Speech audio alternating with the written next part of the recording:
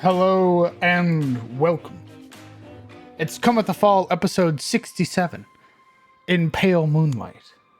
Hello everybody, and welcome. Hello Zebus, Dancer, Lurker, Texas, Nadam, Prostar, Anubis, Inkley, Sindru, Goal, Hale, Skull Throne, Sparks, Summer. Hello everybody.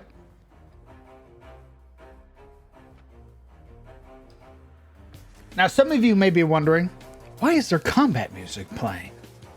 I'm glad you asked. The reason is because last episode we ended it in the middle of initiative. It was round 3 against the Ettercap and their giant centipede companions.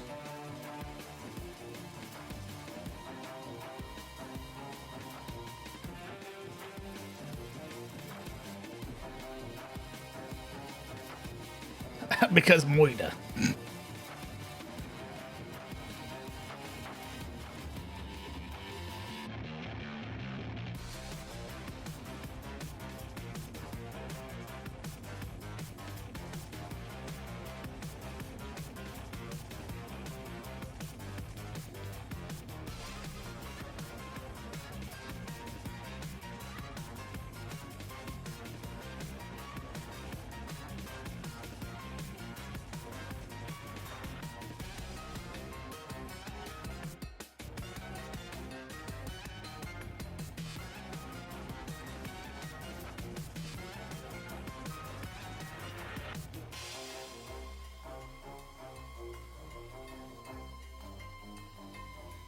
Time to kick some tail? Hell yes. Well, I don't really know if the Ettercaps have tails, but you know.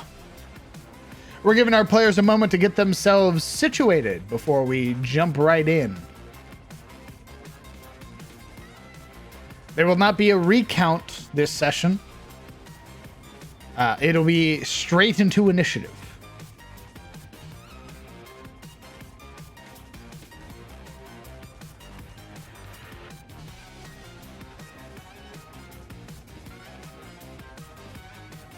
So our DM said we will have to choose a faction soon and gave us a list. I'm a Necromancer Wizard and I'm leaning into the Zentarum. Oh boy. That's a lot of baggage.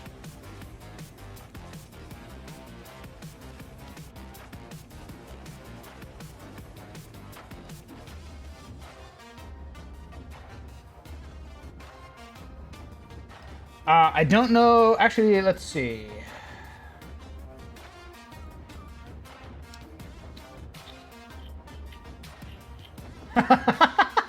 Oh, I'm sure there's nothing bad with joining the Zentarum.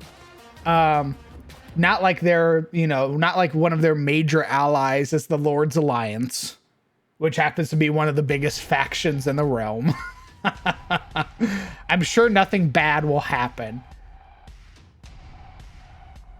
I want you to know, most people that join, or their membership alignment, is chaotic neutral, lawful evil, neutral evil, and chaotic evil.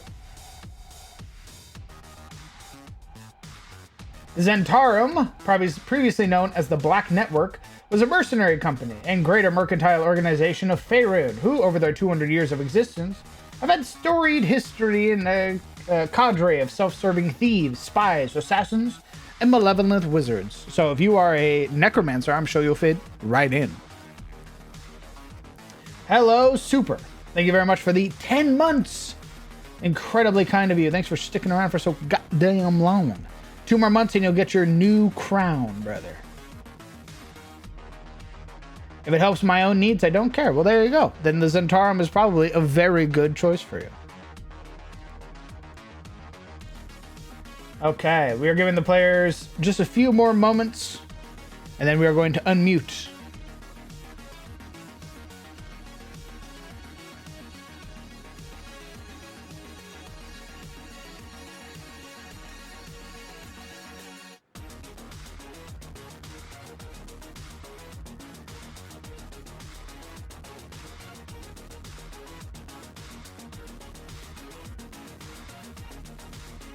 Okay. All right, let's go ahead. We should be able to transition over. All right. You will notice beneath me the cast of players, my friends, and people that you've known for quite some time now. You can see all of their stats, who they're playing. You'll notice behind me as well, the Void. Currently bereft of life as you all chat and talk. Your words will be recorded behind me in perpetuity for all future VOD watchers and all future YouTube watchers. If you have anything you would like to say to your future self, now is the time to say it. As we go ahead, we tell our players that we are unmuting, and then we jump right into it.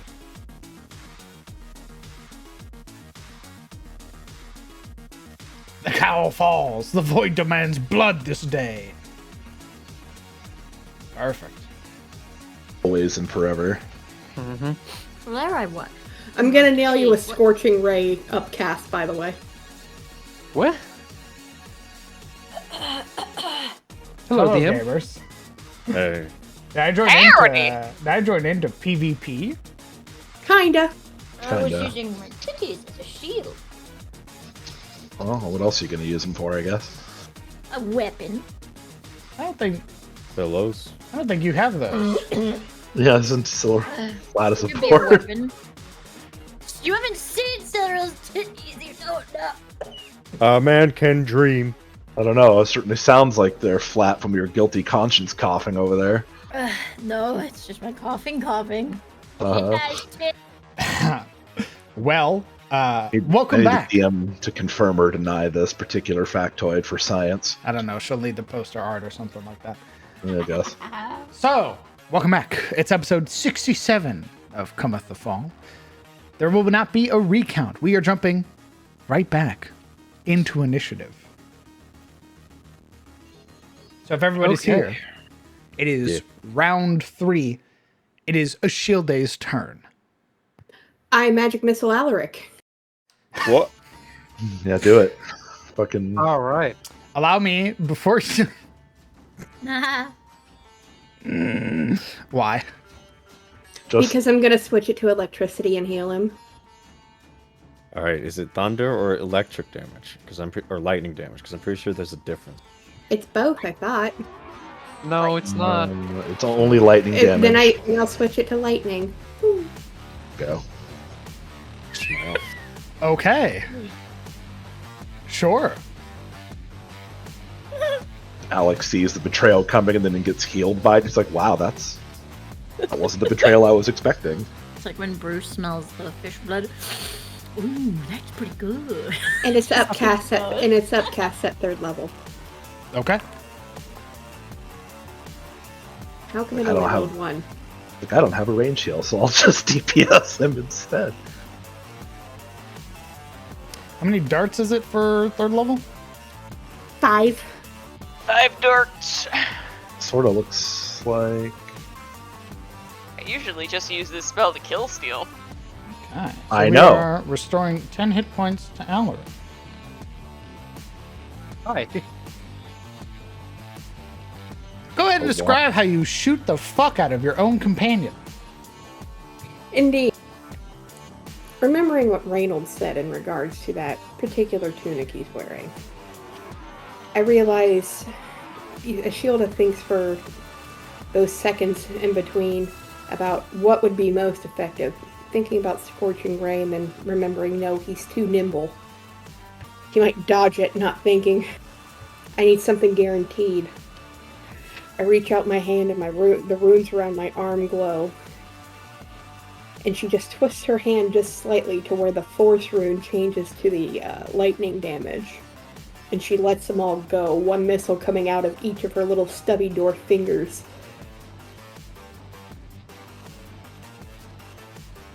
Okay. And I, just for a point of clarification, how many times can you transform a spell?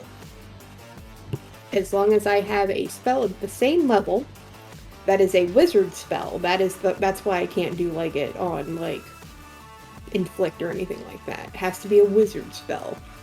Okay. I can sub it. And I can do it.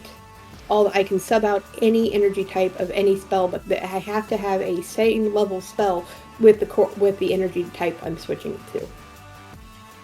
Okay. Has to be a same level spell to the energy type you are changing it to. So you would need a first level spell of lightning damage. Yeah. Oh, wait, I don't have that, so I'm gonna have to switch that up. Okay, never mind. I'm gonna Scorching Ray.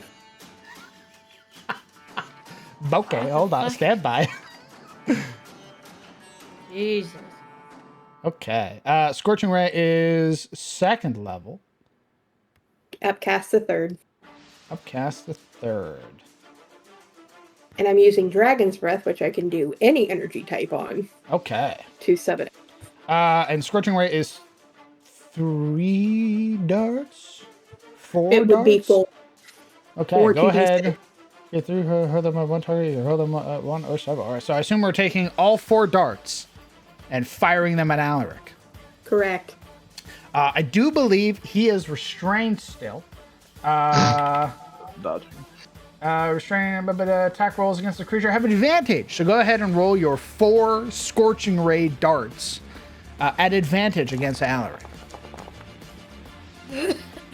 Hold on.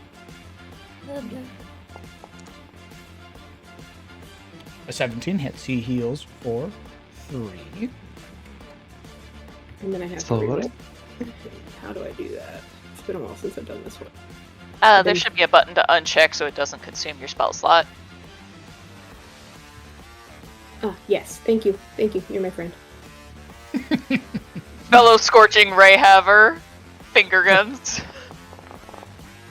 Okay. Remember, it is at advantage.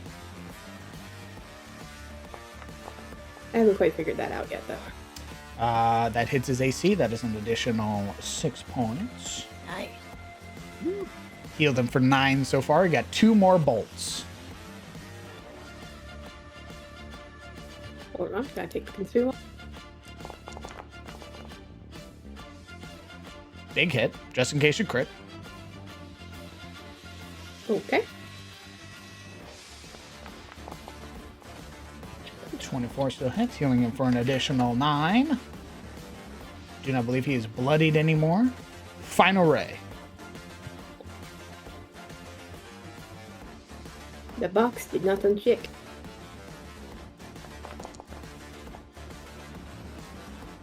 Roll again, just in case. This was a much better option. An additional 8. Yeah. Big heals. Okay. Okay, healing him for a total of 26. This time, same juju, only 4 fingers, and it would be multiple strikes of lightning on him around the outer caps. Maybe we get some good intimidation action going too. You can roll me an intimidation, sure. Not Just one of my, shocking him back to life like Frankenstein's monster. pretty much. You would watch, those of you that are around Alaric, as the tunic almost seems to reach out with this sudden surge of electricity. The tendril sort of coiling off of his body to expose portions of his body parts, like almost like lightning rods catching the sort of storm above. And as that energy surges out through Alaric, you would watch as this body glows and sort of seizes momentarily before relaxing, all of that energy now using to mend his body instead of kill him.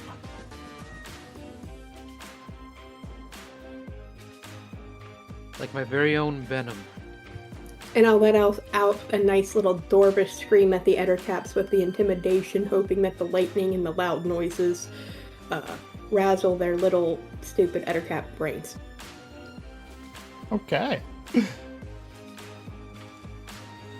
I've been thinking on this one for a week, buddy.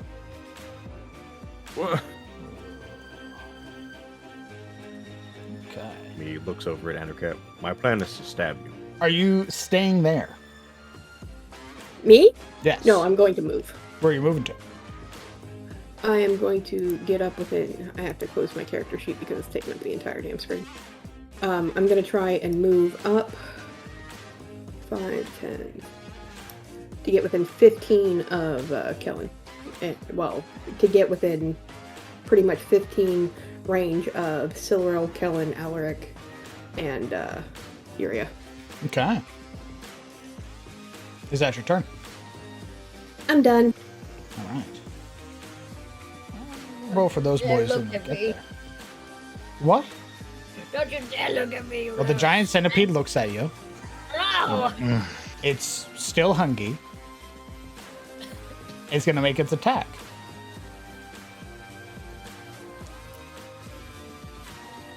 A 7 or a 9 misses.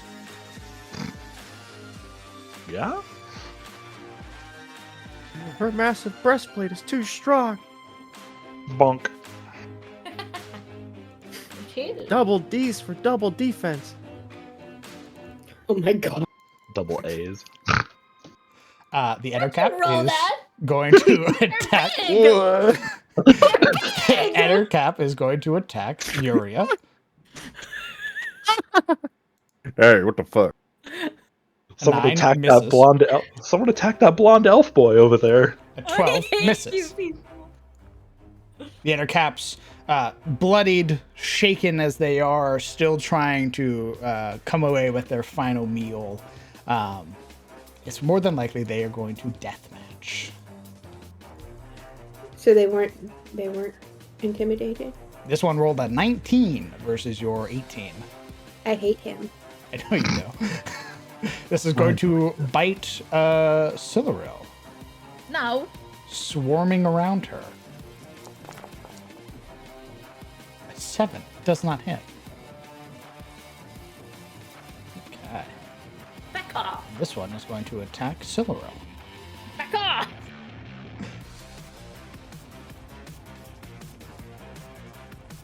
Lashing out with its bite. Ooh. That is 8 piercing, 4 poison. Right. You are bloodied. It then rends out with its claws.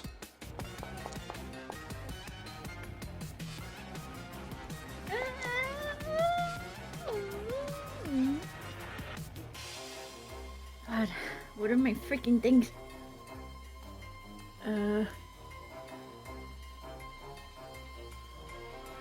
Yeah, Sidra would, in reaction, having taken the hit, this golden, like it's like a golden egg, really, made of scales and shimmering beauty, you could say, comes out from her, intent on blocking the hit that, like, the teeth, but it was too slow, and I'm gonna use zoom.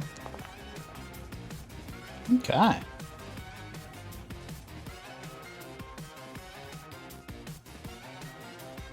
All right.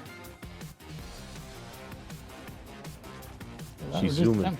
Okay, you take no damage. This catching the claws against your barrier, causing it to sort of shimmer out. Okay, that is its turn. This Ettercap is already frightened, and it's gonna run. I'd like to use my reaction. You may at disadvantage. Can I attack recklessly? Oh God, it's always this question. Let me double check. The question. How reckless can a man be? Alaric? Oh, right. Yeah. Find out. Soon you will. Find out next.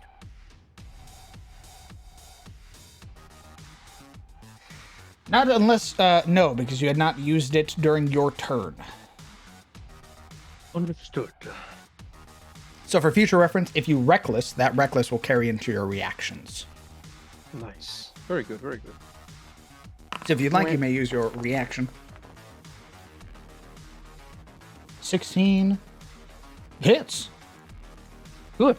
I would also like to activate Andor's proficiency property. Sure. Use this power when you hit with verdict. The target takes ongoing 5 radiant damage. They must make a Constitution saving throw DC to end this effect at the end of their turns. Yeah, we're branding his ass. He's going to use his action to dash. And he's going to roll at the end of his turn. Bullshit. It falls off. Damn it, 5 points. I'll take it. Fuck it. I'll take it. He's like, ew, ew, ew, ew, just waving at the little brand on his carapace. He's going to bite Alaric. Oh no. Gentlemen, please. We can talk about. That is 5 and then 4 poison.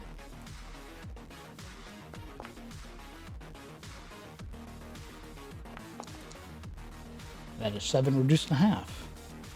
Guess who's bloodied again? Yeah, but you're not as bad as you were. The Absolutely. center cap goes against Silura.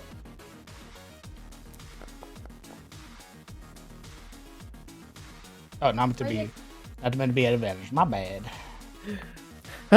Ooh, pardon me. 17 to hit. I need a Constitution saving throw. Damn, didn't we get you the +1 armor? Yeah, but apparently it only works once. So But it's still +1 armor. I guess your AC would be 17. Yeet. Well, unfortunate. Con save, please.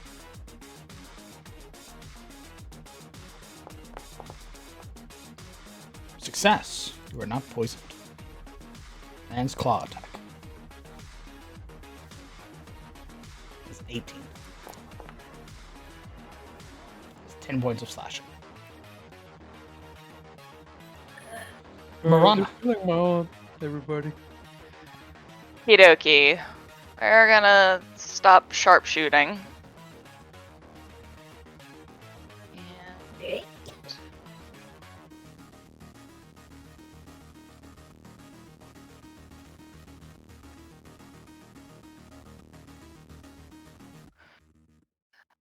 And taking out Banshee's Light, we're gonna try and stab. That's it. I have once again forgotten to change my dice. 9 points of damage. And sneak attack. That's it. More than enough. And we'll also activate our whales from the grave on this guy over here. That one. Okay. Oh my god. Massive. That strike from the ranger sinking into the ettercap, causing it to squeal, claws reaching up and finding no arrow, nothing. This thing is mortal. Damn it! Well, got nothing else. Well, nope, I can move. I can definitely move.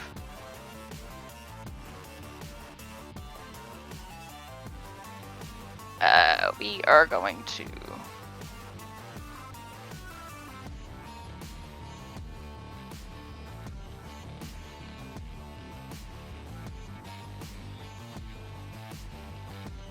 move into flanking. Okay. Flanking with Solero now. And you know what? I do have a bonus action. So this guy right here will get marked with Phantasmal Mark. Okay.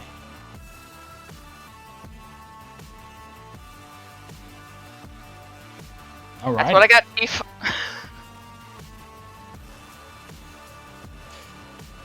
Kellen.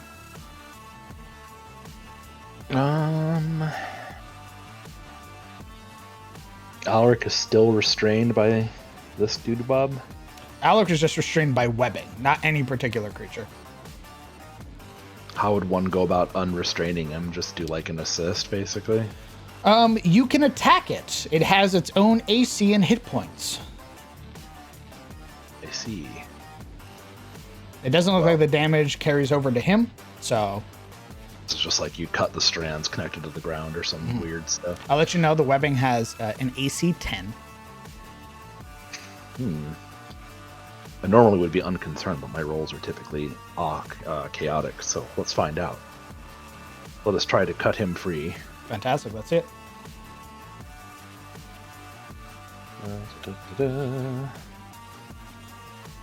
It's this guy. You kill him. Yeah, he is dead. Cutting the webbing, whoosh, that sort of expert strike. He becomes horrified. He is no longer grappled or restrained by the webbing, as you did more than enough damage. Cool, he is free. Only caveat is that you do not get the necrotic damage and healing. That's fine. Because next we're gonna...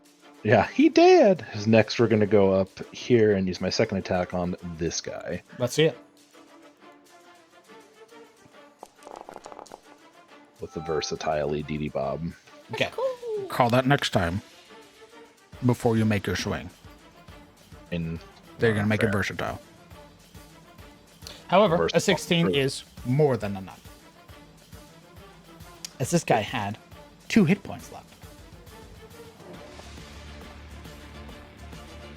Turning him into a pile. Let me double check the Great Hunger Blade quick. First time you hit inside of your turn, you're going to hit particular. First time you hit with this blade. Okay. I'll count that as the first time you hit a creature. So you regain 2 hit points.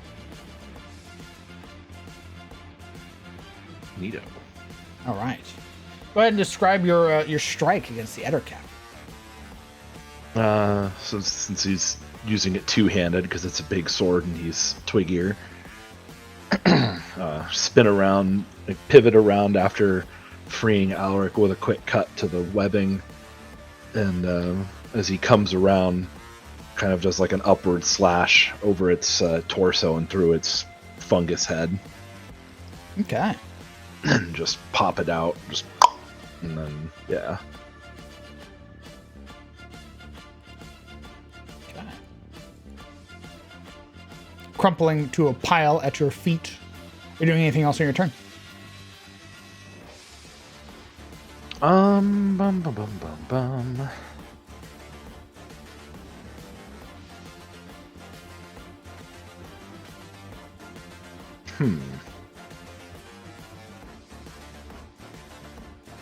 I have a bonus action that I can do. What's the range? Give me 1 second here. Spellbook. 90?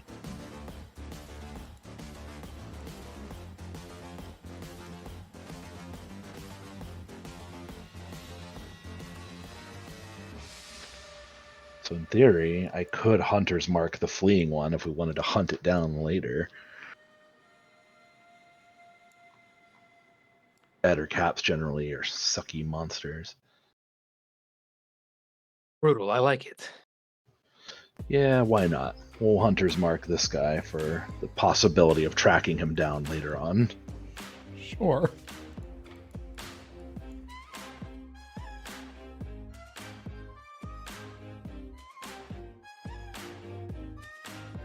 No survivors.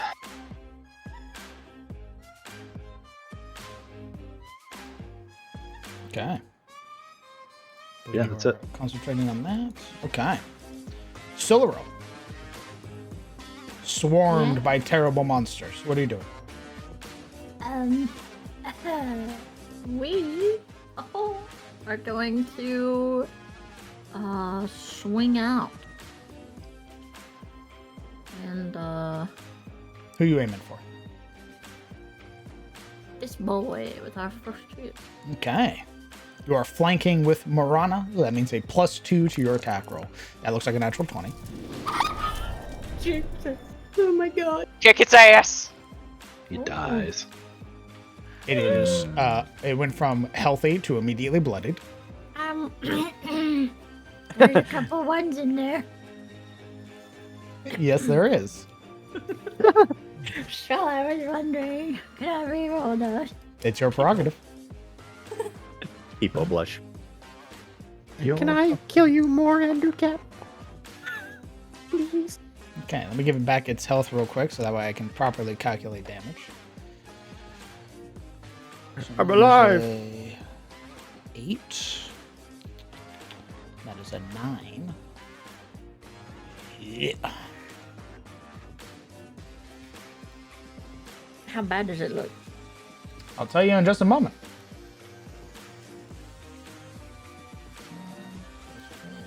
This one. Okay, so that becomes 28 points of damage. It looks mortal. Yeah, we're gonna...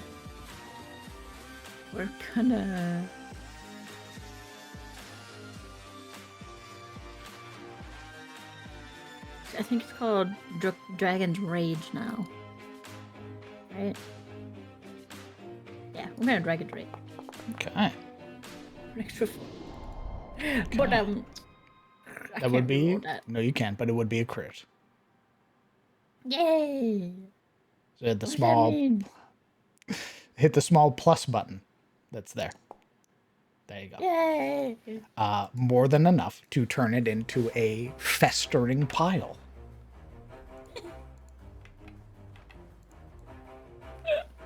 Just Vishra sprays back towards Marana. She slices through it. Well, at least my mouth wasn't open.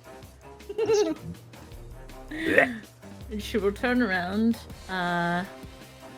And which one of the ones next to her look pretty nasty? Nasty as in, like, damaged? No, which one looks like it's trying to eat her more? Oh, this one. Oh yeah, she's taking that one. That's it. Eat her more. And hits. Fighters be like, oops, I killed 2 things, my turn. Where's my fucking thing? Okay, bring you. I can't remember if it's a 1 or a 2 that I can reroll on. There's- Sorry. It is It's a 1 dead. or a 2. It's dead. Hey! It's dead. It Yeah, fucking exploded like an overcooked hot dog. Yeah, okay. But what about No! what about overkill? What about nothing? What about cleave, DM? What about It's cleave? not a minion. Reaction. Okay, Whoa. Jesus Christ. go for it. And we swing at this one. Let's see it. Chill, you good? Hey, you good? She's been surrounded by them for I don't know how many turns. She wants them dead, okay? Oh, look at that. She wants them dead. Well, now you can use your There movement is- and steal that kill. One more monster left. Hey. Just found a claw at Uria and her little Tarosian round shield. A shield that ducks 20. as Silveril leaps over her. 30. Oh, that's a way to do it. We swing again. That's it. What? 17 hits. Oh. She's just an explosive run. Explosive swinging at these things around her. Just pissed off. And by the time that she rounds the corner for the last one, she has run her blade through it. Almost like a charge rather than face it. And she's facing away from everybody else cooler because it's dead on the ground. And Shane had his javelin raised, ready to throw, and he just kind of goes, and puts it down. Okay, he's not chasing after this one. Fuck, that's right. How long is his, let's see. How long is this thingy? How long is it? 120 feet? Hey. That's if he activates the lightning bolt property. If he throws it, he has a throw range of 30 feet. Everyone measuring. He'll activate the lightning property and throw it. He's Oh no. Okay, he's casting lightning bolt. What? He's gonna go after it. He sees that it is marked by Kellen as called out. And Long throw. what's wrong? Why you don't want me to cast it? No, do your thing. Get Yeah. in the way. No, fuck him up. Go for it. It's your retainer. Yeah, make him murder that thing. You probably want to get okay. So Shane, for optimal throwing, would probably go here to not hit any of his allies because lightning bolt doesn't care about friend or foe. No, it doesn't. He would yell the command word on his javelin, which is Elding, and then hurl 120 range of this massive bolt. Hell yeah, brother. So this creature, let's see. This biggest commander, it transforms into a bolt of lightning, forming a line 5 feet wide and then extends out to a range of 120 feet.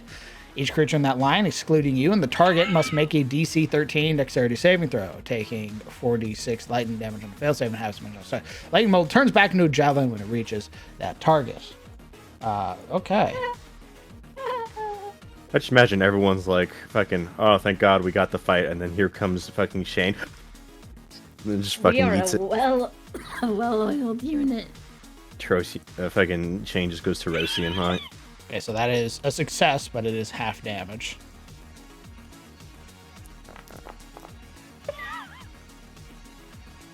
Oof. Yeah. Zap. As he rolled max damage for his main strikes. Yeah, as it's running away, you would watch as Shane hefts up the javelin and fucking hurls it. This sudden streak of lightning from his fingertips. And it would soar through the trees, striking the back of the Ettercap, and its body would violently explode. Yay. Welp. And the javelin would return back to his hand. That was cool. With that, Jesus Christ, combat's over. God, we're cool. Oof. We're cool. Me sitting there getting like hit on by the Endercap sword raised right in time to strike, and then there's just this spray of viscera, and Yuri looks over the shield and sees still Earl standing there. She winks. She also coughs up blood. Yeah, she do. She does. She winks and then she lurches forward, pulling her blade from it. Goes. It's like blood just sprays from her mouth. I'm gonna move to heal Silveril if combat's over. Combat is over. You are free to move around. Everybody has been freed. Nobody is restrained, grappled, or anything like that. Shane comes over to check on Alaric. Sort of pulling some of the excess webbing off of Alaric. Are you all right? Alaric himself has just sort of diminished to his half-elven form and is picking at this weird white little filaments clinging to his vest. I'm alright. How is, and he cast around for Silveril, just seeing Ashilda approach her. I guess she's fine. Everybody is. Good. 12 points, Silveril.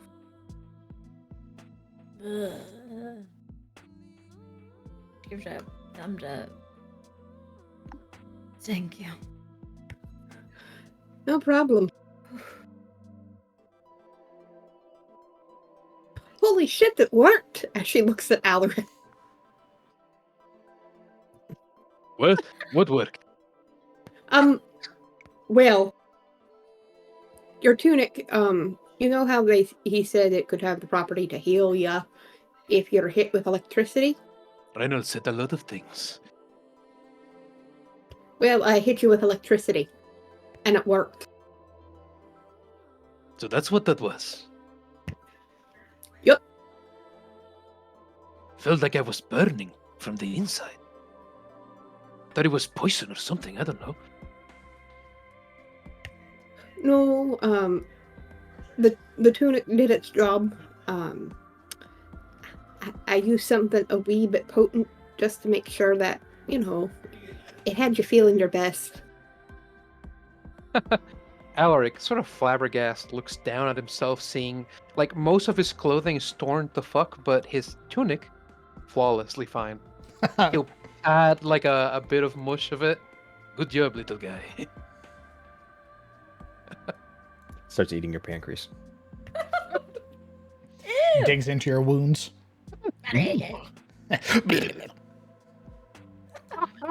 Oh god. I hate that. I can't wait. I can't Have wait. any of you seen the horror movie The Ruins? No. No. I can't wait while we're like in camp doing a long rest, and suddenly there's a shambling horror where Alec's tent used to be. I would never. Uh-huh. Guys, So- guys. With combat over the battlefield, this impromptu battlefield now littered with these monstrous corpses. What are you all doing? Loot. Hoo-hoo, time to carve up some monsters. They have Loot it. I'm You may roll me an investigation check for Waste. loot. Whoever, Alaric called loot, but I assume. Okay. Does Alaric have investigation? Alaric is demanding that other people He loot. does. Okay, he's demanding somebody else loots the because he does noble. not He's a have noble man. investigation. He is very helpfully pointing at things with Verdict, at the mounds and heaps of buck flesh all around, and he seems very I'm prepared to roll persuasion. So, who would like to lead the investigating here? It will take a bit of time, given how many corpses there are. What's the skill check? I'm assuming it's not Arcana. It is investigation. We're not carving these guys, at least to my knowledge. We're just looting to see if they have anything on them. Carving will come second. Okay. Who the fuck here has an investigation above 3? I look around. Hi. You. Also. You. Also Yeah. high. You escort the child and look for stuff. Who's assisting who? Guess I'm assisting her. I don't know. My investigation's 4, so. Or we could just roll independently if we split up. Splitting up would shorten the time. True. You take the top 4 and I'll take these bottom 4. Sure. Question first, though. Before, since it didn't really get to come up in combat. Hi, Dante. You said there were monstrosities. So is there any like nature-y thing I should know about these critters while we're going about looting them? Like, what would be the good shit to harvest out of them if such a thing exists? So that's a harvest check. That is sort of discerning what you can learn about them. You can either investigate or you can do that. Oh, well, I guess I'll investigate. Sure. Okay. Sure, investigate. Just a moment.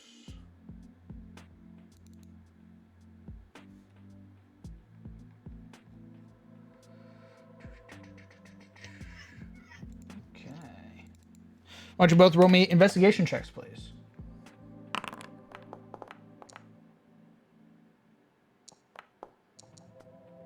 Oh, excellent. Okay.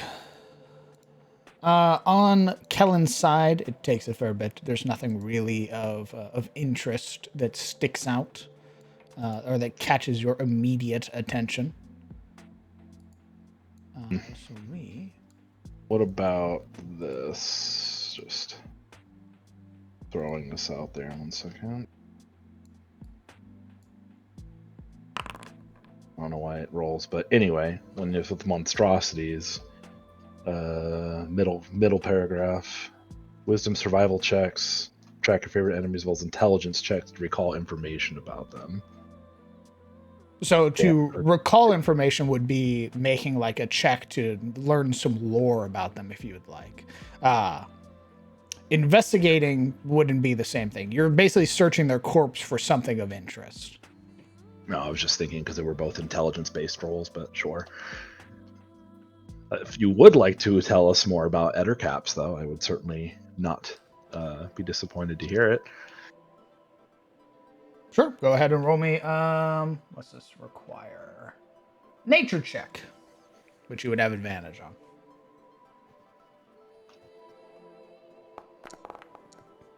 Oh, goody. Okay.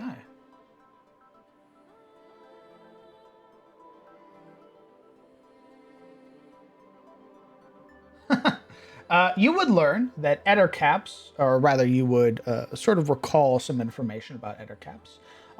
They have a spiritual kinship with arachnids that allow Ettercaps to live among and communicate with spiders and scorpions, and generally to keep such creatures and other insects as pets. An Ettercap uses such beasts as human hunters use dogs or drakes. So them hunting with their giant centipedes or other giant insects is very commonplace for them because they are smart enough to hunt with a companion. Or one big mob like this. Indeed. Okay, so with that roll, Marana, you would find some loot. See it. You should be able to walk up and interact with it just like an item pile. Okay. Oh, what do I have to click for that? Just double click it. Ah, okay. Yeah, You I should spam see- the corp and click take all. We'll come do it then. I'm just bugging. Yeah. We'll yoink that. And 9 ways. 1, 2, 3, 4, 5, 6. It's counting What? all the characters, including pin and everything like that. Oh, got it. All right, I'll just take all for right now. Okay.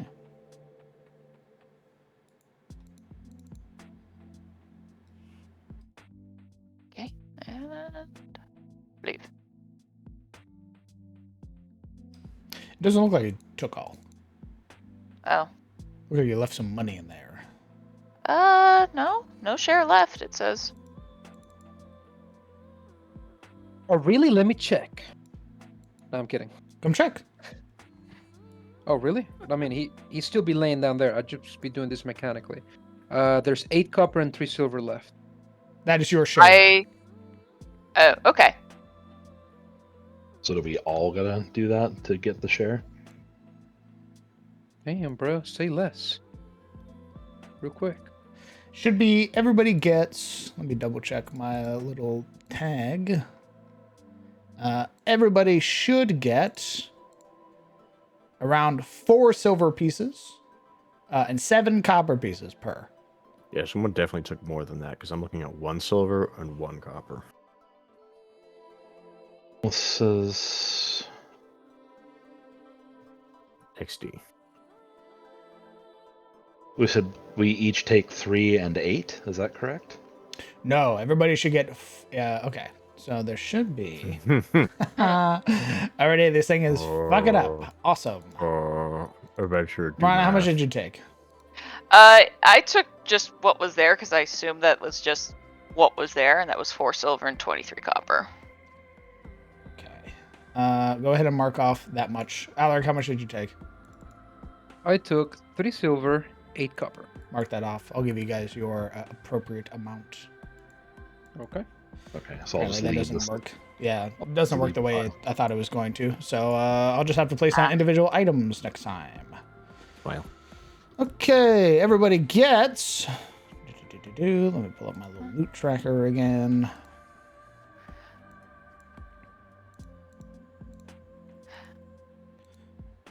Listen, it's nice on paper. We tried. Alaric gets 4 silver pieces, 7 copper pieces. Charlotte gets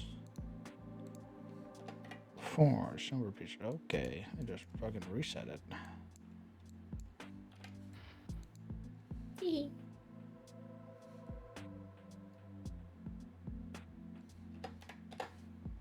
Why is it not doing what I want? Oh, there I go. Okay.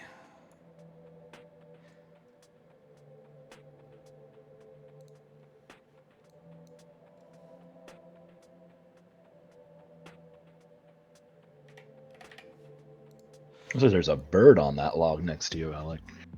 There's 2 birds. Petting birds over there. Yeah. Making friends. Kellen, go ahead and add 4 silver and 7 copper. Siluro, add 4 silver, 7 copper. Marana, add 4 silver, 7 copper. Yuria, 4 silver, 7 copper. 8 silver, 1 copper. You got it. And Marana, you have the rest of the loot. Yes, I do. How much copper? 4 copper? 7.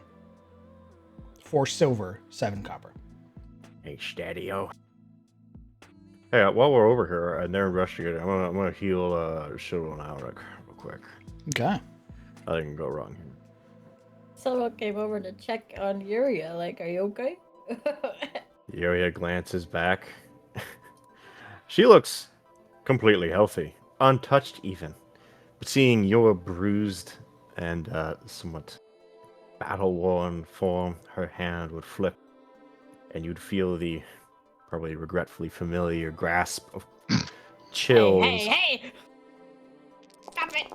as she Tentacles.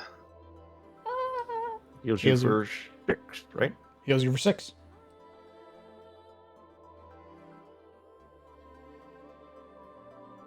She like raises her arms like, what are you doing? But she doesn't say anything. No, Sure, wait. No need to resist. But you look over to Alric and do the same. She'd meet his revulsed expression after seeing this weird Mendy tentacles wrap around Silveril. So it wouldn't be actual.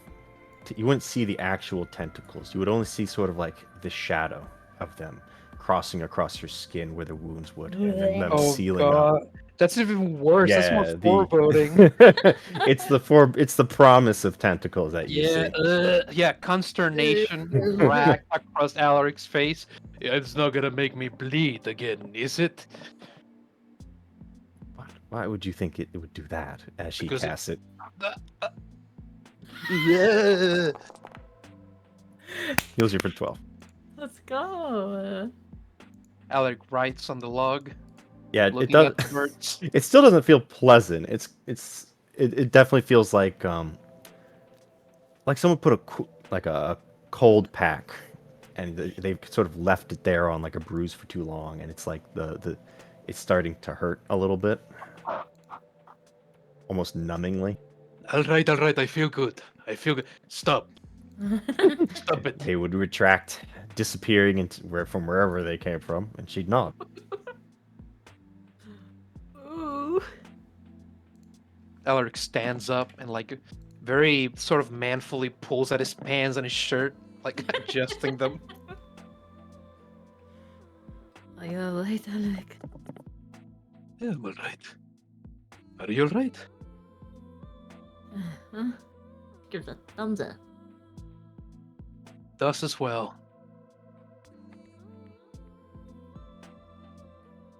So what did we get, Morana? Well, there's some coinage here. I've taken the liberty of divvying it up. And some bandages. Might hold on to those. And, oh, a shoulder. Yes. She kind of comes closer if my foundry will let me. Nope, foundry says no. I like Foundry. No trading. Meh. Kellen, I'm standing there as well. On my screen, you're not. Oh, It's like a that's Yoshi weird. lick. It's like, meow. And Marana will put this. Hold that out for Ashilda. Oh! I'll pick the obsidian up. Go for it.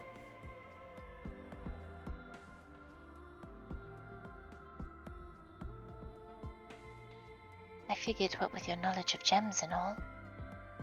How big's this piece of obsidian ground? It's not that big. It's a small piece. Boo.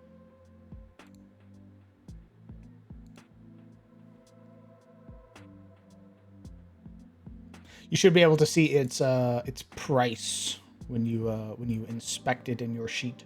It's about 10 silver.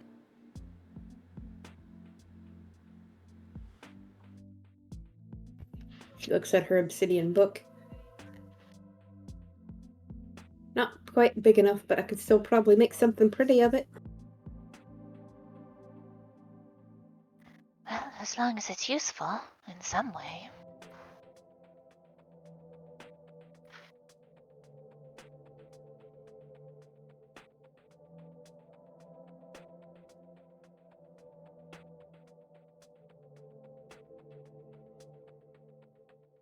Didn't find much else. Seems they were just mostly interested in coin and trinkets.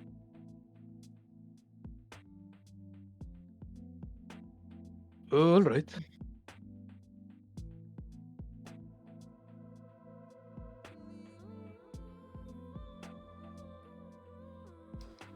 What are you doing, party?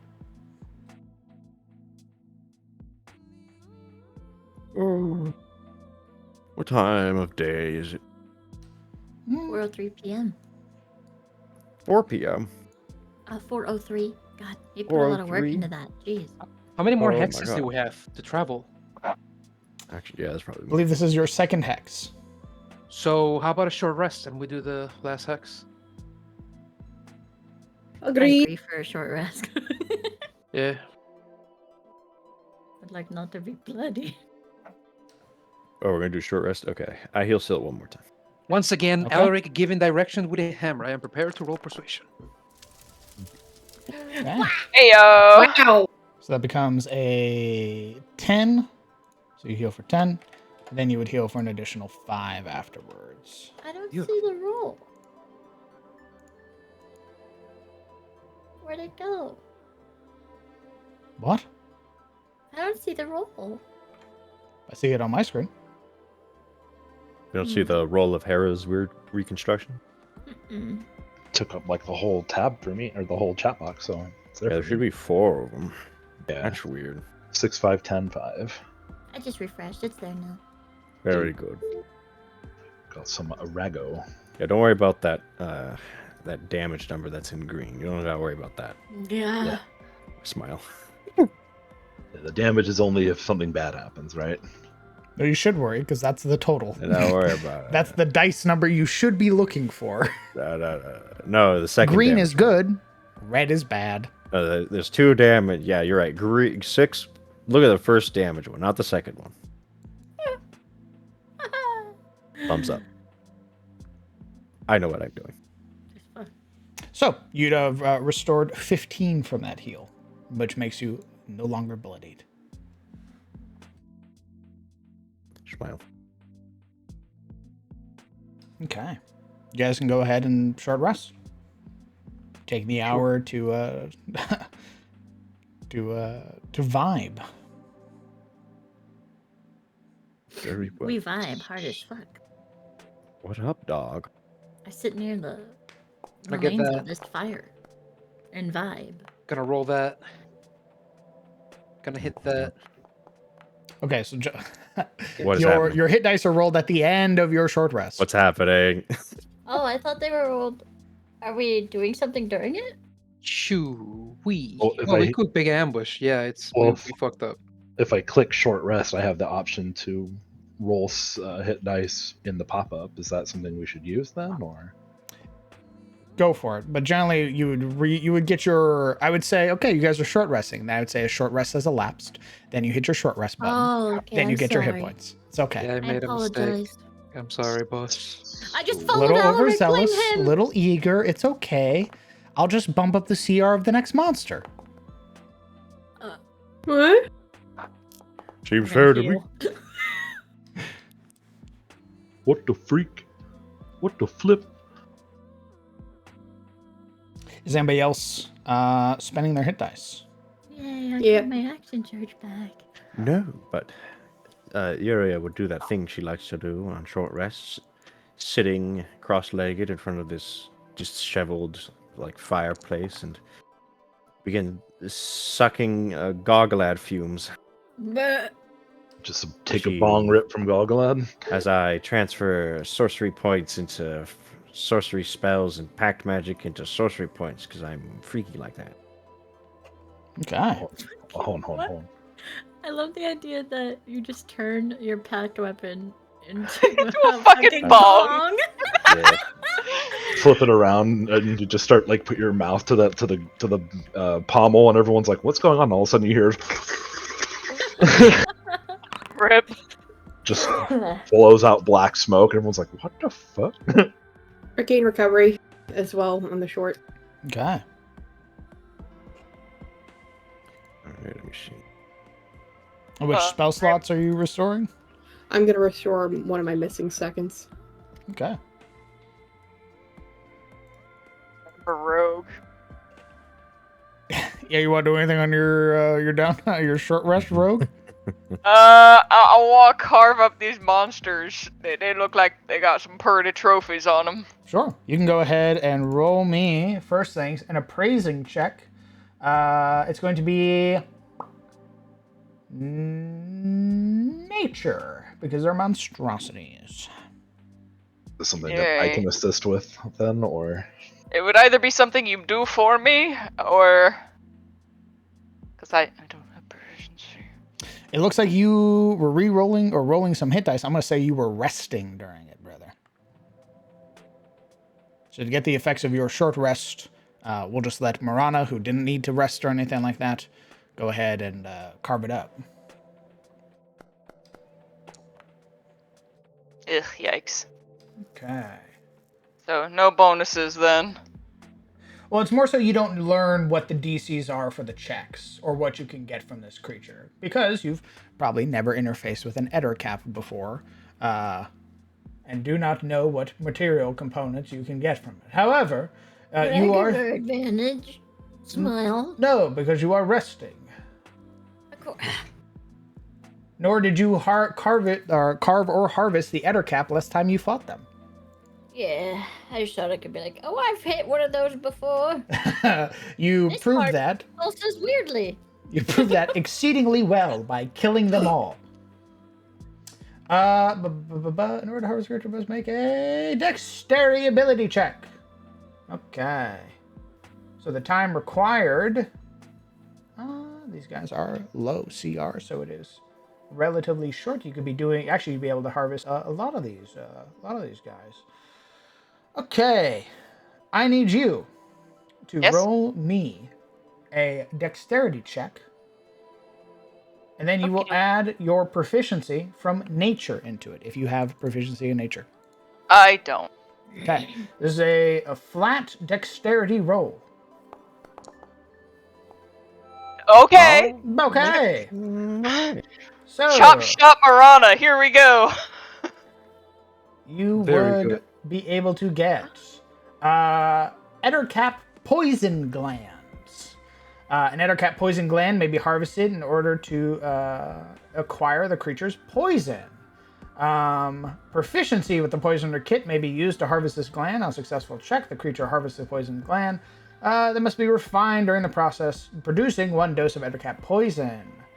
So currently, with that check for this first creature, you would get a gland of Ettercap, and then you would also get the Ettercap Spinneret.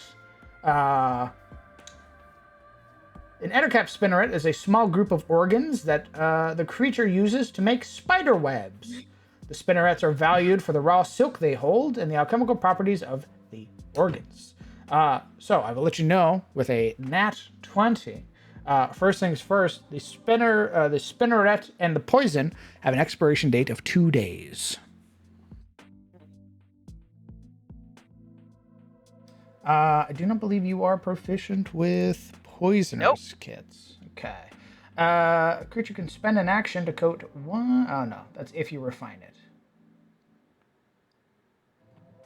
Well, you have a bunch of body parts currently. Go ahead and let's see. We're gonna break it down real quick. 1, 2, 3, 4, 5, 6, 7, 8, 9. Go ahead and roll me some more checks. Oh god, just straight dex. Normal roll. Another success. Another check, please.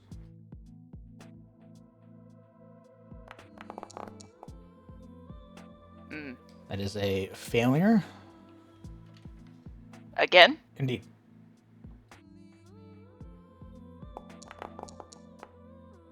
Another success. Do it again. Success. Again.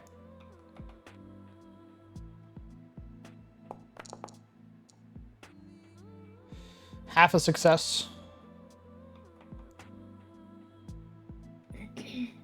Again? Indeed. You have 3 more. Half a success.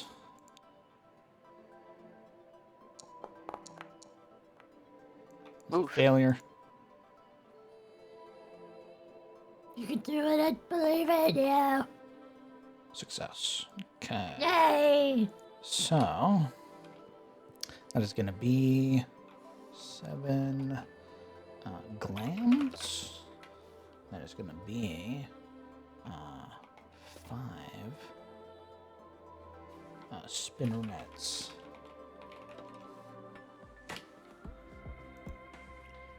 Okay. My God. I'm done. Just going arm deep into these things, just carving them up. To get all of the glands, you will need to. How many vials do you have? Because they do require vials. Yeah, I have 6 vials. I would be willing. Well, if it expires in 2 days, maybe it's just Well, we're probably about 2 days out from fucking the Night Maiden Spire, so we might be able to give it to them to use. Yep. You could potentially sell it to them as it is another town you're visiting, effectively. I'll only devote half my vials, which is the 3 that I have. Understood. To the poison, just in case we come across anything else that needs sampling. Perfect. You would have, okay, so of the glands, you would only have about 3 that you would be willing to give your vials up for. So you have 3 vials of Ettercap gland poison. And then the spinnerets are just organs that you keep bound in your pouch. So you would have 5 of those. The spinnerets are a little heavy.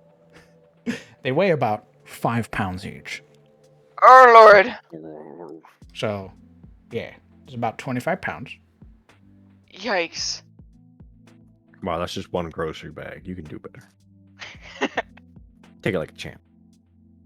I'll go ahead and I'll give me a shade. Slap some monster bits in your in the inventory. Woo! Indeed. I already reduced my number of vials, so that's down by 3. Perfect.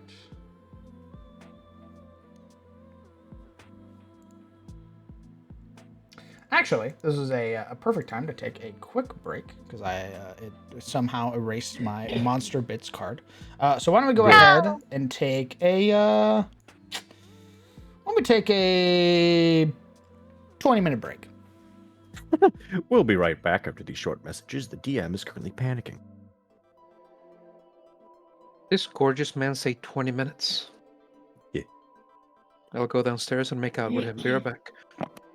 In 20 minutes. I'm gonna watch. I'm eating chips.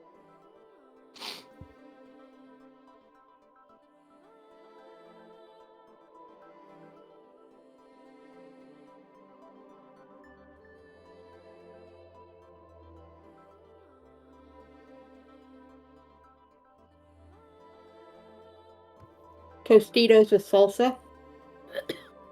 I'm down in cough drops. My fucking cough syrup worked really well throughout the day. And then the moment I started drinking, like, too much water, it was like, just kidding. Oh my god, he really did go down there and make out with him. Oh, nice. I'm sure it wasn't just to ask for Nos.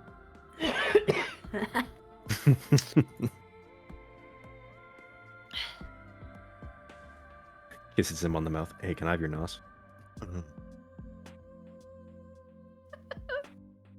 He asks while kissing him on the mouth. Yeah. Is Kevin lawnmower? Hey, can I have some Nos? Yeah, bro. You know the price for such things. Pay the toll.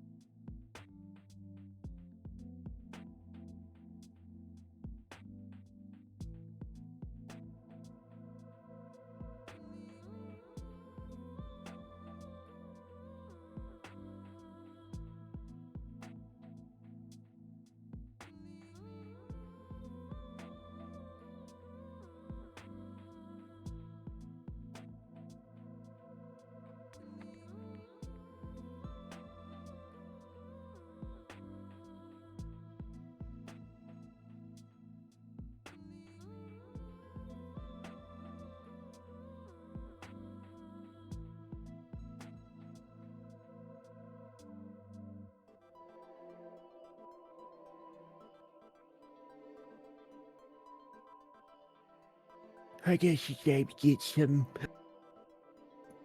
coffee. Coffee. Coffee. Oh boy, 8 p.m. I say as I get a cup of Joe.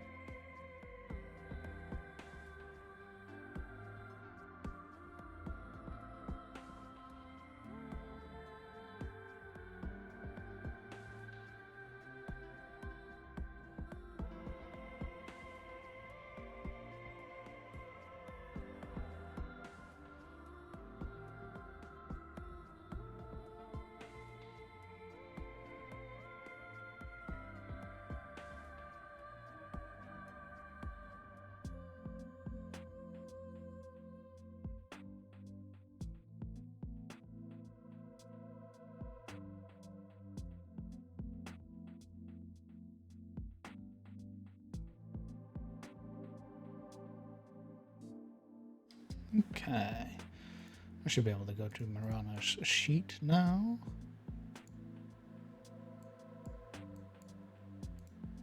And throw within her character sheet the monstrous parts. Oh boy. There you go. See, on my other characters, it's spellbook management. For Marana, it's inventory management. At least you got inventory left. I got tents. Want some tents? I do not want tents. I have many bits of many critters.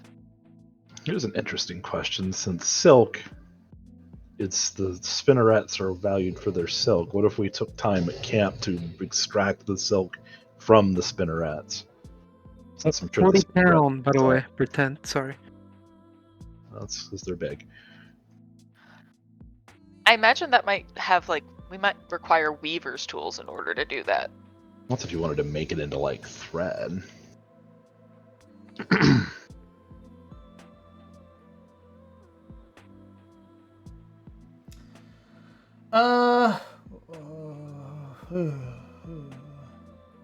Apparently, they are like impromptu weapons. Huh. They do expire though. But it would appear it doesn't have like a tool thing. It looks like you just throw the gland, and the gland explodes on impact. Oh, yikes. You may throw it up to 15 feet. The gland explodes, forcing all creatures within 5 feet to succeed on a dexterity saving throw or be restrained. Yikes. Now, I just have a random fucking question. How much silk would something like these spinnerets yield? It is rather delicate once removed from its host, but the silk contained within is well regarded as a material for ropes and other items. In terms of value, you would get about 8 silver pieces from each gland worth of silk.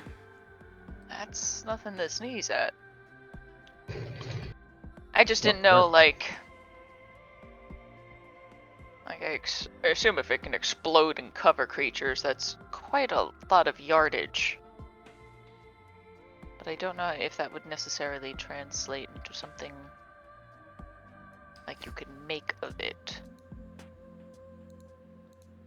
It doesn't have anything you can really craft with it. Like, there's nothing in the book, at least, that says you can craft. Like, usually monster parts have something else. Like, an Empyrean. An Empyrean's blood can be used to make a potion of celestial might.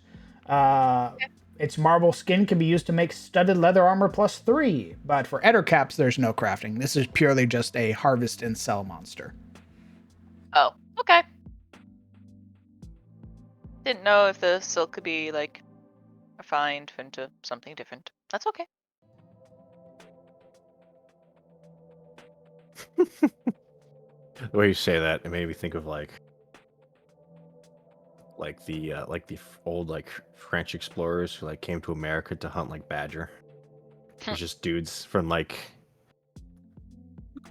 there's dudes from like Suna coming over to like hunt Endercap. Just like, how much is that critter worth? You can't make anything of it? What do you mean? How much would you like for it, my lady? Abdomen.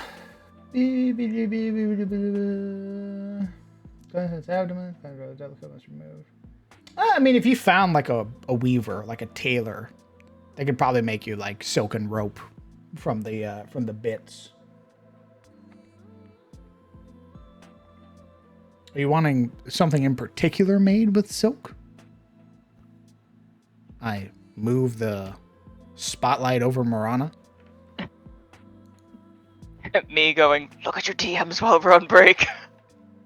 Oof. Ah.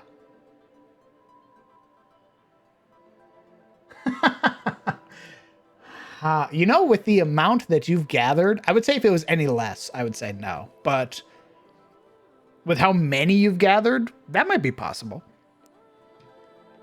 I figured maybe 1 or 2 would be, devoted to that cause.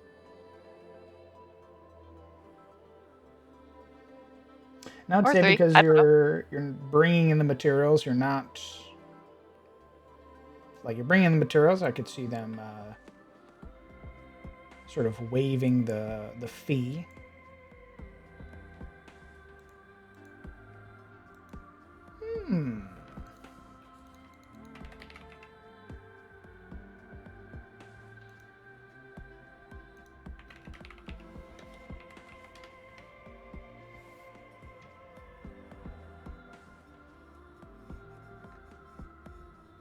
We'll see what happens.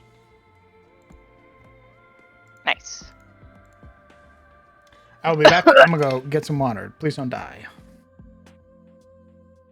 No, Slash me no. dies.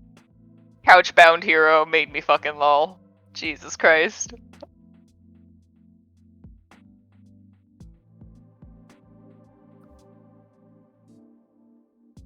Yes, I want a monster silk negligee. Fuck yeah.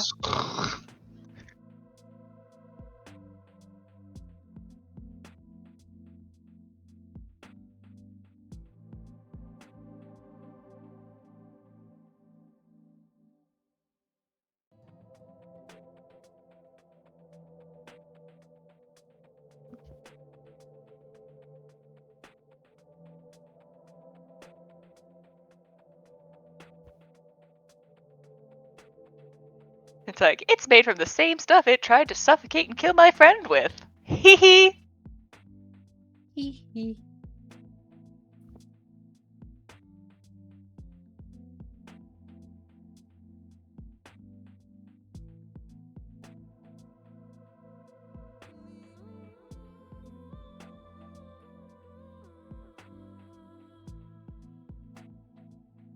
DM, are you present?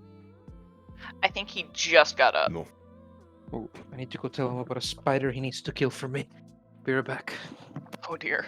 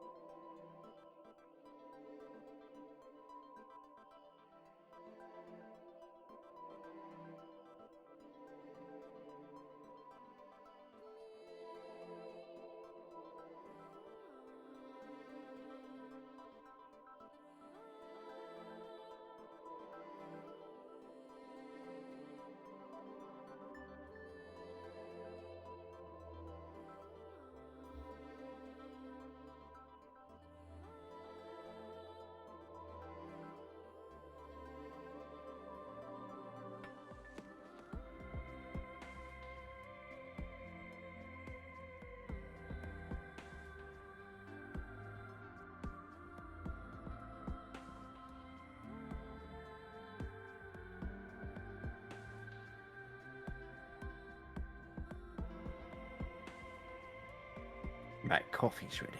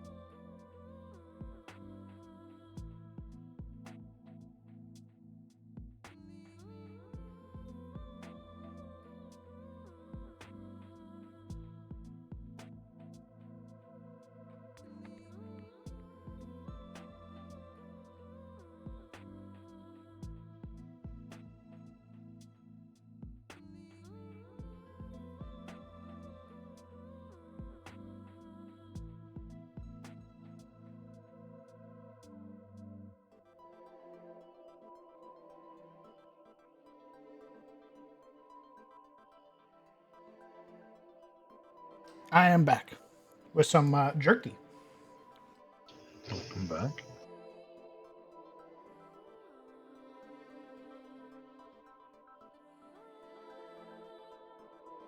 But you jerk this. Okay. All right, bet.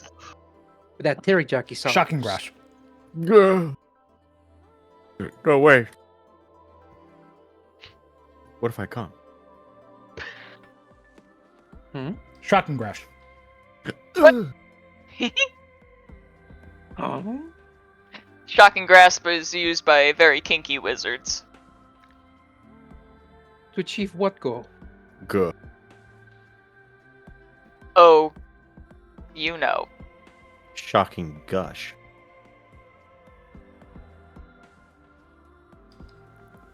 Ice cream. Is everybody back? I'm Ettercap here. negligee when Yeah? Well, that's what we turned it into. Okay. That all of that confidence that Marana is currently going through right now, she's like, abso-fucking-lutely. like, hey, what'd you make with that? I want to find out. I love other cats. They fill in perfectly for spiders. That way there has to be no spiders. There Good. are no spiders anymore. There are a lot of Okay. creatures that are like ettercaps, which are like weird arachnid adjacent, but they're not spiders, right? Are you guys ready to face the phase editor cap? Yay! Please, please, Smile. please. Okay. With your short rest concluded, Shane and Marana and Yuria, everybody, those three having not suffered any combat damage, and the rest of you needing to use some hit dice. It is currently 5:14 in the evening. Are we good to short rest? You did. Okay. I think Yuria just didn't hit the button. Yeah, there I you go. didn't. I waited. Because that's what There you the go. DM said I should do. And I'm a Thank you. good noodle. Yeah, why don't you sit at the front, nerd? I wanted to watch you fall. From the front? Yeah. But I'll be behind you. So anyway.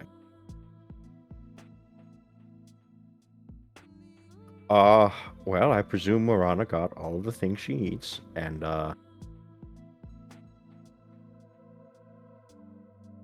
Just again, she's been pretty much elbows deep in these carcasses, just like taking things out.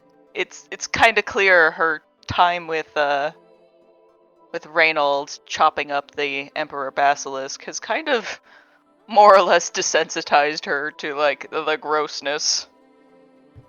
I also picture her with her current positive outlook, like whistling while she does it.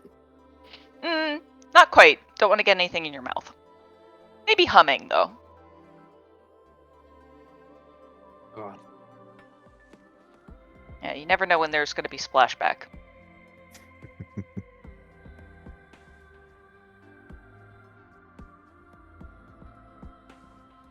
I'm going through everybody's character sheets as well, and I am awarding you with a mastery point. Ooh. How many total is that? It is one mastery point. Okay, so we should have 10 total? Um, Or am I dumb? no, I think you are behind. Okay. I think it's no, because that's right. You didn't do any combat during your your downtime. You got your carving apprentice. Yes, that's what I got. Okay. Need to double check my numbers real quick. Is there any magic mastery? Or am I still just putting it in shield? You'd be putting in the shield anyway. This is for weapons. Okay. Actually, Marana, your number would be 11, not 10. Sweet. Okay. There we go.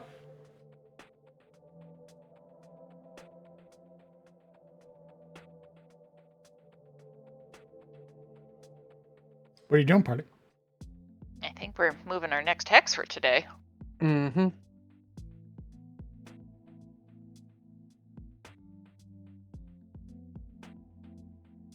Yeah, once Yuri is done huffing fumes, I think they're ready to go.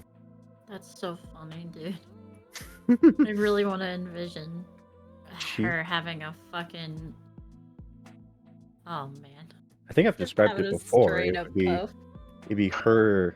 It won't be a straight up. It won't be like grabbing like a cigarette named Goggled and toking it, but it would be like she would have sat down, and from Goggled, these sort of translucent streams would seem to emanate from it, almost like silk floating in the wind. And she would inhale it. She would breathe in almost meditatively, and it would inhale through her nostrils. And after about 30 minutes or so, she would almost seem phased out of it as she's focused inward, switching around those spell slots, sort of injecting Gogglaz powder into her own innate body. You could almost see her eyes are mostly closed, but occasionally they would flicker open, and you would see these like this glitter of teal in her eyes. So she's done. There you go. Now you can envision. Thank you. I needed that Smile. in my life. Smile. Okay. Onward to the next hex.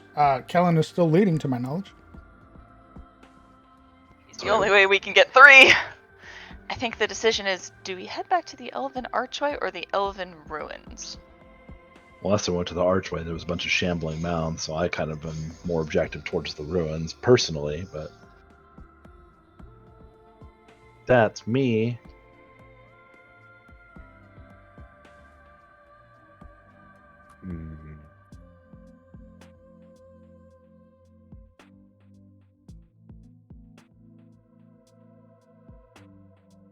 I want to go to the ruins. Maybe Anne there. Smile. Probably not, but she could be.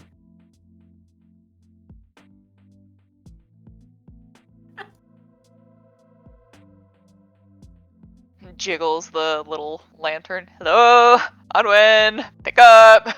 Well, we're just gonna take the key out from underneath the doormat, and we're gonna stay at your place for a bit. Hey, I met your friend, the Dryad matriarch. She's kind of a bitch. I'm not gonna lie. Oh.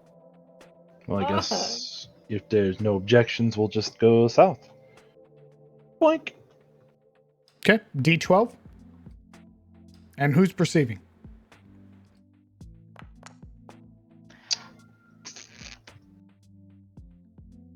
I'll do it. Let's see it. Helen, do you want to use your thing?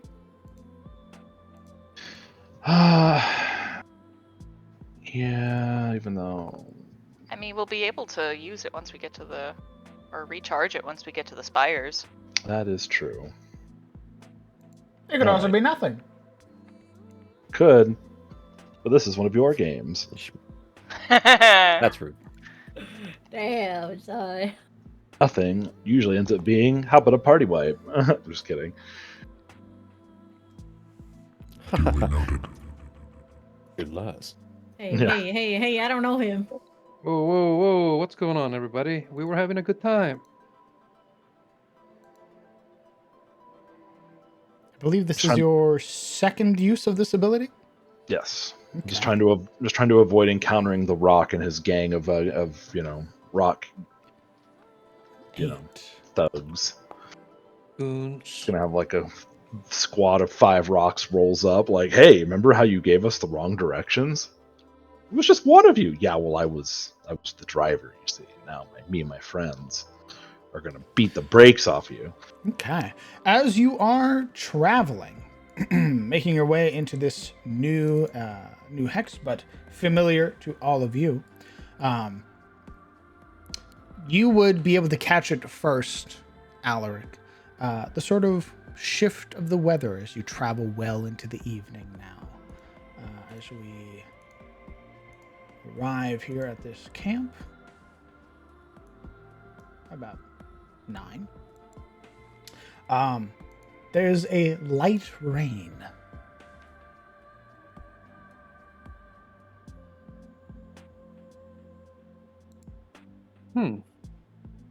As in, it's just now beginning, like a light sprinkle? A light sprinkle. Nothing to stop your momentum going forward. It is like a light, sort of early spring storm.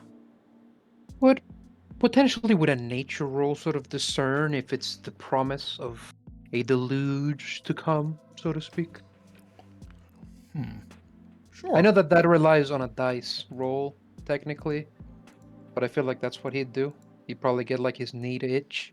Be like, hey, it's gonna storm. Anyway, roll. Let me double check an ability real quick. I was gonna say it's either like nature or survival, isn't it? Depends on the check, I guess, or what you're trying to accomplish.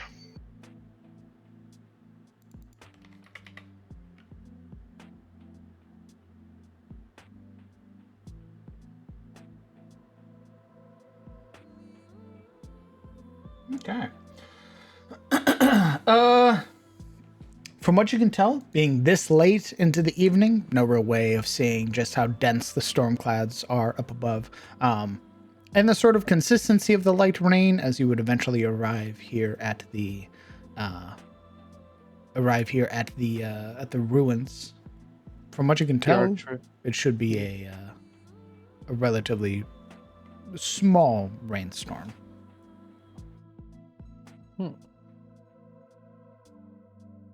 Okay.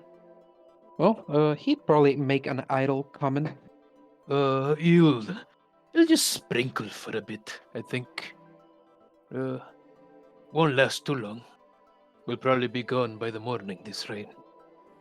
And that's he'd say, regarding that.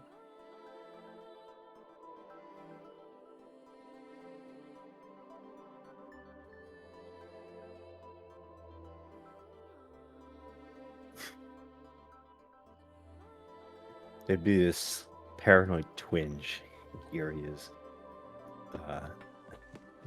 eye, feeling that rain as they close in on the Aelid tree. Of course, it's hard to judge sort of how far they are, seeing as they're not looking at a map. But remembering the last time they tried to approach the spires and it started storming, she can't help but feel a little nervous.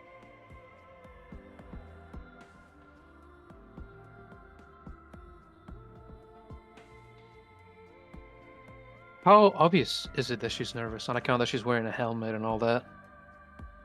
If you're watching her for like extended periods of time, you could sort of see it in her her body, sort of like the wringing of her hand occasionally, the sudden like jerk of the head towards whatever perhaps animal noise is out there. Of course, her face wouldn't know it, and she's not like fully panicked, but all right, you've been around her long enough that if you're looking for it, you could see it. That's probably perhaps something more fitting for somebody sitting in the back, because Alaric would be at the front. Yeah, if you're busy, probably not. Yeah.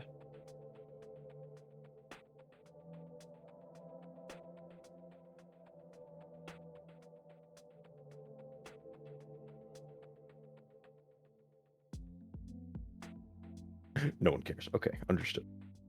Sorry, can you explain it again? Just to like, refresh my brain. That's fine. It's fine. I mean, it's nothing. It's nothing extreme. If you remember, last time we were heading towards the spire, and more particularly the pale Elid tree, which presumably we're going to the same one. Mm-hmm. During our travels here, we were onset by a tornado. Yeah, that's fine. And even going from the spires to the Elid tree, the storm was so sort of... It kind of did the same thing like as this, where it was slow to start, and then it very quickly picked up into a squall. And Uria's sort of remembering that journey. He's a little nervous by this sprinkle that would otherwise be innocuous.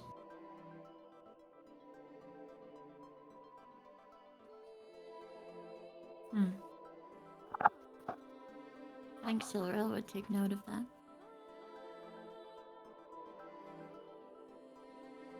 There's like pat her on her side.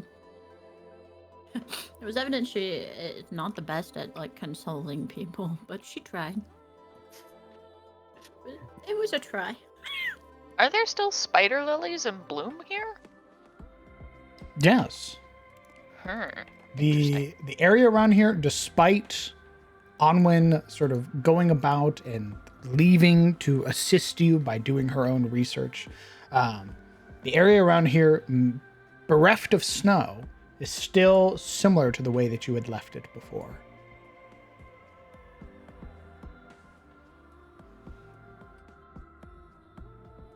Well, bereft of snow means we're probably not going to be sleeping on frozen ass, completely frozen ground.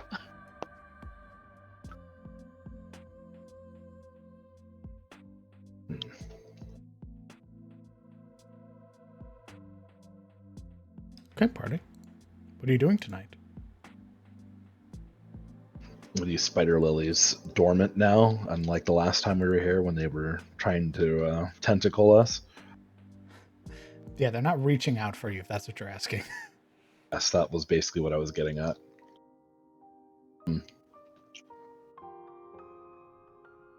What's up with... oh, man. And I'm assuming this is like some kind of fountain water source thing here? In the middle? It is a pool, sort of caged over. Similar as it was before, obviously, it still has some sort of lingering chill within it, as even here, at the beginning of spring, there's still some ice that has formed over the water.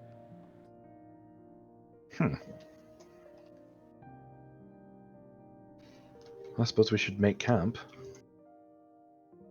Hopefully we're safe here this time.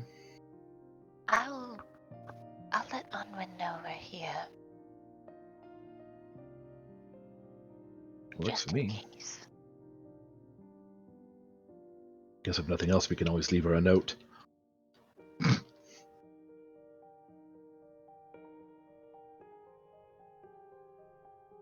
we go.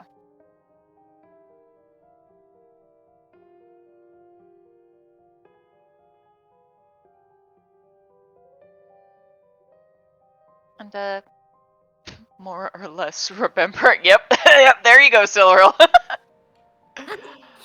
She's like, yeah, Silverell's like got her arm like wrapped around like Yuria, kind of this very I'm not looking at you kind of way. Like she's trying to be helpful. And as soon as that happens, she just slides to the other side. Yep. Marana kind of like wraps the lantern portion up around her wrist and kind of calls upon the light and is just kind of like walking around and talking into it.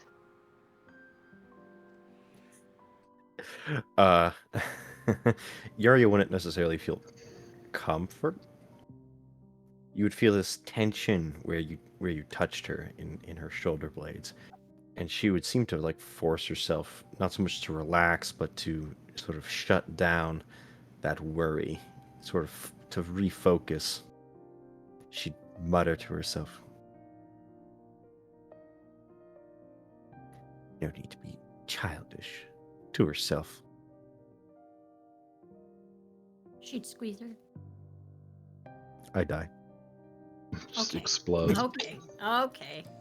You Like that. squeeze her. She her midsection erupts because you are 18 strength. Stop it. I don't kill her. It snaps in half and you fold her like a lawn chair. My gosh, No. Jesus. I hate it here. You guys make me hate it here. You know you love it. Smile.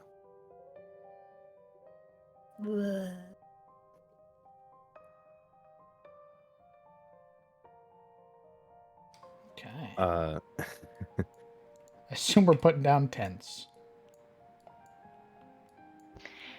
wait, are you not the one putting down tents? Well, Alaric's the one who usually puts down tents. So, Alaric, where are you putting down the tents? Hmm. Wait, can we just like throw out a tent like out of our inventory? Just You know, I'd say right here in the ruins would probably not be dope. Kind of mean. Probably out here. okay. Put a lick of fire there at the middle. Sort of out of the way. Sheltering ruins all around and all that. Very well. damn, he works fast. Oh, this Big would be boy. about an hour of you guys having arrived, him setting it up. I'm sure you can help him. Yeah, it's not just him doing it by himself. Damn, he works so fast alone. If He he does cooks, get but- help, yeah, if he does get help while he's setting up, he'd also be cooking everyone's meal. Kellen will help him set up, of course, because it's not a loser.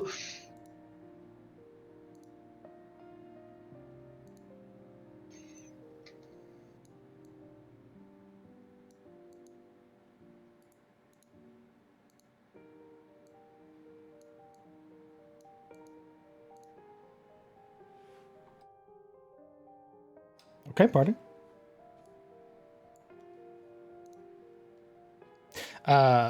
Marana, as you were walking around the sort of light of the Banshee's light there at the end on the lantern, you would see it flicker and then eventually sort of set itself to this very stable red color. No longer flickering or anything like that. Not growing in size or volume or anything like that, but just a more consistent light source.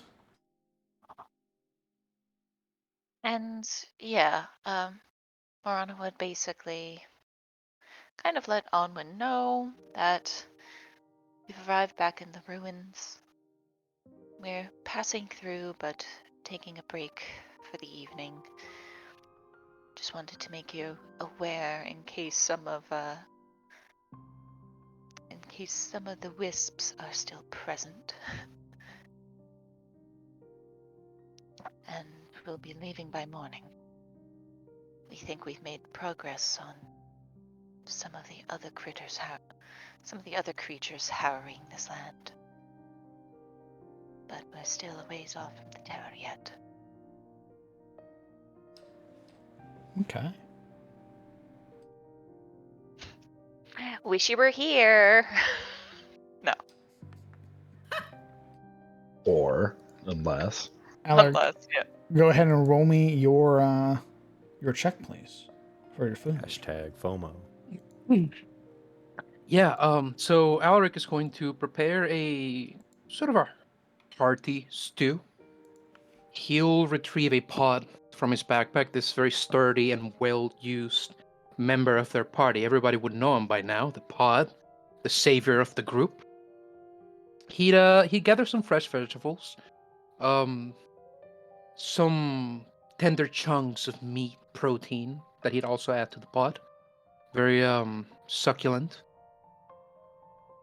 And as he sort of arranges everything together and the stew begins to simmer over the passing minutes, he'd hum quietly. The same hum that Marana was humming while she was cutting up the beast. Here he is butchering it as he sort of mixes the stew with his ladle, just waiting for it to be done.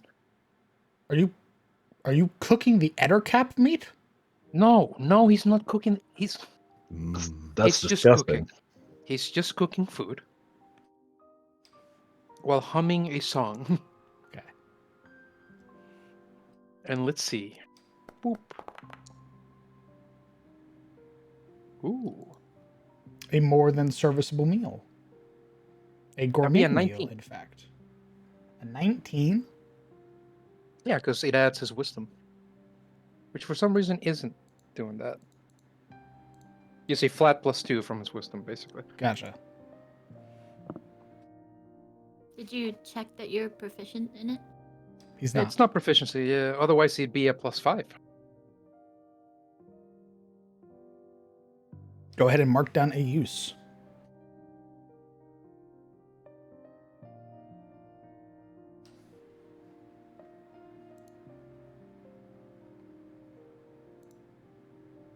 So we have.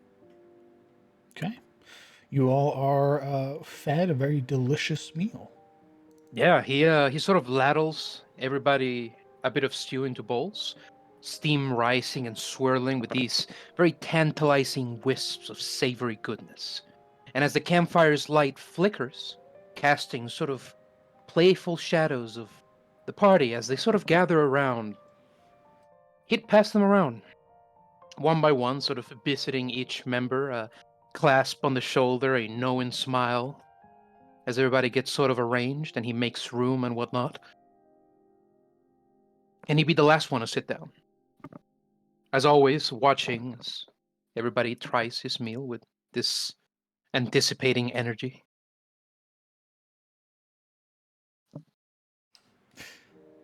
Shane is, like always, eating the meal, more than content to have a warm meal in his belly. There are no complaints, and he the only complaint would be that his bowl is empty. Would it inflict on the rations if he was to get another portion, or can we just assume that there's always a little bit sort of, edge there in excess? I'm fine with there always being just a little bit. Okay. Well, seeing this craving in his face, this impel of his eyes, Alaric sort of spontaneously stands up and very happily goes and gives him another slop of it.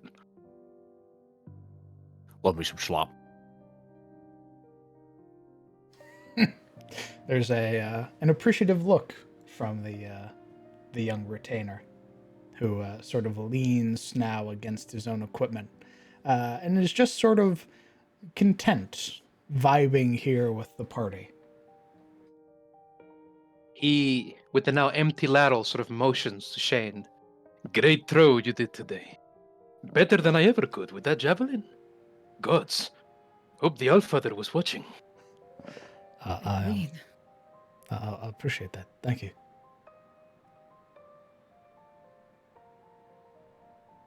Certainly, and your meal. Several jests, like pointing her spoon at him. Sorry, I was a bit hungry after the fight.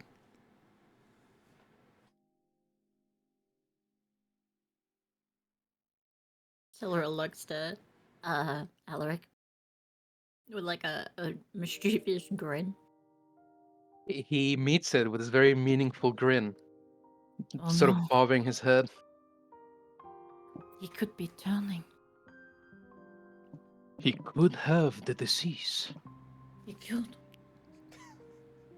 I heard it said that other cats put eggs in your ears. He'd take a bite and then pause, sort of pull the spoon out and go, I didn't get it though. He'd sort of look at Alaric, this very meaningful look, and sort of bring a hand down. If they put eggs in your ears, Mr. Alaric, when they were grabbing you the way they were. You're the one who's fucked. I could have eggs. Maybe they'll come crawling out at night. He'd slowly Little set the ball monsters. down. As Alaric is saying about him being hit and like trying to tease Shane, there's a very obvious insult, and Ashilda's biting her tongue, just trying not to speak.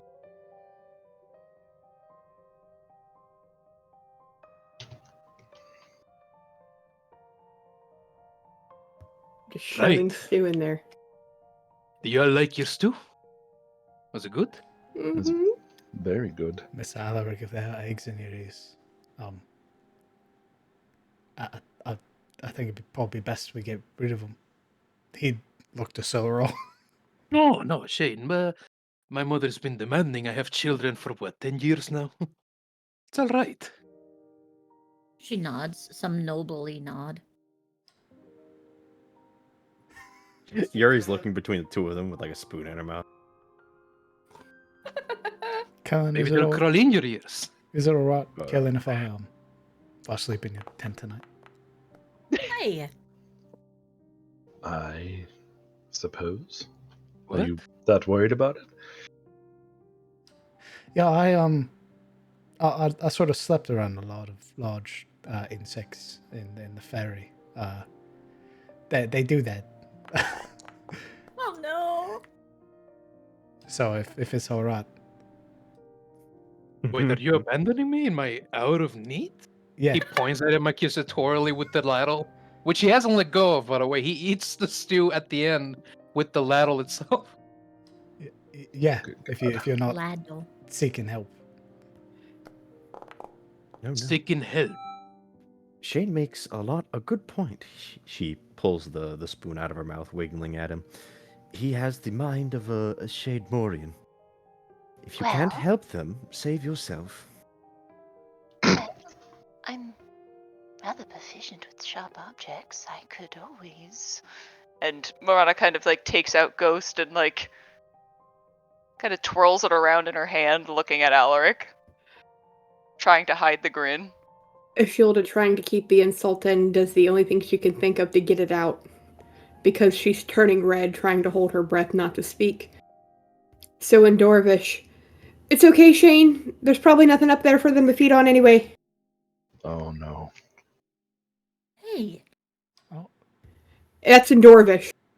well, he doesn't understand it. So he, I know, she just says it out loud to get it out because holding it in hurt too much. I think Shilde just nobody speaks dwarf. everybody looks at Ishilde for a moment. Oh, I think that Gesundheit. to her head as well.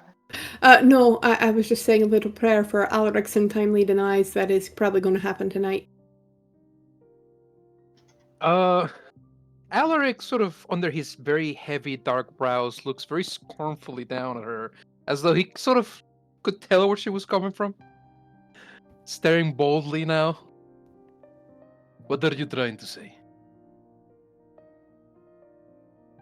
I think you're going to be fine. Of course I'm going to be fine. There's no eggs in my ears. Mm-hmm. Not to worry, Alaric. If you wake up as an Edicap, I will dispatch you most mercifully. What? You could try to save me at least.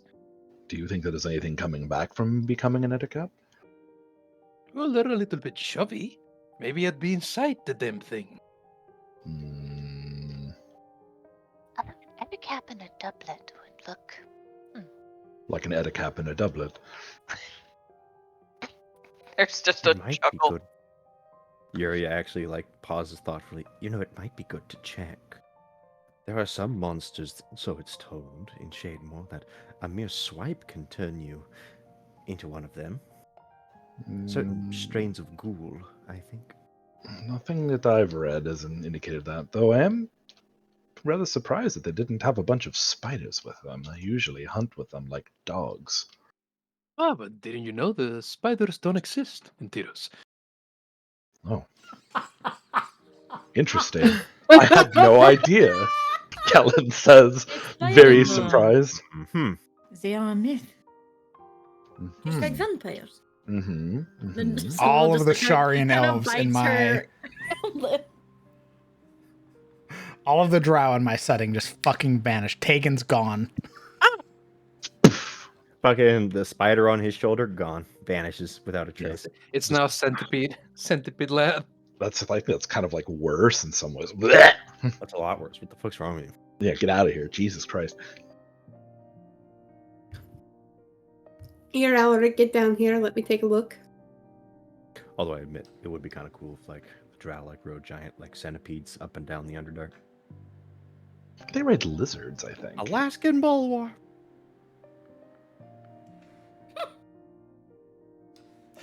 Shane is giving a very fervent nod to Ishilde.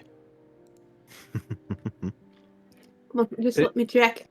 It was a joke. I'd alright? rather be sure. I'd rather you ate your stew. How about that? I already did. Come here. No, Don't make me climb like a mountain. I will shove this ladle up your bum if you touch my head.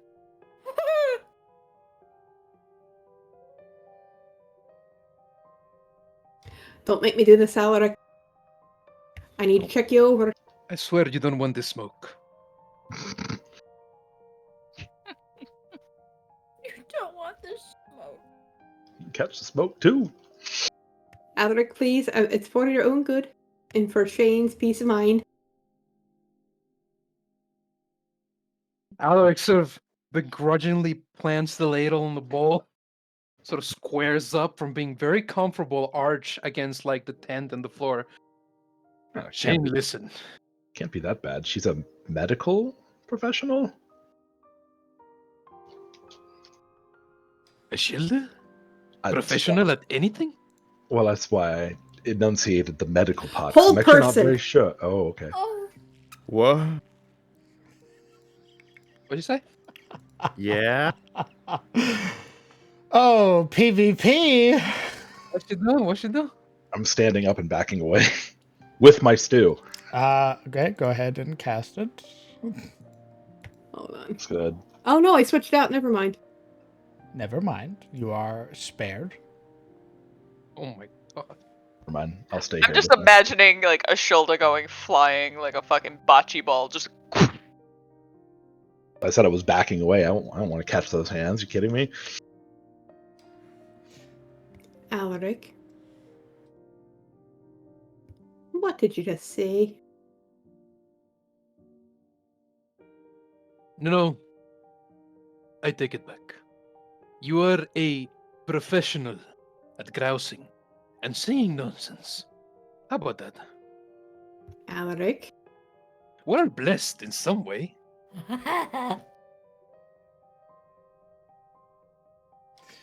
All right. I'm gonna turn in if anybody needs me. good night, Shane.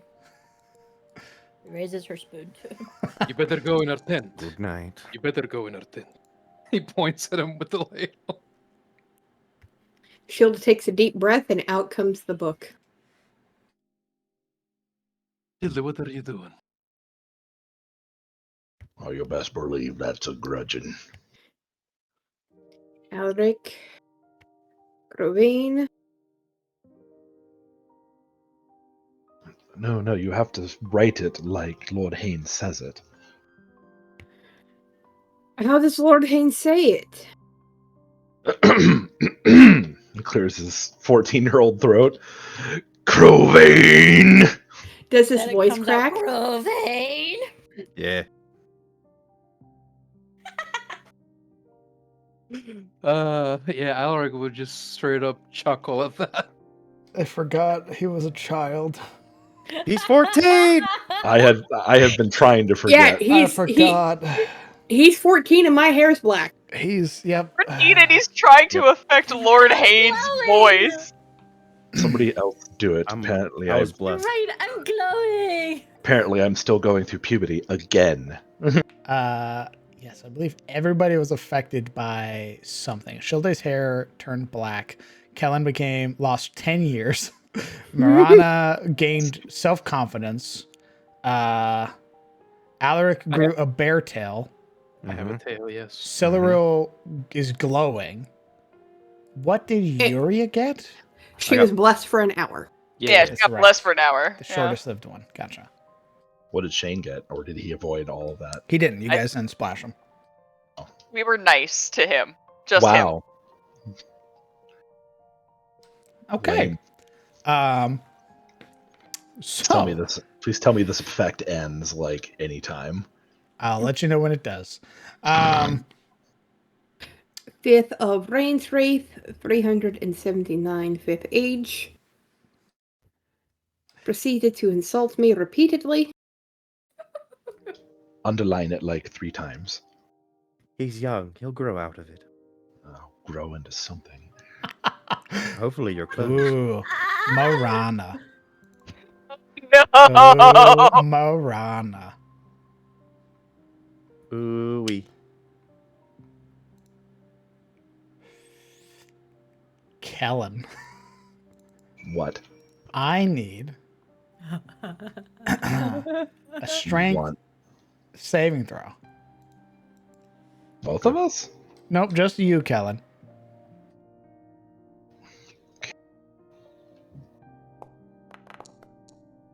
Oh, Wow. Okay. That Balls are youthful, dropping. His balls are dropping. the youthful vigor. Okay. Cool.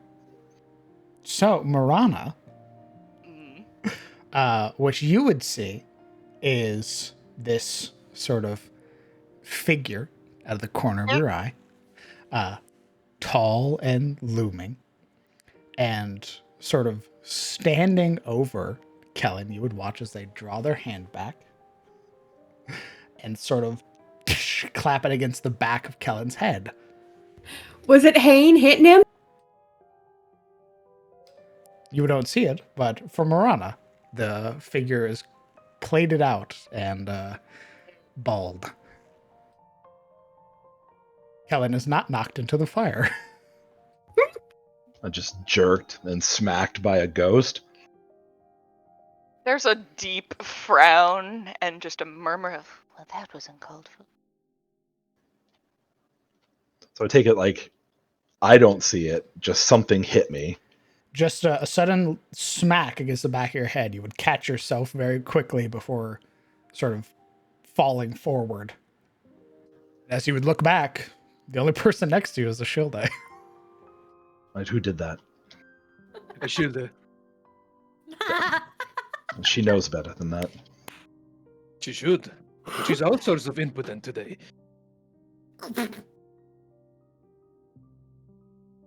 You know, the last time I was this age, I used to get up all sorts of shenanigans, like putting things in people's pillows. Do it. She deserves it. I wasn't saying it was her, I'm saying whoever did it.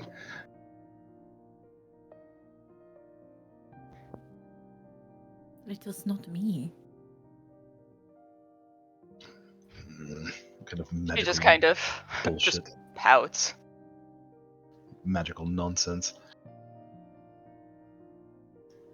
And you go gather some strange toxic plants and put it in your pillows and give you all conjunctivitis or something. I don't know, whatever.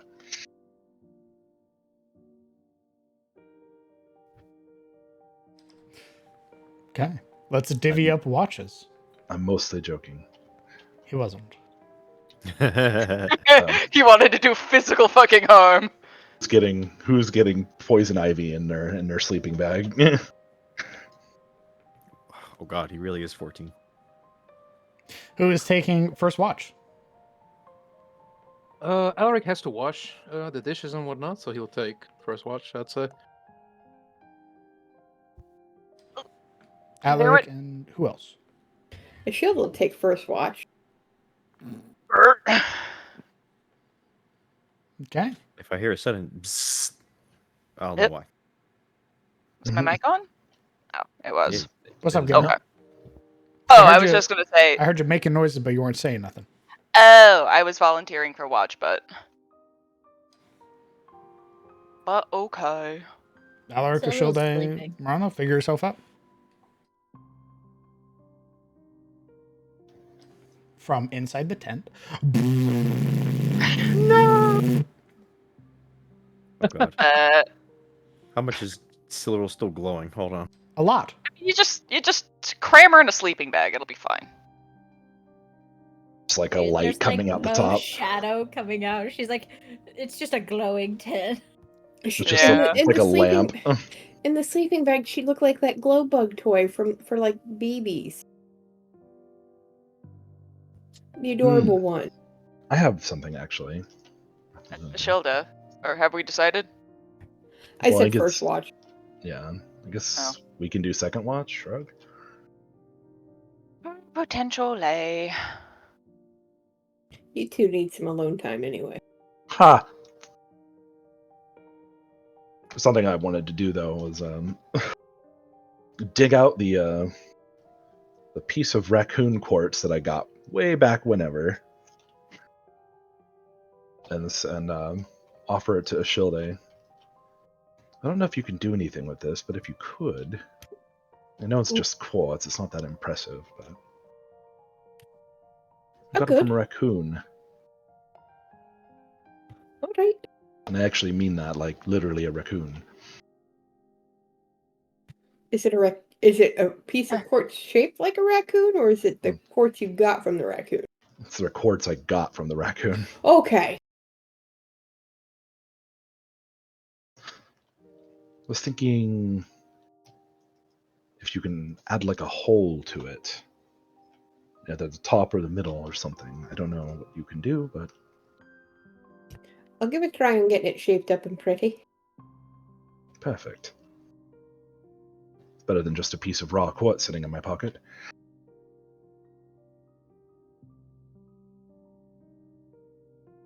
Okay. So third watch is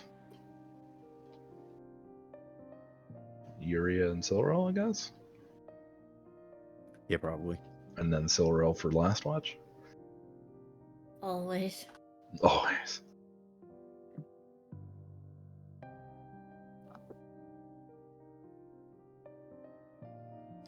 Okay. Get yourself situated, folk. I see people hovering outside of tents. I can't see in the tent. I don't know who's in what tent. I'm guessing. Is Cyril in this tent? Yeah. Yes, she is. It's weird because I can see some Given people that the are light over. source is from there, yes. Well, she's the only one under the tent. Everyone else is over the tent. It's kind of weird. Smile. I am the tent. Yuri will be glaring at Cyril. You have a weird obsession with glowing. Mm.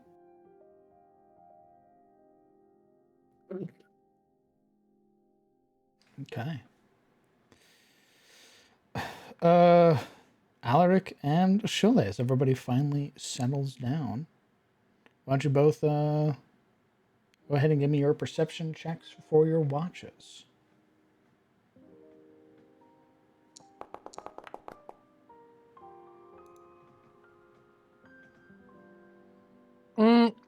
On account that, I mean, no, I guess it would take him like a couple of minutes to wash all the dishes. It wouldn't be the whole watch. Okay. Dishwashing is fast.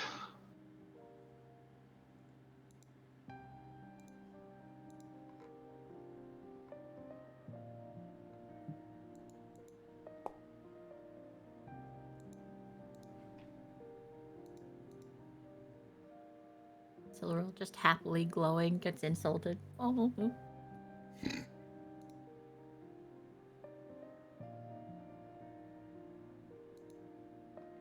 Why are you so bright? Okay. Reality.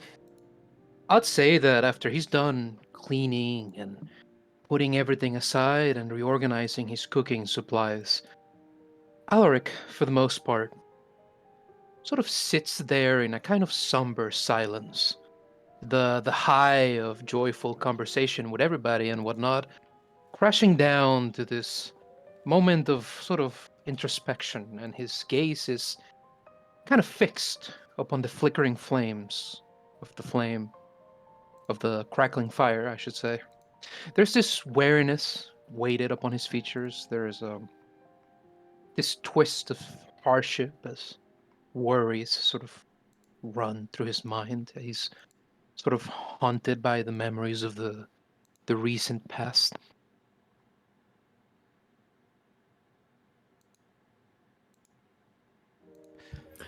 So,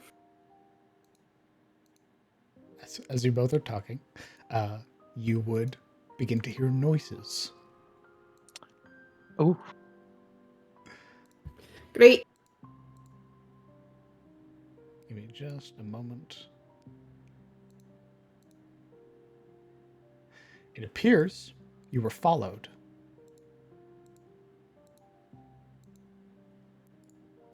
Set this as Oh no. focus. Were followed as emerging through the archway. Double check their size real quick. No. Toads. Check their size. They gotta. Oh yeah. Pushing in through the archway. Oh, Jesus. No, they're back. The homies. You were followed Oh, as 3 giant boars begin to sort of trod their way to your camp. fucking pork mafia. Hey. You come to what town, you pay the tax. Where's the truffles at? And the mova. Got any spare Gotta pay tomato the things? The I Don don't don't make the like. rules, just paying the tax. Hey, I don't make the rules. The Don don't like being cheated now. He's a fair man. Don't make me an asshole. What I Goodbye. You would hear the snorting, the squealing. Hey, it's your move, wise guy.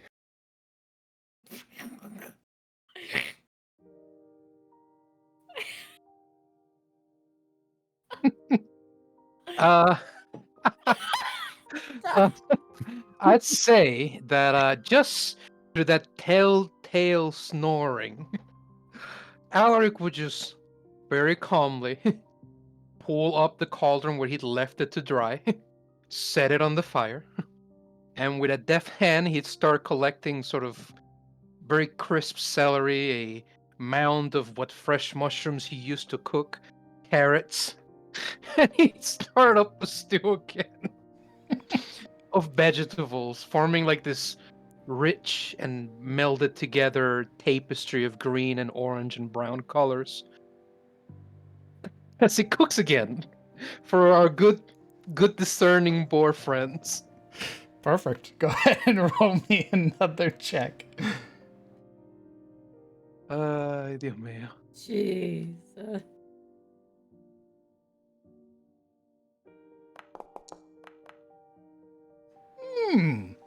Another 17? gourmet meal for the boars. This Oh, piece God, of crap. This is gonna bite me in the ass, by the way. Your son of a bitch cooks better for pigs than he does us.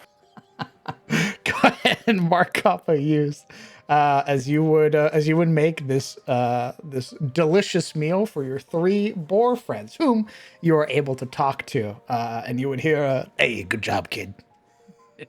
Hey, Thank you. you made a good choice. Next time, this could probably be improved with some truffles." Some truffles.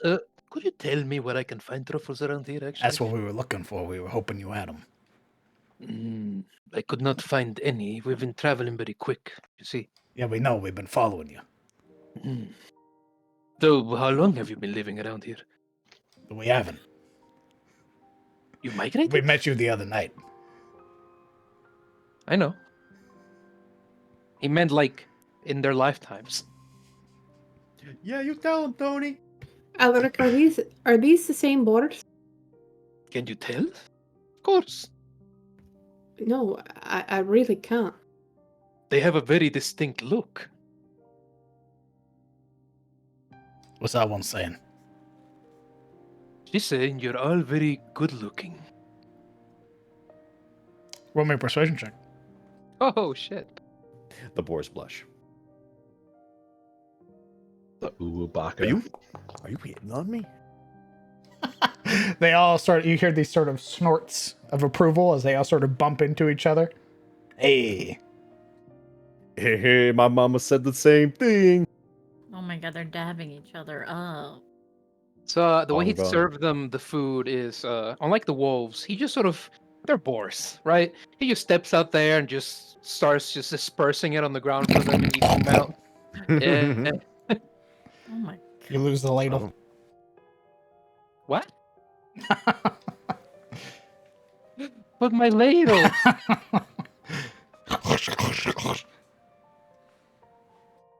Fuck. Guess you should have thought about that before you. Hey, I love the protein. It was cast in iron. Yeah, I love it. All right, they ate an iron ladle. Good for your bones. Okay, we have a replacement. It's fine. Okay. They are all satiated. And they just sort of vibe.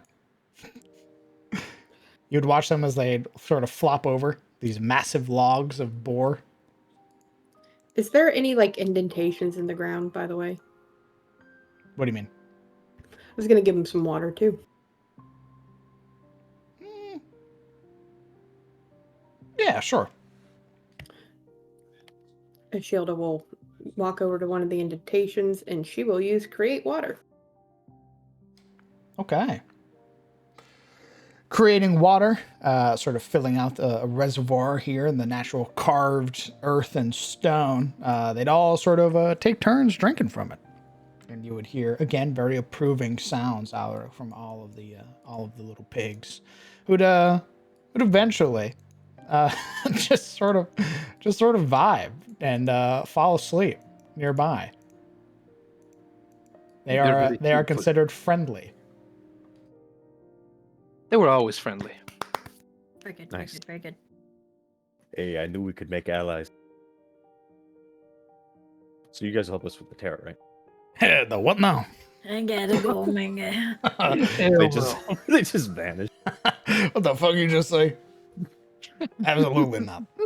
It's a What do funny you think we're down here? What the fuck? I look like I want to be up there in some mountains. Fucking idiot. Fucking adventurer ass. You know, you fucking look like an adventurer. Shut up. Shut up. With your fucking magic breastplate, your magic sword. You fucking, let me guess, you got white hair under that helmet? So, seeing the boars Grab a bacon. eventually sort of crash and fall down on the ground, Alaric has this very honest moment where he just sort of erupts in laughter, all the fatigue swept from his face, just watching them with this big grin. And he'd eventually just go sit down again, washing the cauldron, rinsing it out and whatnot.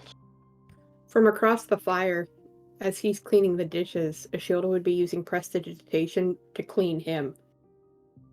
It's dirty, covered in viscera. Okay. Yeah, he's definitely staying there. By the time he turns around and looks down, he's clean. Fantastic. Very good. Nothing else in the nothing else would come and assail you in the night, requesting more food. The giant boars are content and sleeping nearby, and your 2 hours would go by very uneventful. The only other thing Ashilda would do is while he was like looking into the fire, like passing time, for the insult earlier, she would use prestidigitation and shape it into a middle finger while he's staring deeply into it.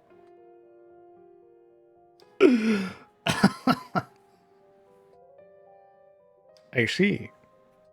Oh. How obvious is this finger? Very. So I'm guessing it's like rises out of the fire, Yeah. makes itself known to Alaric. And then poofs. Do you see that? Did I see what? The fucking fire just flipped me off. Sorry. Oh no. I shit you not, the finger came out of the fire. Oh, I know. You know? Uh-huh. He That's gets very suspicious. That's because she insulted me earlier, and she walks into the tent to wake up Morana. And you didn't insult me, he says, as she goes off. Wait, she's waking up Morana. Yeah, because it's the end of shift.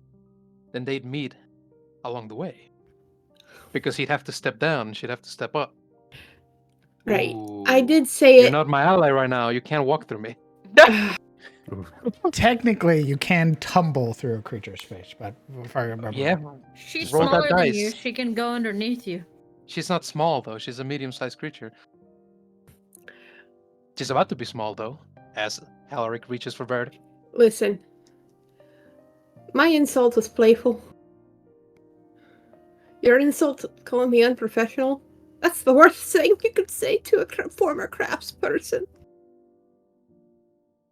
Are you giving me weepy eyes? Fine, I take it back. I don't care. I was simply stating there wouldn't be anything for the eggs to eat.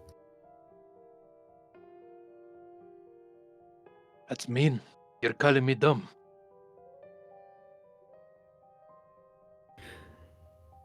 Yeah, and you call me other things. We throw insults back and forth, but never something as insulting. I don't want to do this. I'm tired. I am very tired. Sheila, just go wake her up, okay? Fine.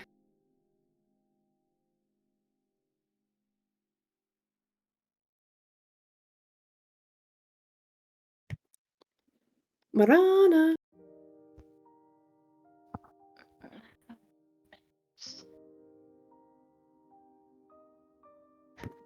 She kind of holds up the hand of 5 more minutes. It's your turn, Marana. You need to go babysit Kellen, Marana. Ugh. Stop! He's already dead! It's gonna go worse because Alric reaches across and gives him a good old shake. Oi! School time, boy. Wake up. Just, where's my knife? Where is it? Oh my god! The poor guy, bro. Just hold it, like pulls his knife out from under his pillow. Like, no one has to know. It would just be so easy. Just. Marana eventually gets up and begins making her way outside and pauses, looks back into the tent. Shilda? Hi. What? What? Oh, Oh, they came looking. They've been following us, apparently, mhm. and they're just sleeping. Oh, They're good. okay. Right. Got it. Just like, yeah, that's normal. Honestly, the most normal thing right now. Yeah, Steps she out. just kind of pops up onto the little bit of rubble. Kellen, Remember, Alric has like the lid open, the like the bail of the tent open with his head sticking out. Find the toughest looking one and punch him right in the jaw. I'm not going to do that. I hate him. It just steps outside, sees the boars just vibing and sleeping, and he's like, "Is it weird that this is Father, normal?"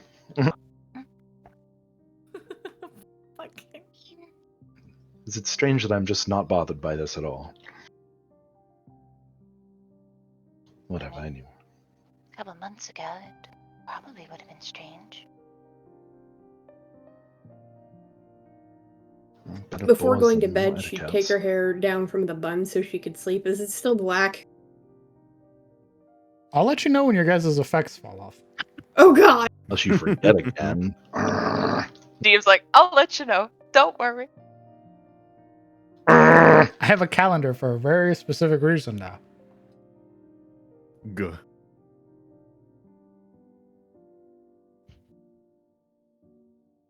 It's gonna pop up on the ledge and sit cross-legged, facing away from the fire. Doesn't want to ruin his night vision and all that shit. Marana kind of like leans back at one point. I mean, it's not bad. It's not terrible. She just kind of like motions to Helen's current form. Just looks down. Yeah, the voice cracking is awful. It's just wonderful. The the inability to pay attention to anything for longer than, a minute at a time. Just great. I'm glad I didn't end up with the acne. Wait, I didn't. Did I have acne? I don't think I had acne. Anyway. You refuse to elaborate on that point. I remember because I asked.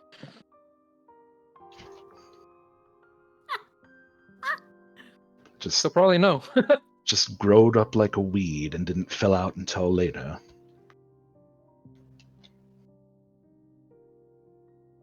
I was as tall as my father by this age, and he was very unimpressed with that. As he said he should have had at least another 5 to 8 years of towering over me, but nope.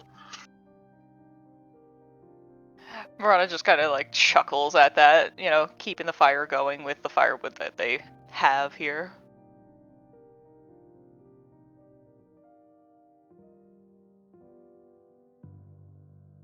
Well, it's nice, if a little funny, to see where the man you became came from.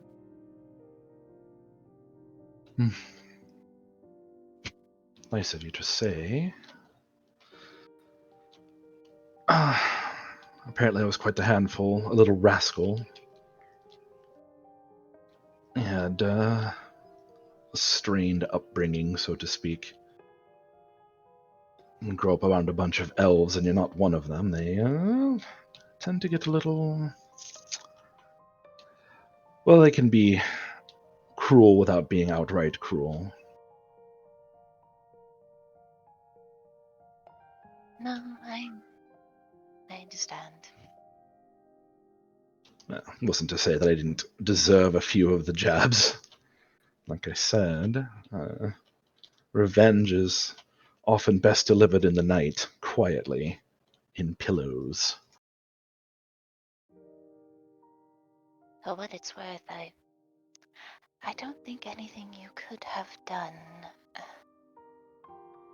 would have really flustered the culprit.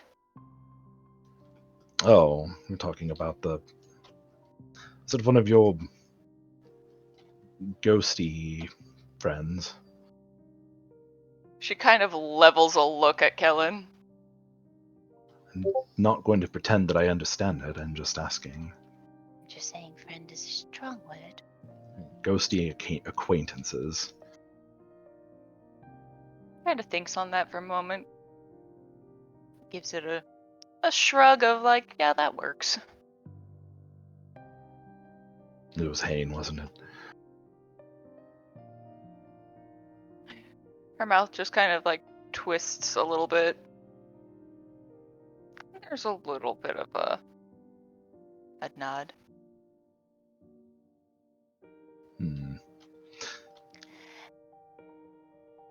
Minus the see that potential coming. for you to go face first into the coals, it was a little funny. I certainly didn't expect it, but fair enough. He was probably mad that I didn't put enough emphasis on his pronunciation of Alaric's last name.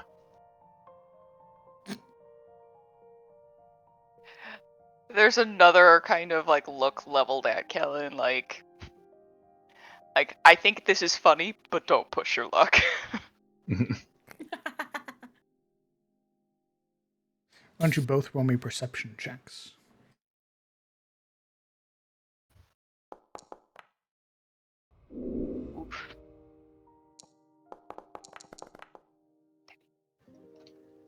Damn. She's too busy keeping her eye out for someone who might try to throw you off this ledge.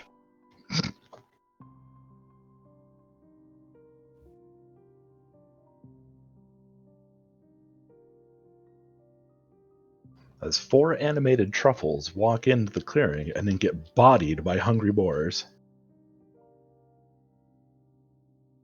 Where it's so easy. Right.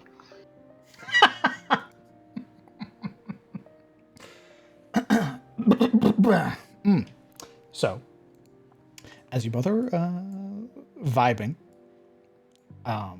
the forest comes to life. As you both are enjoying your watch, talking, conversing with one another, something catches your attention. Mostly Kellen, because Marana, you are preoccupied right now. You are in your own thoughts. You are on the lookout for Hayne, making sure that Kellen does not get Bullied. shoved into the abyss. And as a result, it would be Kellen's attentiveness that would catch and hear the rumble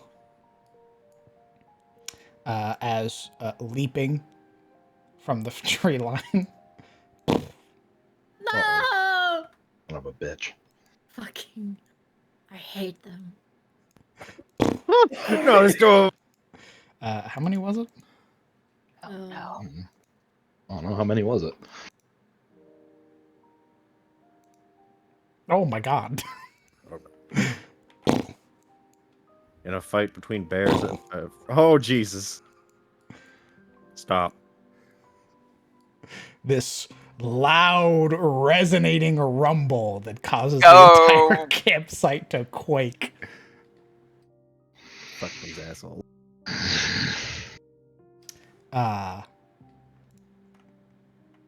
Seeing Kellen move. One of them. I didn't mean to move, sorry. Oh, okay. All right. Well, they're vibing now. Loud croaking sounds.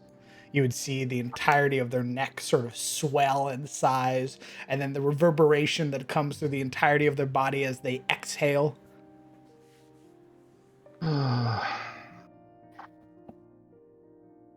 gonna try the old Silleril trick. And, toss a ration into the fucking darkness. Okay. Guys, I think I don't know, but I think feeding them is just attracting more. It seems to be a theme. You throw the ration. Why don't you roll me a dexterity check?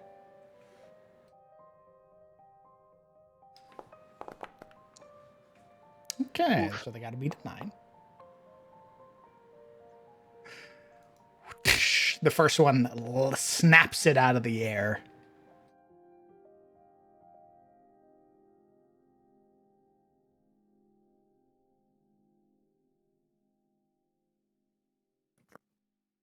The other 3 wait expectantly.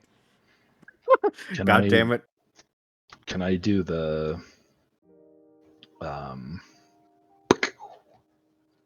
remember the name of it? Shoot them? Yes, you may. We'll No. roll initiative. Yeah. I was gonna try primeval awareness and see if I can communicate with them or try to figure out what it is they want and their mood and tell them to get the fuck out of here. Okay, well, I'm going to let you know. You may, and you'll know almost immediately what it is. Hungry. Food now. That one got food. We want food. Lordy. Let's see. Mark That off one a got food. mark off a ration, Verona. I already did. I'm going to. You would also learn, Kellen. These are young giant toads. Yeah.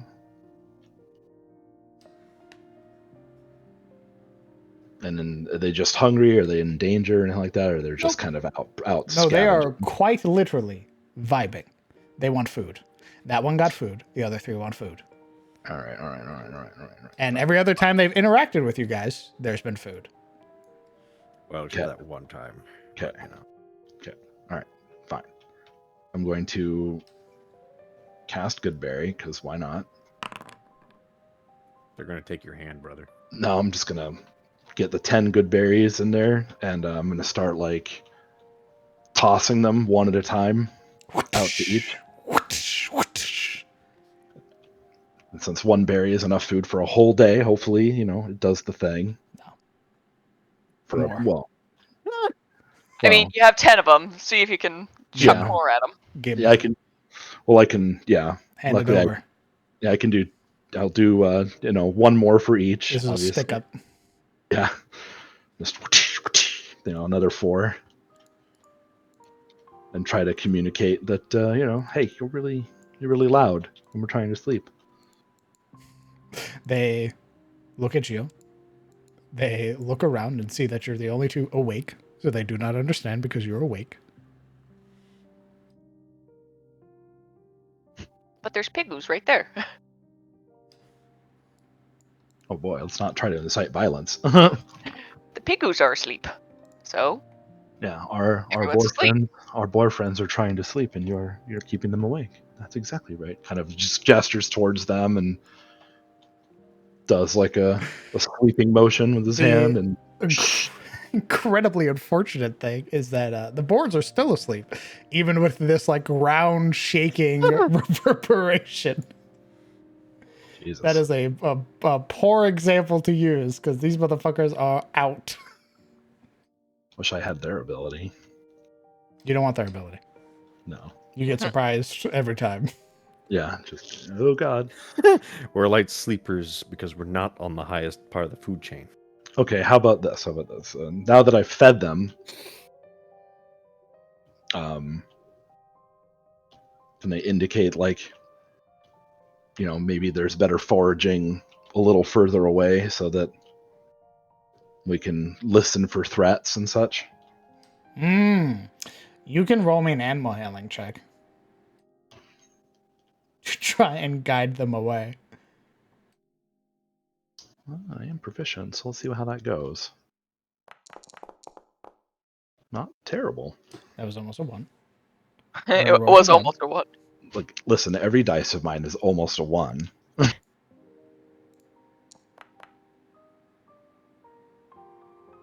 Okay. Where are you directing them? Which hex? Like on the big map? Mm-hmm.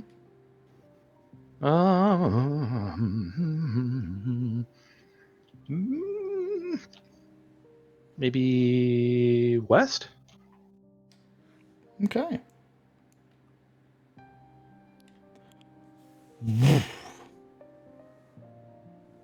They go off to hunt. Though they are currently satisfied. But there are plenty of insects coming out now that it's spring, so a smorgasbord. And now that there aren't basilisks. You know, of all the creatures that seem to be afraid of the basilisks, we never had enough frogs. They did not seem to care. Of all the creatures that were getting their asses handed to them by morlings and basilisks, the frogs, unfazed. The reason is because giant toads have a swallow ability, and basilisks are considered medium creatures. So they can swallow basilisks. Fucking could have used their help, is what you're saying. Despite them having the turn to stone or petrify ability, that doesn't mean anything if you get grabbed by a tongue and then on the next turn swallowed. Yeah. My God. So, in terms of creatures that were taking L's, giant toads were not one of them. That's terrifying. The fact While that the food was scarce, they were probably eating the basilisks. Maybe the toads were the reason we didn't get swarmed all along. They were the real heroes. Yep, that there's an Alaskan bull toad. That's a Tarosi bull toad. One of the Ettenmoran frost toad. One of the most dangerous predators in the Tyros. It'll hunt dragons. You got a wormling out there, it'll eat it. Yep. In the Tyros. You might not believe this. Deadly poison. I've seen dead dragons with toads in their mouths. Those things are unstoppable killing machines, brother. Okay. Chewie. You're That done. the first part of your watch assailed by giant frogs. Just with that done, just kind of looks at Marana and shrugs. I'm like, I think I'm strangely starting to get used to this, which I'm not sure if it's alarming or what. Murata kind of shrugs and is like, she's really kind of at a loss for words. It only cost me some magic and you a ration, I guess. Do you actually like flowers like that? Out of nowhere. Smooth. He's 14, shut your mouth. He is 14 right now. I gotta explain it. I have all these urges. Really had flowers before. I need you to speak up just a little bit. Sorry, yeah, my mic's being peaky and weird. I never really had flowers before. They're kind of frivolous in Malgrove. But you They're don't still pretty, though. But you don't dislike them. No, they're very pretty. I can still appreciate beautiful things, even if they don't have a purpose. I suppose in Malgrove a lot of things that are beautiful may not seem to have a purpose on the surface, anyway. Oh, plenty of you- things do. She kind of holds out or takes a ghost from her belt. It's just they have to be practical as well. That's not a bad point. What about things that would adorn said practical things? Like a trophy.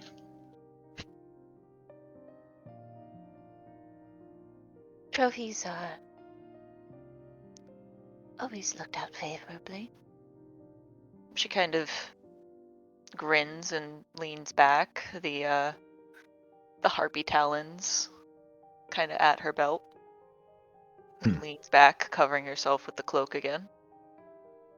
Good to know.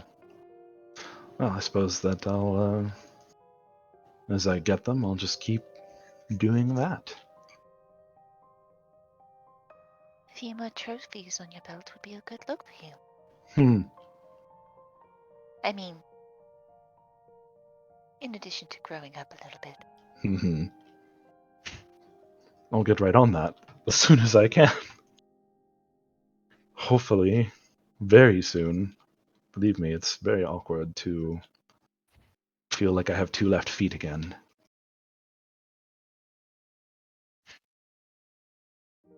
For a moment, Morana's eyebrows raise as if she's thinking of a particular comment and just kind of chuckles to herself, stoking the fire a little bit. Oh, what? You've thought of another tease? Oh, quite possibly. Alright, let's have it. No. You've caught me in a magnanimous mood. It's better from you than from anyone else, though. I don't know. Maybe I'll just hold on to it a little while longer. Maybe when we reach Elion soon. Hopefully by I then think it's... Gerald would like to hear about this. God. Now I'm teasing you. I know. If it wasn't so cute, I'd have to be upset, but I'm not.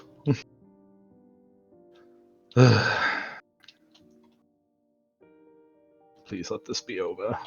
I live in hell.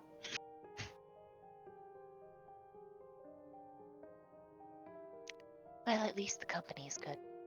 Fair enough.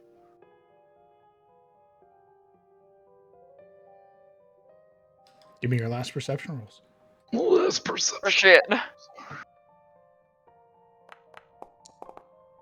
I thought that was our last perception rolls.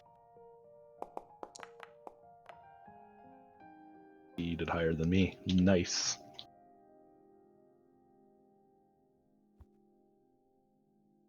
Okay. Save for the sort of ambient snoring of your boar companions and the ambient snoring of your actual companions in their tents, the rest of your watch goes by with no issue.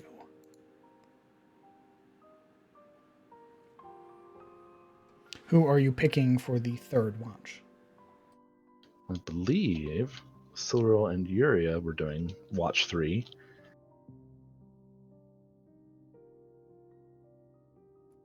Yes. I'll go get them. Oh, Godspeed.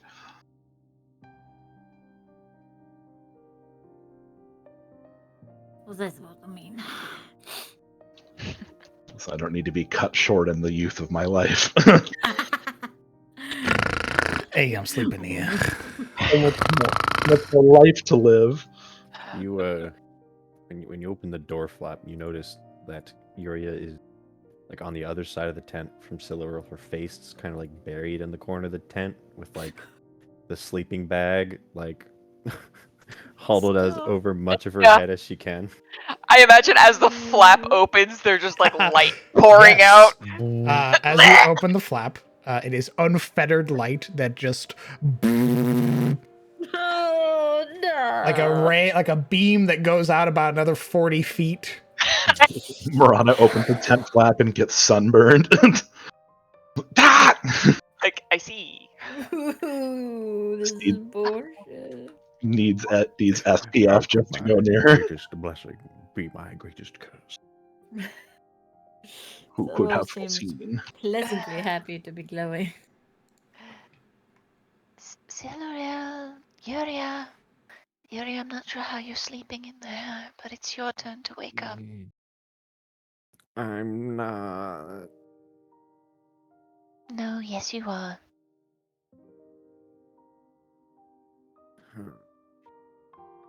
Siluriel. Siluriel, I'm calling your name, just like you asked. Poke her in the foot. No. Poke her with a stick from a distance. I'm not catching a Svihunter today. Sorrel just like slowly opens her eyes and she's like, ah. No like hilt thrust or nothing. It's just like a pleasant open of her eye. Marana is squinting into your freaking tent. Are you awake? Yes. Oh, I'm good. awake.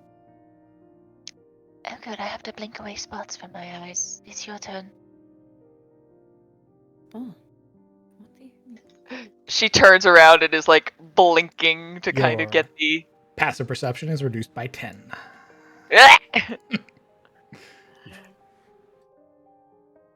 The spots in my eyes. That's crazy, bro. Anyway. Damn, couldn't be me. Damn, brother, I don't know what you mean. Sweeps hair back behind her shoulder. A fucking radiant sun wave. Well, that's wild. Anyway. Don't know what you're talking about. It's fucking weird, man. Let me sleep. Come on, Yulia. It is out there. After all. You get closer.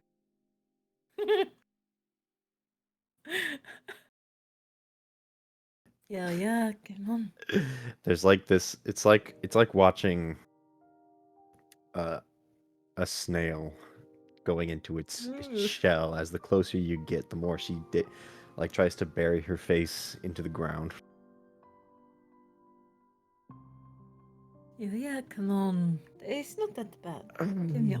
She flings off the bedroll. You can see her hair is disheveled. Her eyes are little tiny slits as the tent is fucking aglow. You're being dramatic. It is not that bad. I'll kill you. What? Hmm? What? She starts walking out. By walking, I mean more like dragging herself out.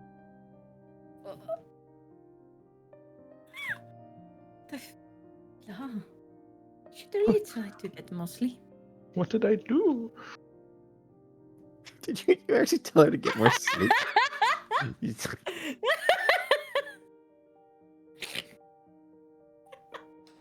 Okay, Kellen. You away. Open tent.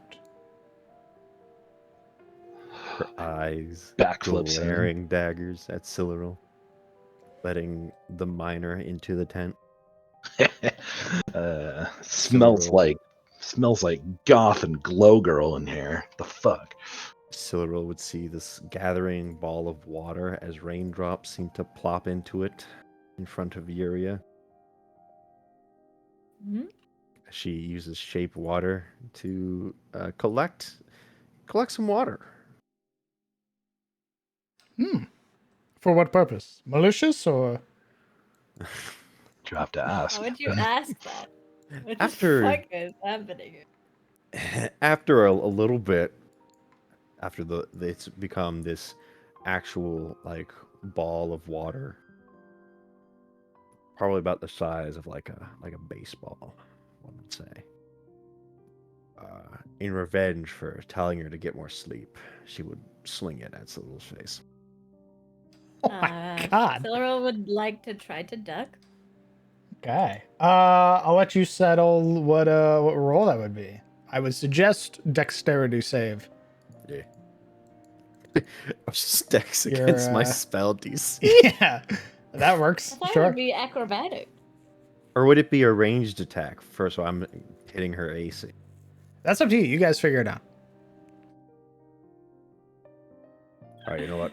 I'll roll a spell attack, and you roll dex, and we'll see who's higher. Okay. Am I rolling acrobatics or save? Ooh. Probably a save? I'll let you pick. Either one. Just sort of beat her AC or something. I don't know. Shrug. Let's see, what's my spell modifier? It's Doesn't correct. matter. No, it doesn't. Sploosh. Ah! Titta como. Volta se for.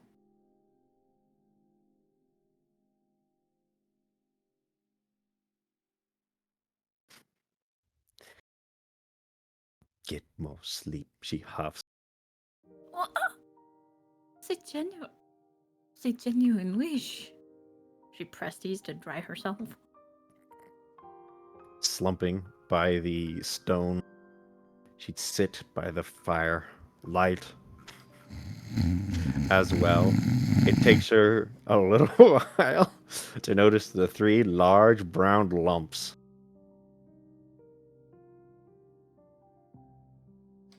Citharu. She doesn't. She stares. Wet me again.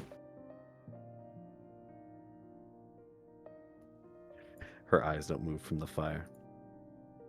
What is sleeping next to us? Well, we didn't say anything about that. It's now that you hear it, Silleril. The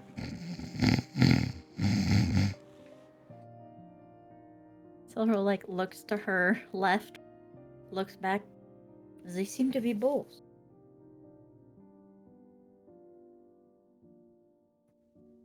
There's this moment of silence, and then just a Alaric. Not wrong. What the hell? Do you want me to make them go?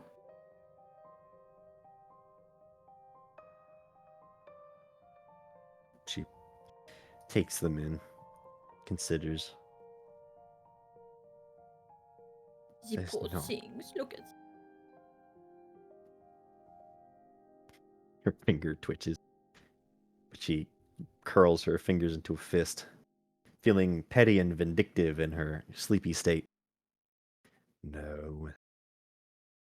No, let's not disturb them. Yet.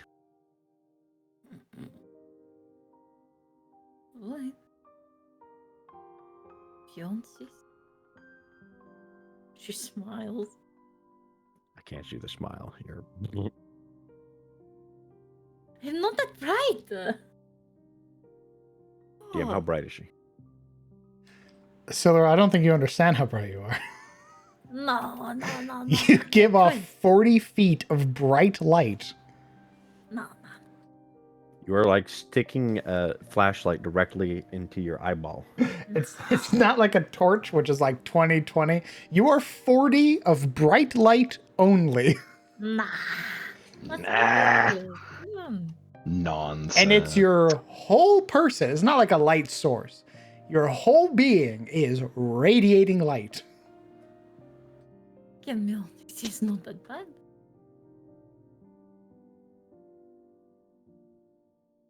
Not that.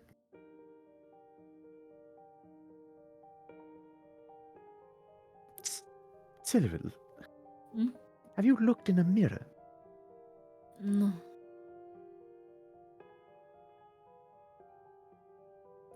She pinches the bridge of her nose. You shouldn't have to. How do you not notice you're radiating like the sun? I'm not. Am I?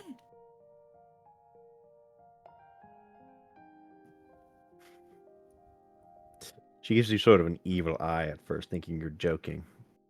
And then her face kind of like grows into concern. You don't actually know? No, You I suppose after all the library, everything is bright. I don't think I will ever see a light again that is as bright as what I saw then.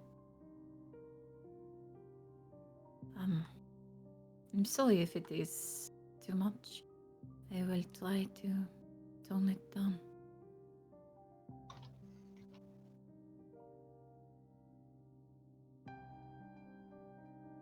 Yuria sighs. It's not your fault, she says begrudgingly, sort of mostly to herself, as like a reminder more than to Cyrano. What? Rubbing her eyelids. What did you see at the library?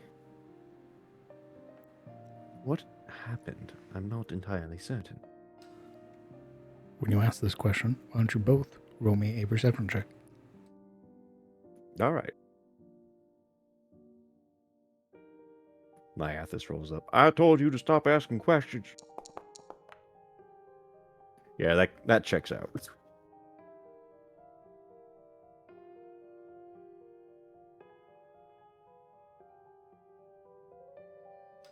Continue.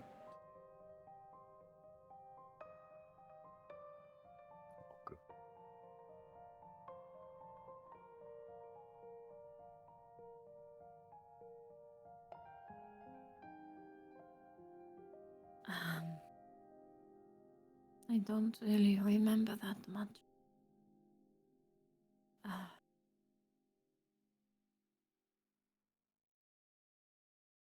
It was more like a feeling, so not I could say I actually saw anything. If that makes sense at all.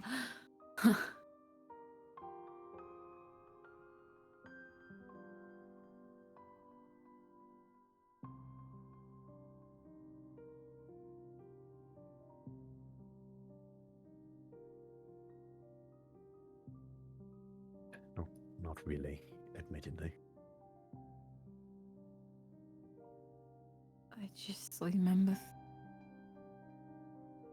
feeling like I had died.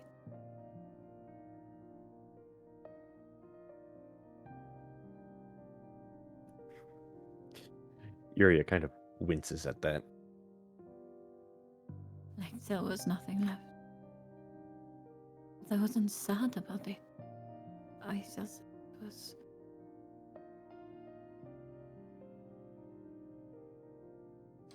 worth it, I guess.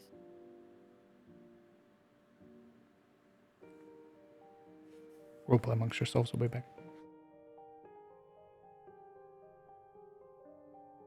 Kind of like hard swallows.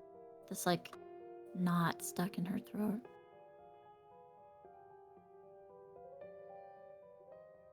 Worth it?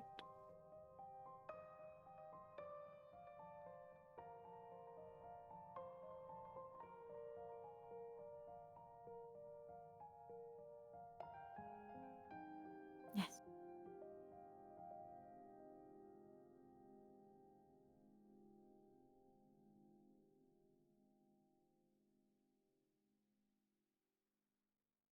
She shakes her head. I don't think so.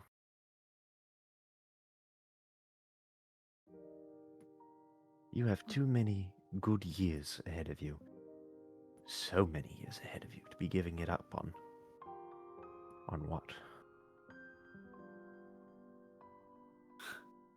On what?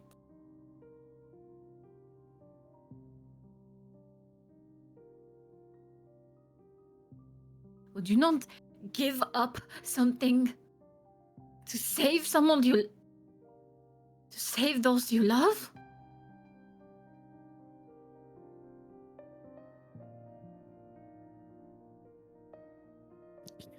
Yuria folds her arms, and you can see her sort of consider for a moment. Did what I thought I had to do.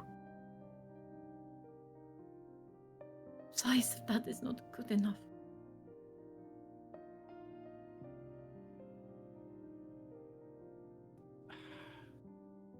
She runs her fingers through her hair. It's not.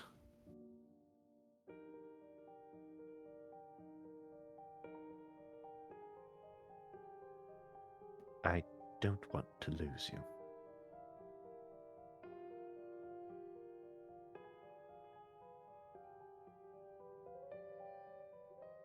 Why do you think I did it? Whatever happened there?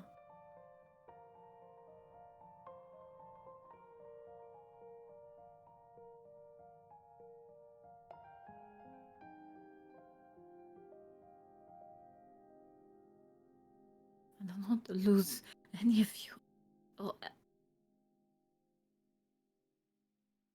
I didn't want to lose you at the time either. So anything that I could do to make sure that you were to make it out, so that the people of Elion would be safe. Good.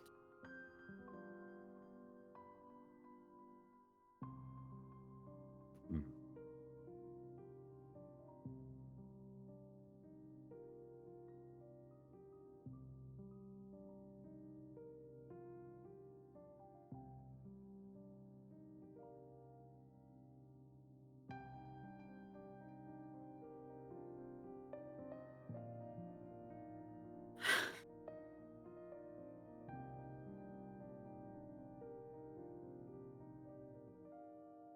Yuri, for the moment, seems at a loss for words.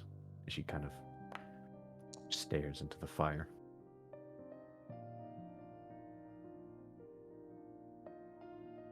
She rubs at her temple.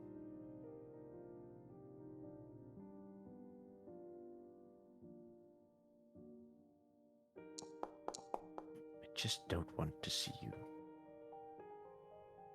throw your life away to sacrifice yourself if there's any chance at an alternative. Gods, I see you, all of you, rushing into battle full of youthful vigor and courage, trained by, I presume, Tarosian culture. Every time I fear this will be the last I'll ever see of anyone in this group.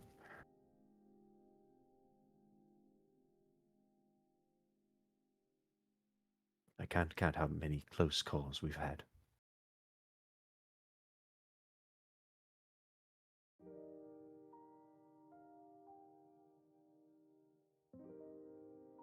Yeah, that's just how it is going to be. How it has to be.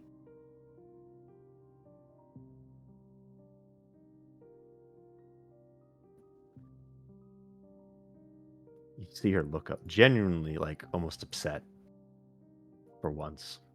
No sarcasm or snideness in her face. Almost, you can see, like, the tears starting to well in the corner of her eyes. Why?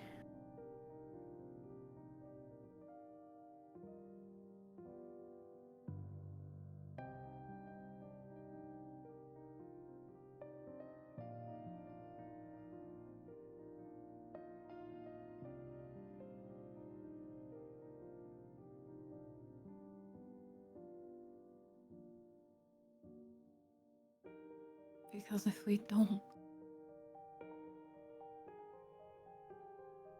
who will?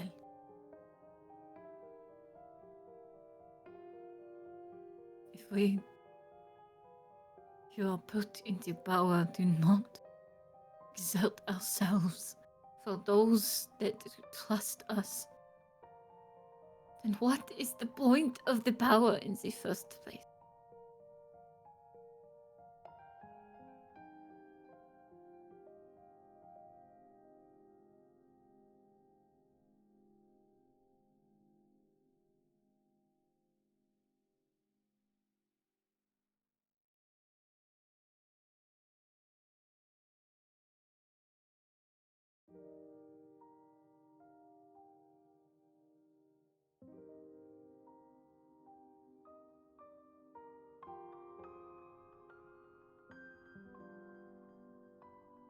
I assumed the power was for freedom. security.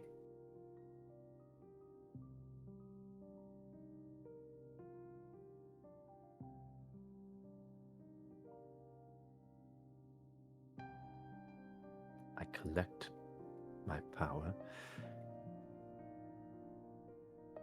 as a way to keep myself from getting killed.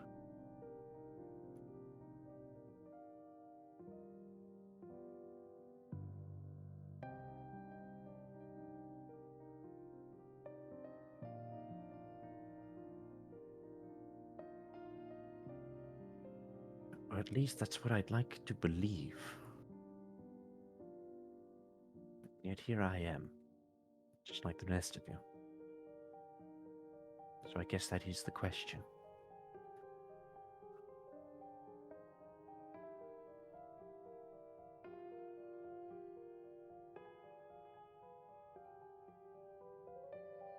I don't know, yeah.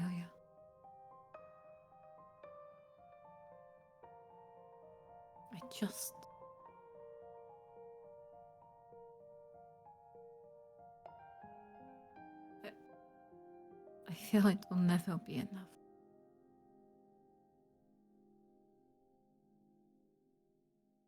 What do you mean?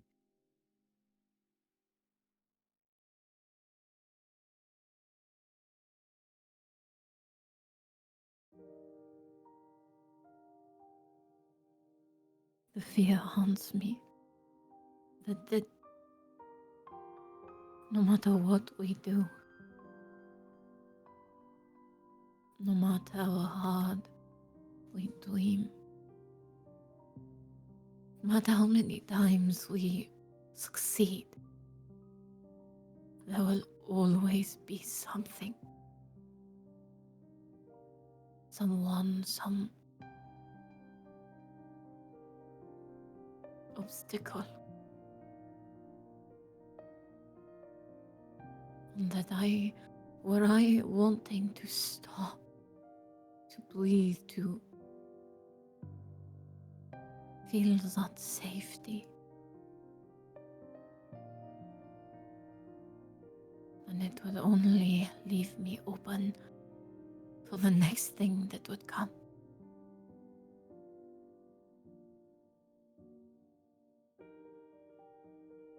Leave the more open for the next thing to come.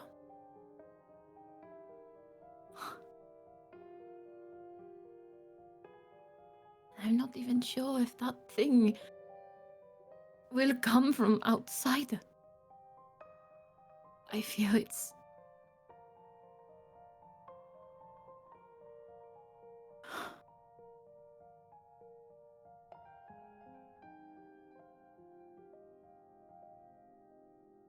I don't know.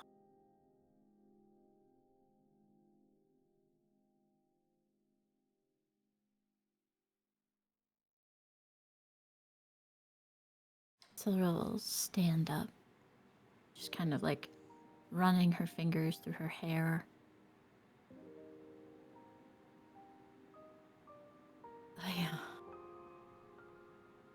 I'm gonna go for a walk. I'm sorry.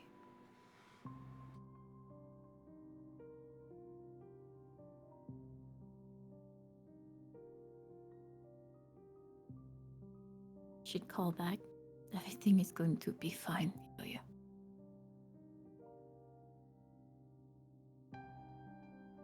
She sort of tilts her head at Cyril. Are you sure? God.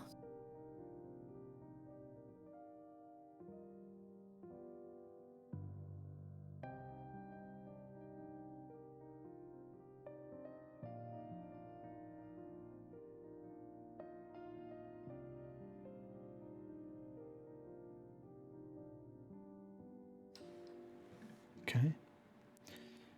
For the remainder of the third watch, Yuria is left alone at the campfire, while Siluril patrols the ruins. Eventually. I'd like Siluril to try to touch the ruins again, if that's possible. Sure. We'll do that on the fourth watch. Oh, that's right, I'd take it alone. Smile. Okay.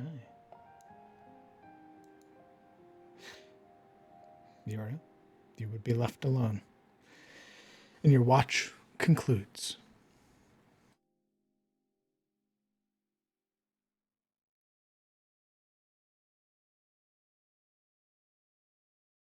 Yeah, as she being left sort of to her own devices, alone at the campfire, she would kind of turn her back from the flame, not really needing it to see, thanks to certain entities' aids, and she would draw that entity, laying it across her lap as these sort of questions: why are we doing this?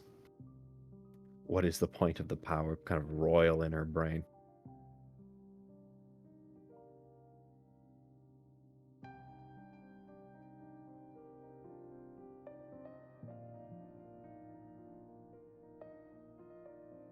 And eventually, when her watch concludes, she would look back, sort of with no one to awaken. She kind of just sit there waiting for Cyril to return. You're staying up. I mean, how long is it till Cyril comes back? I don't think she's coming back. What?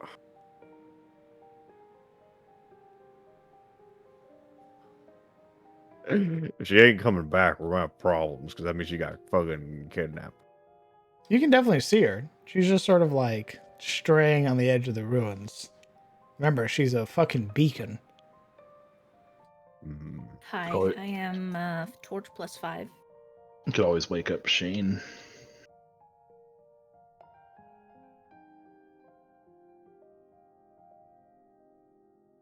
I mean, Yuri would also know by now that Cyril usually takes watches, the last watch alone. But do with that what you will, it's your character.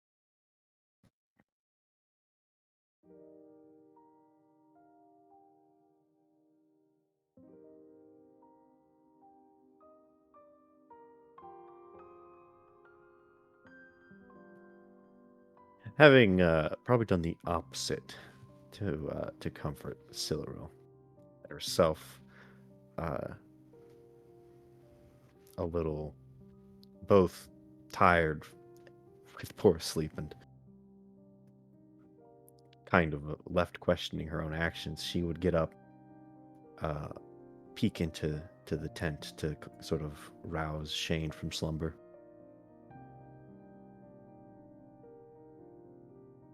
Easily woken up. Just sort of saying his name or tapping his boot, what have you. He'd I enter his mind. Okay. Brr. Lightning bolt. Yeah, no, it would be a tap to his boot, and as he gets up, she'd be like crouching there at the at his feet, sort of staring at him. He'd sit up, and the only real light source being you backlit. He'd have to reorient himself for a moment, sort of rubbing at his bleary eyes. Oh, yeah, yes, Miss Yuria. There'd be a moment of silence as she like looks him over.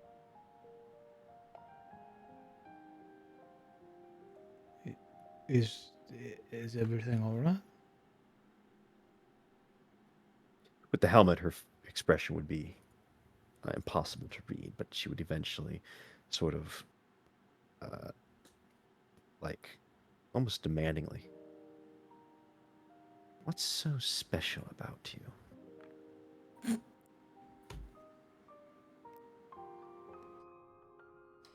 There's a moment where he doesn't look taken aback. You almost get the feeling he's asked the question himself, judging by the expression he has. I don't think there's nothing special about me. I just I think I got lucky.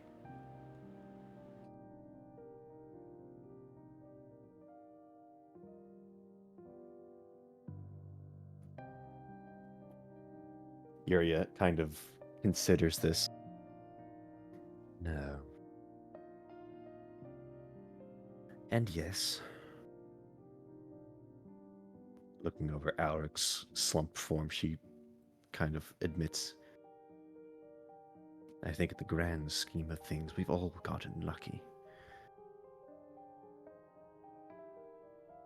she looks back. We should all be dead, Shane. The things we've done and seen makes no sense how we're still around. He'd before this sort of moment of sort of heaviness, there's this now this sort of like bleak outlook that's being expressed to him, and he knit his brows together. I mean, technically, some of you did. I mean, that's how I first met you, Miss Yuria.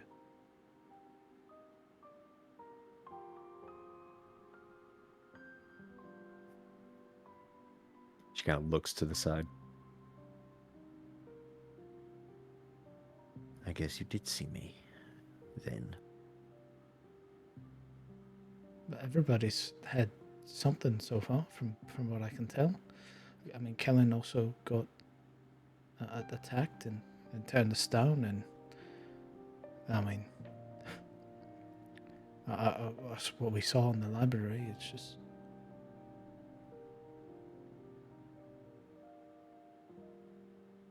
I think we've all gone through something. But how do we come back? She almost hisses. Do you think it's the gods? Do you think they guide us to play their games? I don't know. I thought for a while,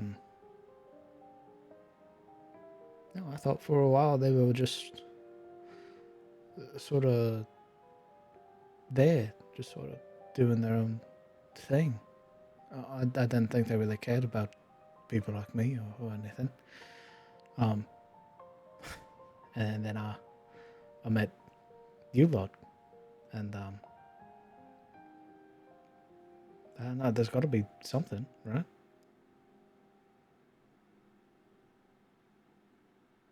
If not gods, then something else.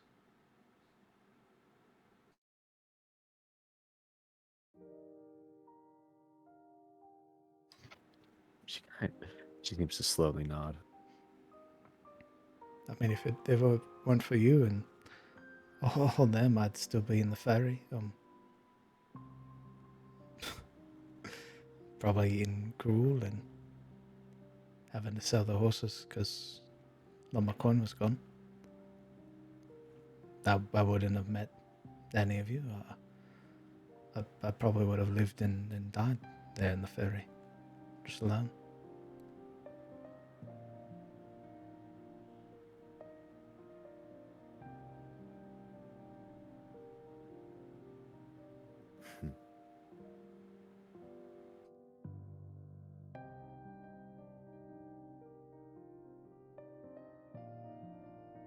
She sighs, stands up. I think I see why Silver likes you.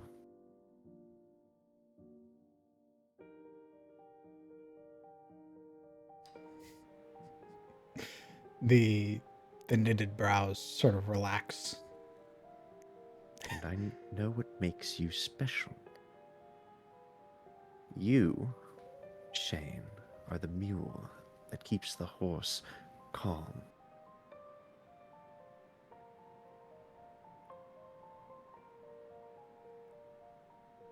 There's no look of like insult or anything like that. In fact, he almost seems to nod. Yup, that's me.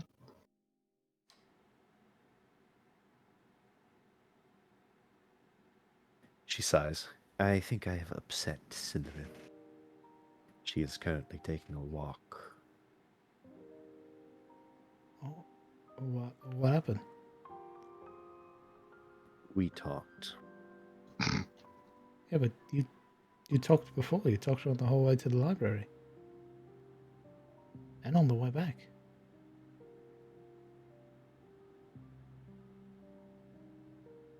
We don't agree on everything, Shane. Alright. You want I should... That's a natural 20. Just rolling it out. Continue. You want I should go stand watch? Or... She nods. Oh, alright. He'd begin to shuffle, grabbing for his round shield and his javelin.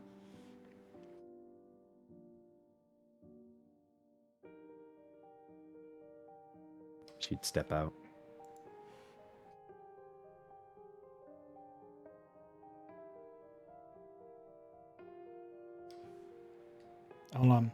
I'll call if there's any danger. I would hope so.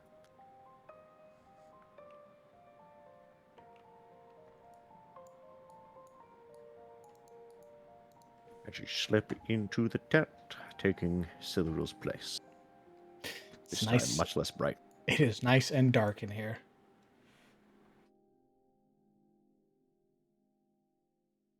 Okay.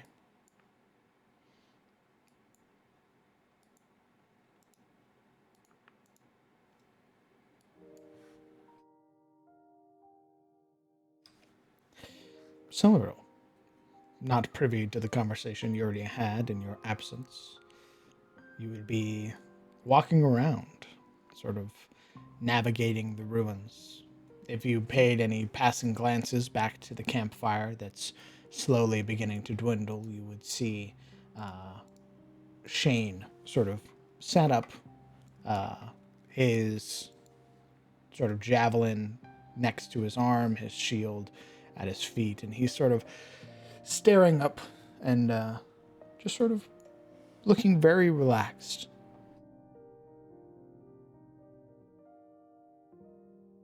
This like pang of guilt hits her as she sees Shane doing watch. Kind of just drag her fingers across the elven archway as she walks by it.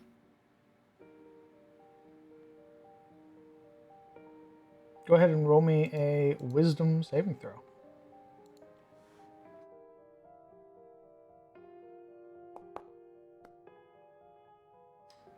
Yes, sir. Yes, sir. You are paralyzed. Oh.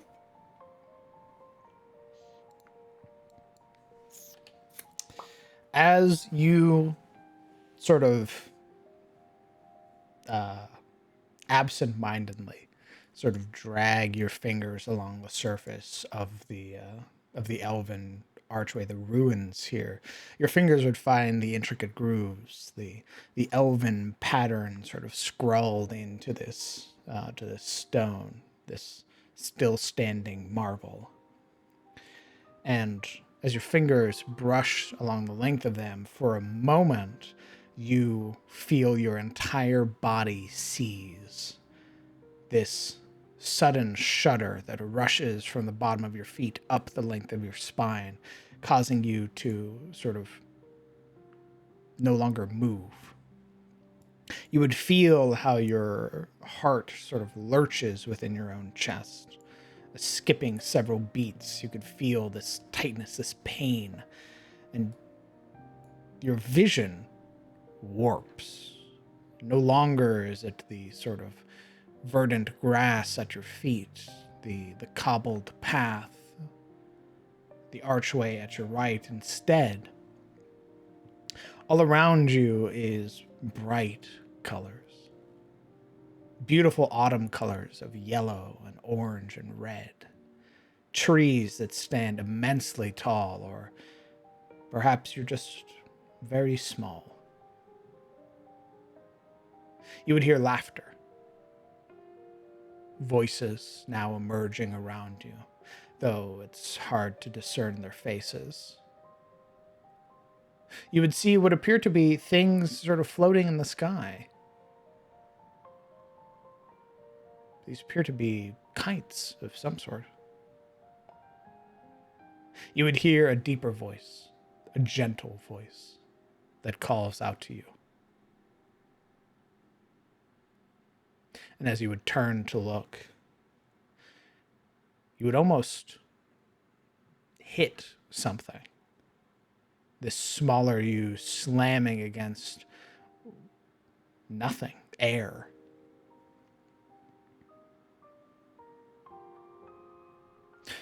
There's something keeping you from going to the voice.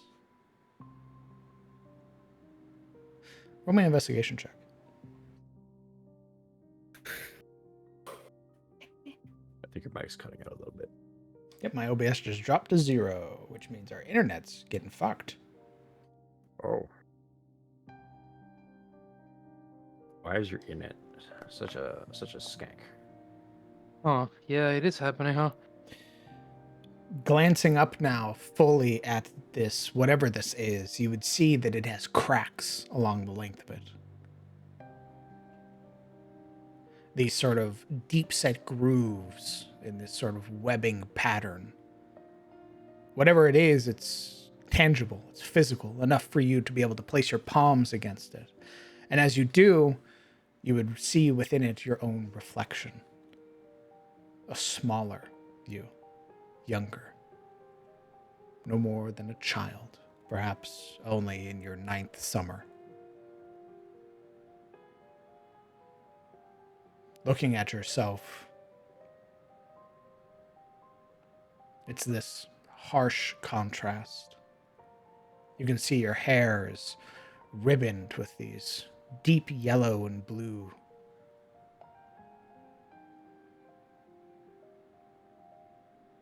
What are you doing with this barrier in front of you?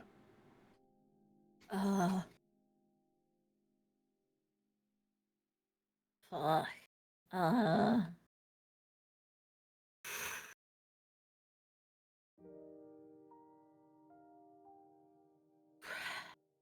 I think Cyril would.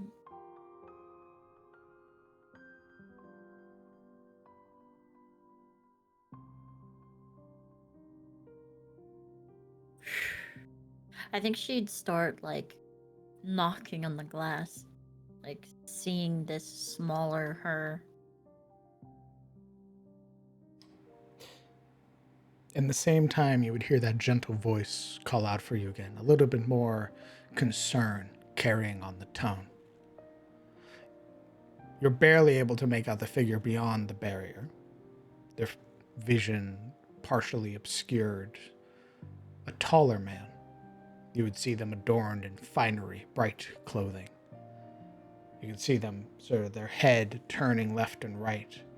This desperation now as they call out. But you would also hear a low rumble from behind you.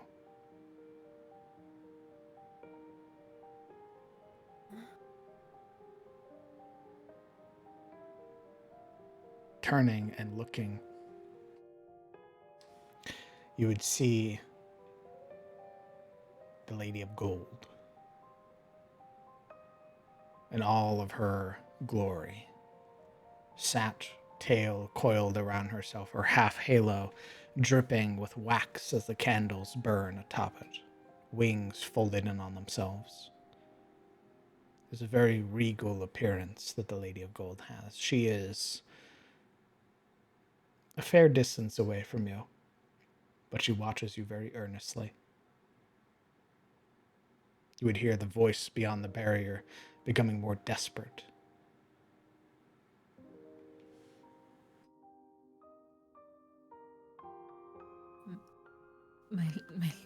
My lady says someone trapped here. Can you help me get them out?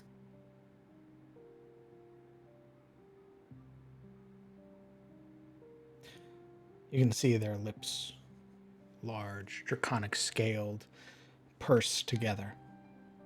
Their nostrils flare, this sort of plume of smoke emitting from them, wisps curling along the edges of their features. They would shake their head.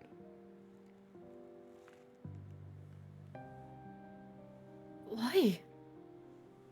I need help.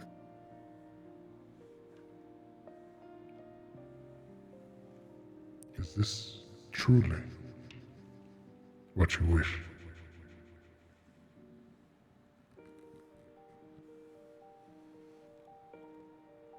I don't understand. There is a girl here. Who are we?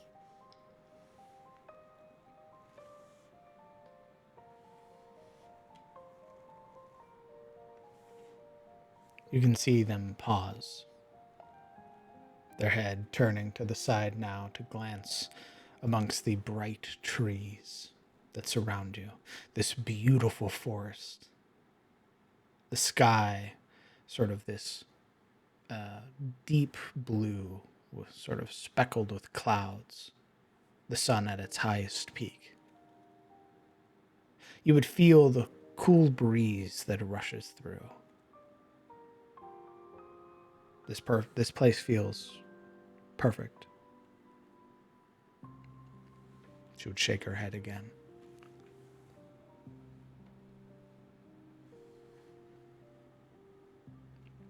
I cannot help you.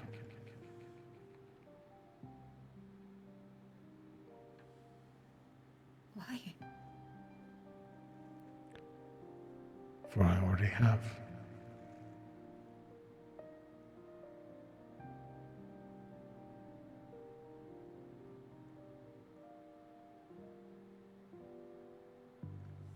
I don't understand.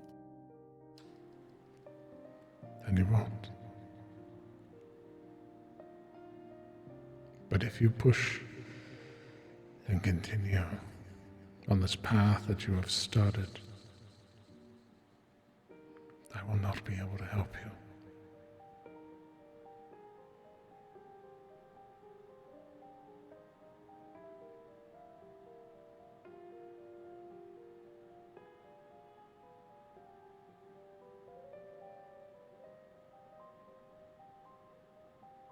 There's just a confusion that comes over Celeril.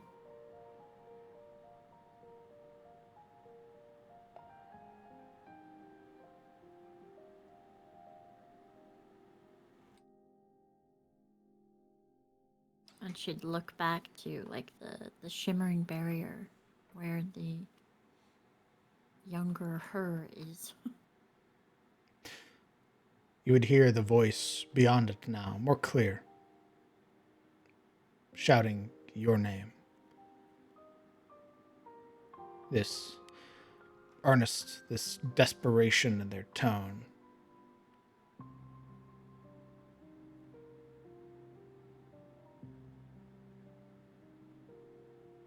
They're saying my name.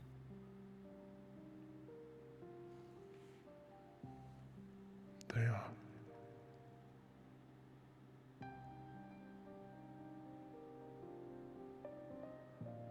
Don't understand.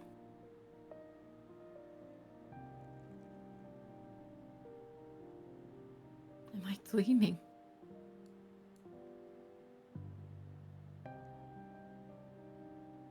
In a sense, yes. You have been here before.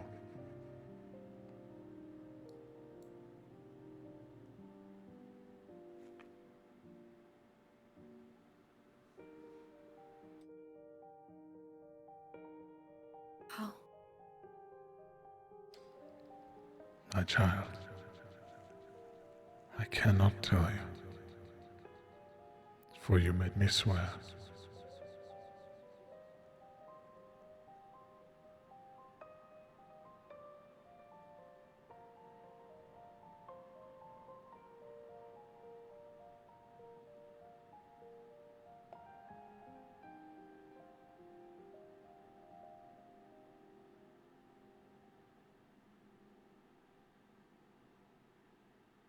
Silverl, having just come out of this hard conversation with Yuria, there's just this moment where she just starts not exactly hitting at herself, but this like smacking of her forehead. Wake up. Wake up, I don't want to dream this anymore. As you smack yourself, the voices around you grow more desperate. You would hear not only the older man's voice, but other voices beginning to shout out your name. Frantic. You would see beyond the barrier, though obscured somewhat, figures clad in bright plate mail, following the orders of the man who's shouting your name, directing them deeper into the forest, searching for you.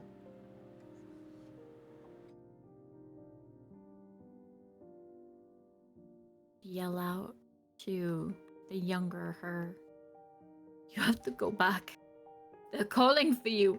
Get out of here!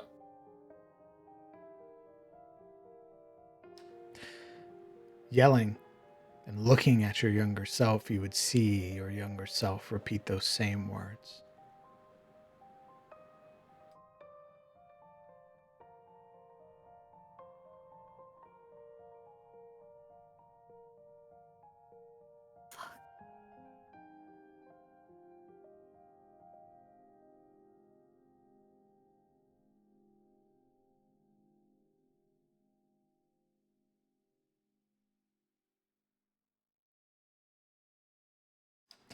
The Lady of Gold's head lifts, peering at the barrier. You have put so much strain against my work. Your companions, your friends. Everything they speak to you, another crack that forms.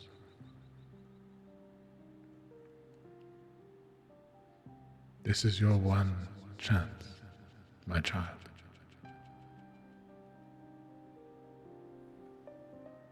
Come to me, and I will make you forget it all again. Now follow that voice. What do you mean?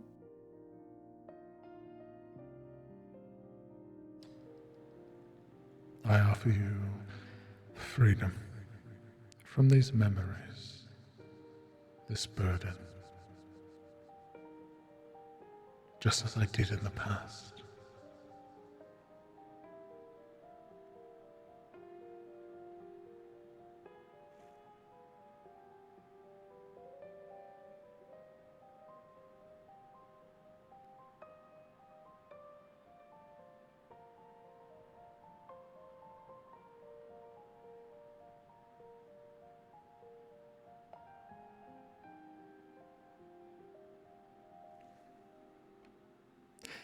Silverl, you have a choice to make.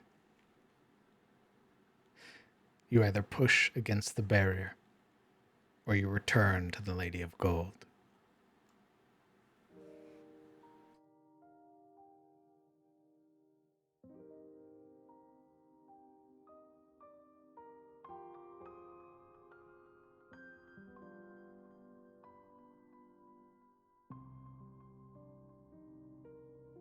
Oh, fuck.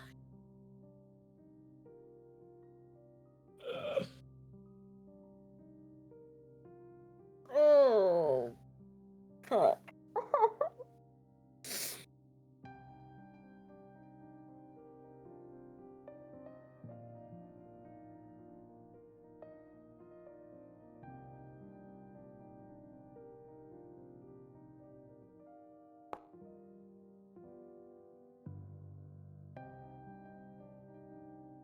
I think she'd push against the barrier.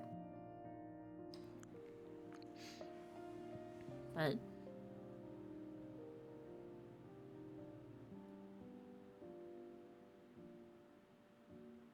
There's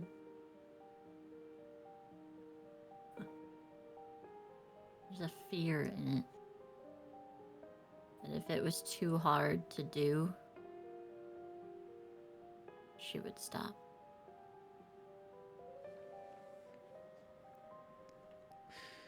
There is a soft sigh from the Lady of Gold.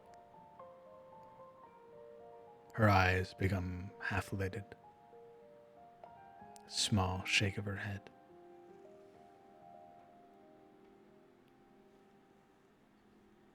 It was a dream, perhaps, that I might keep you safe. I am sorry, Silver. Your hands press against the glass. Your vision goes dark. And you hear the glass shatter just a little bit more. You are no longer paralyzed.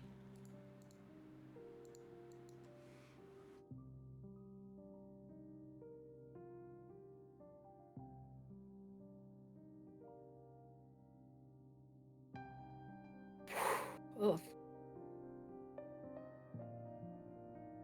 The scent of that forest still sort of permeates around you before eventually fading. The vision returning to normal. Looming pine trees. The carved stone. The verdant grass. The archway your hand is pressed against.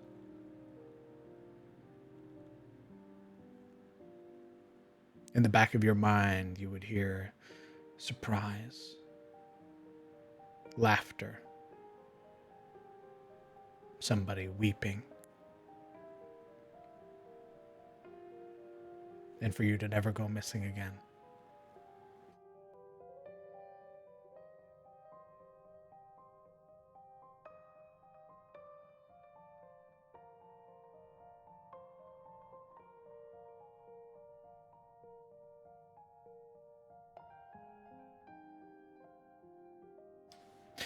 Without realizing it, you had been there for 2 hours.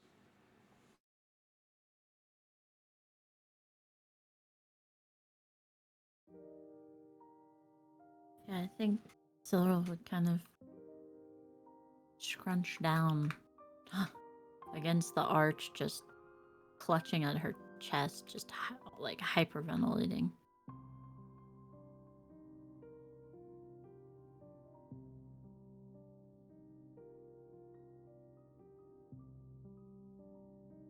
Trying her best not to have a panic attack.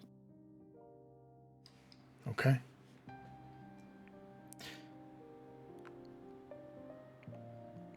The rest of you would eventually be woken up by Shane.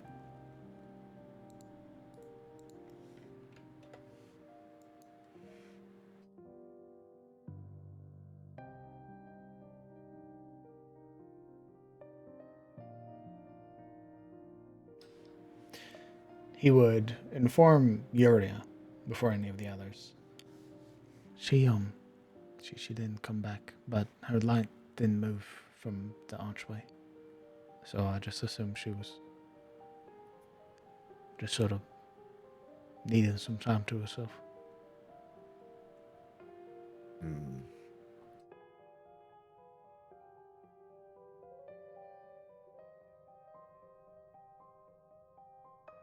You would give him a slow nod and then quietly sort of retreat from the tent to go and find the source of the beacon.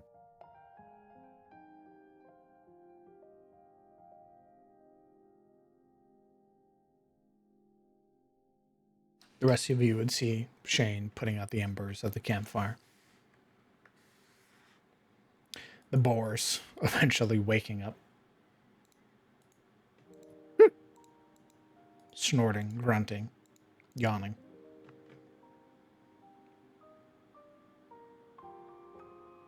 They looked expectant.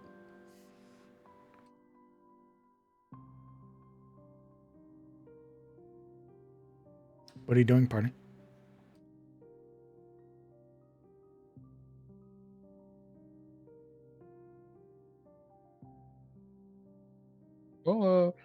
I'd say that Elric, who would have been perhaps the last one to come out of his tent, sort of pushing on a shirt and whatnot, he'll go check on the boars.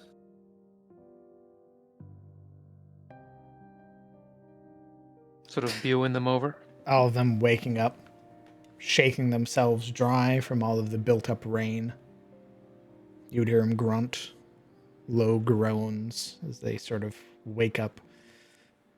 And then eventually you'd hear, "Hey, nice food last night. So what's for breakfast?"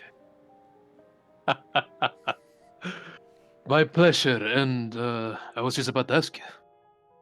Would you boys go for seconds?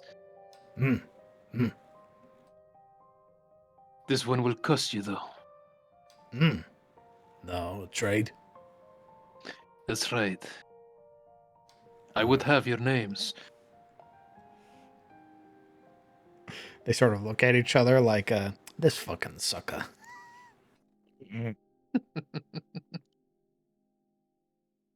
This guy don't know what he's talking about. You just want our names? Yes, your names. Yeah, all right. That's Dimble.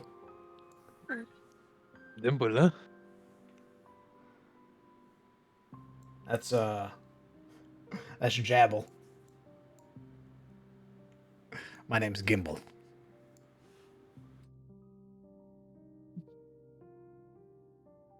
Gimbal, Jimble, and Javel. Yeah, don't worry about it. Where are you three from?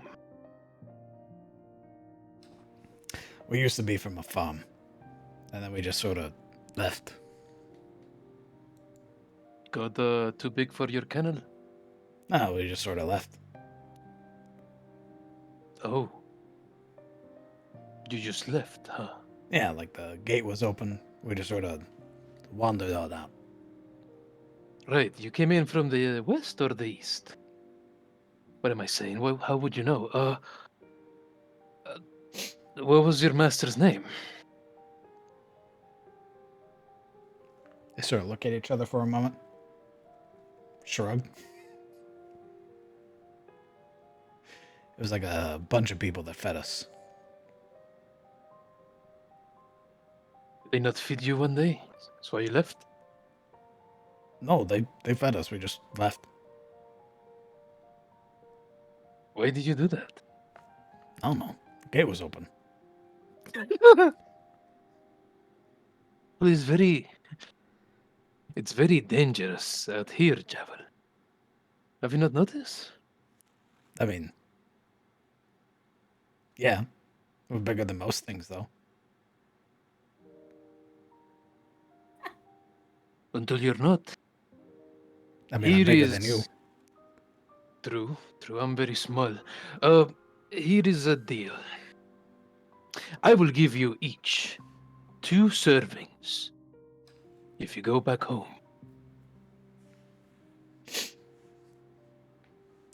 You can roll me a persuasion check with advantage.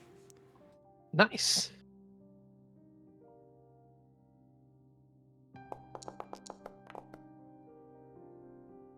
Good thing, too. You would see them sort of turn, whispering to each other. Turn to the other one, whispering to the other one. All right, deal. 2 servants each. 2 servings each. I could even speak to my friend there, the redhead. Get you some berries. There's no one there. I don't really want berries. I mean, if we're getting berries, then no deal. No berries. It was just an added thing. Oh, like Extra, 2 servings that's and then right. berries. Oh, all right. Yeah. Very good. Yeah, okay. You catch on quick, Javel. Yeah, No wonder. I have a pretty surprising int stat for some reason. Very good. I'm like smarter than most giant creatures for some reason. I don't know why. The It's DM funny. that made me just put a 15 where a 9 should have been. I don't know. No, most beasts have like a 1 or a 2 int. Giant boars, for some fucking reason, have 4. Oh. So they're not like super smart, but they're smarter than most. They're smarter than most feral creatures, which is usually what a 3 indicates. 3 is like you're able to discern friend, foe. You can sort of like pick up on vibes. 4 is like you're starting to achieve some some higher intelligence that you shouldn't have. Well, pigs are pretty smart animals, so stands to reason that boars are pretty smart, I suppose. All right, 2 servants, berries, then I will go home. My lad. Which way is home, though? Which way's home? He'd turn to the other one. The other one sort of grunts. I think it's up the river. I love his voice.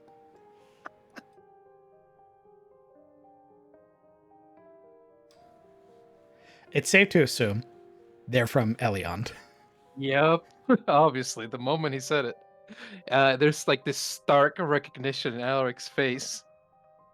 And then this determination. Now he really needs to get the boars back. All right. Well, you boys follow up that river. And once you're good and fed, I want you to go into your kennel. And stay. Yeah, all right. No, I don't want to hear it just from you, Javel. I want it from Gimbal and Jimble as well. Yeah, all right. The other one.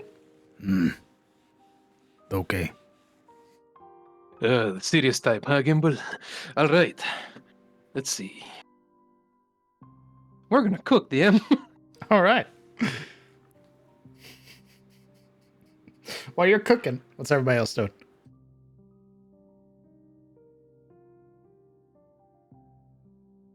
Well, just getting ready, breaking camp, I guess. I'm just sitting here looking at the pigos.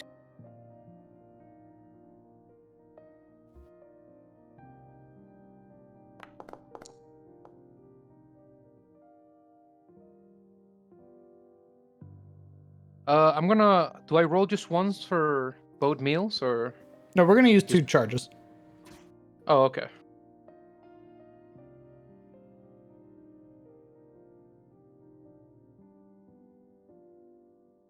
Right. Down to 31.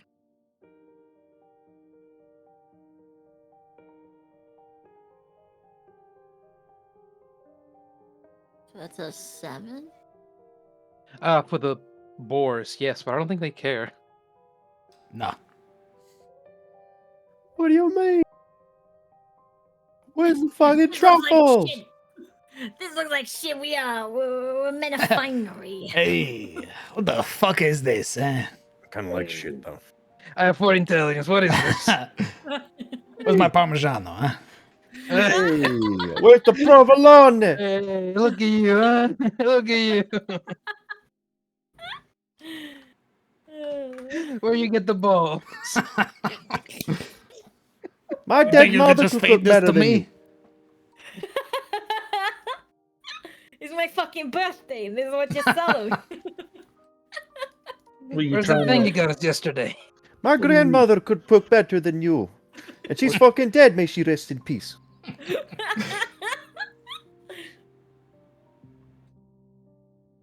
Let's see that second roll.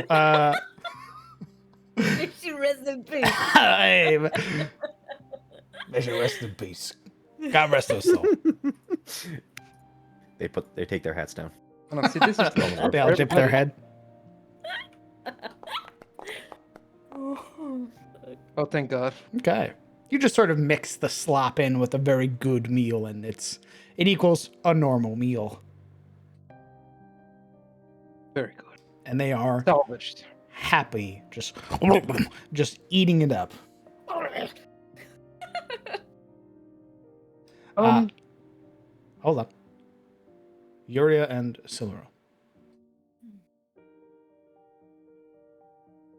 Eventually, Yoya would arrive at the source of the beacon. No longer wearing the helmet, having just risen, it would be resting in her hand as she sort of turns the corner, peering around the stone to see what's on the up and up. Yeah, she would see Silril almost having a panic attack. Kind of clutching at her tabard. It's scrunched up in her hand, and she's just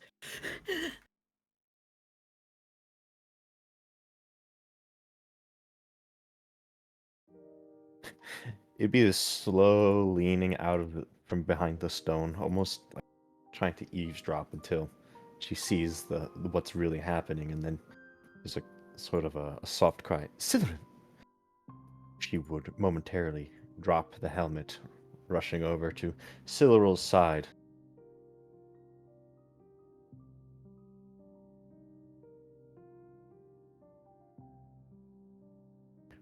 Bending down, since she is in fact taller than Silrul, she would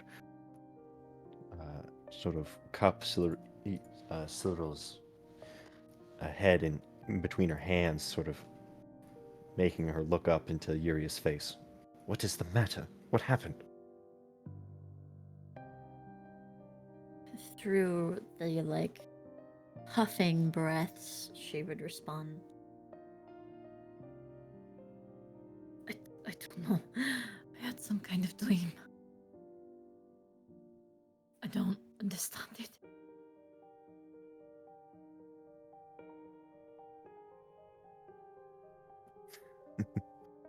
Um,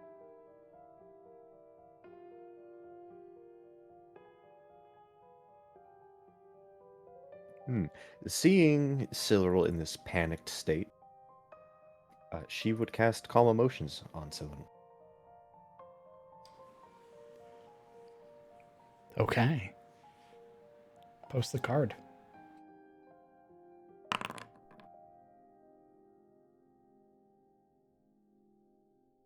Fix it, magic. This is very girl boss energy right here.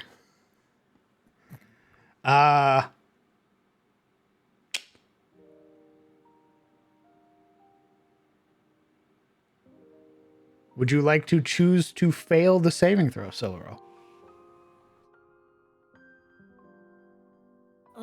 Yeah, I mean, having been taught, it's almost like she's just pleading for help. So yeah, we're gonna choose to fail that. Okay. That sudden rush of adrenaline that you had been experiencing eventually sort of subsides and eventually fades. Your entire body relaxing, your shoulders no longer tense, that beating of your heart becoming more rhythmic, not strangling you. You would feel at ease.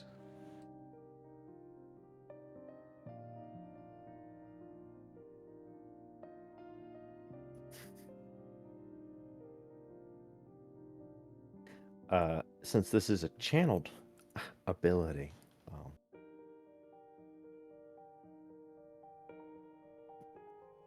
and being a sorcerer, her word of power would simply be in like Elvish, would be the Elvish word for essentially relax, as this feeling washes over Silril. She can see the concentration in Yuri's face, the slight wrinkle of her brow, and almost a glitter of teal in her eyes as the magic works through her.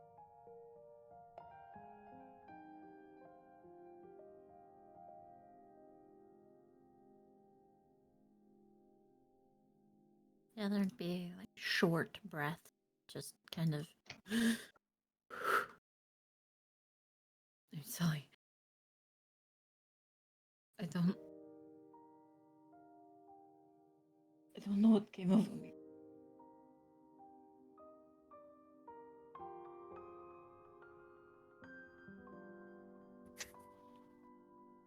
She would release Siluriel's face, straightening. I do not think our conversation had affected you that strongly. No. I had some kind of dream.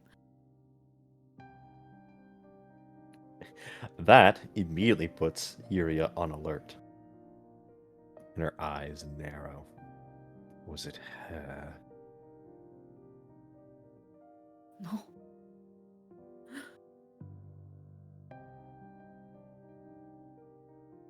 It was me.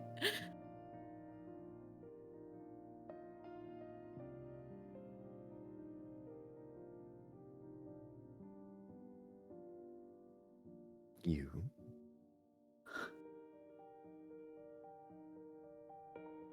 There was a...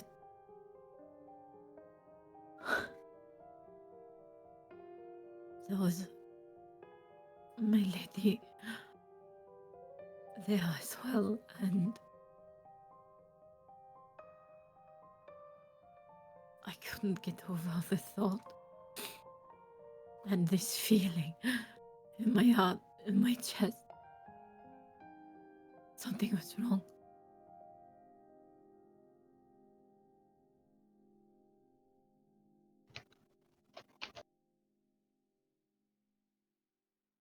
Her head kind of tilts.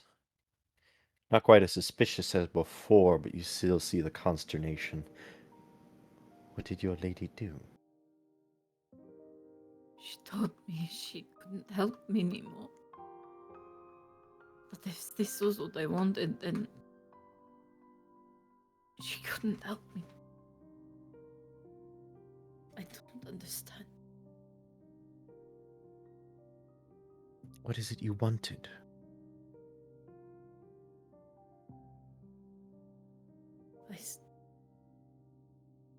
And this chokes her up.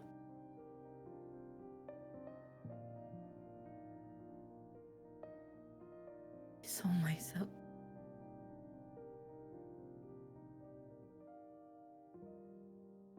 Sorry, what'd you say? I saw myself as a child stuck behind this barrier.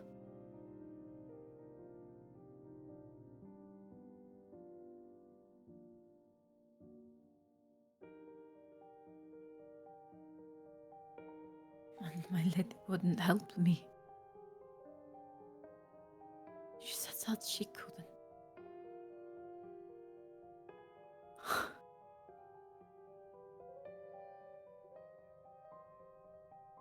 And as Silra kind of calms down with that spell, there's just this like fearful chuckle almost.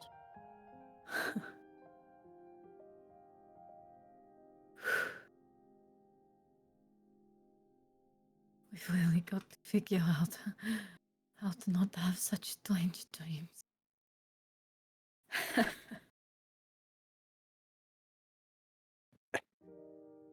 Yeah, that almost catches Yuria off guard. She's sort of caught in that grim chuckle. You're telling me.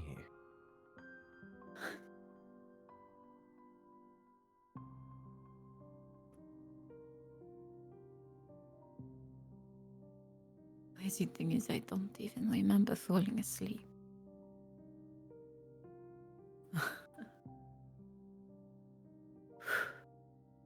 Thank you, Yuria. I may have lost it there. For you not to come around.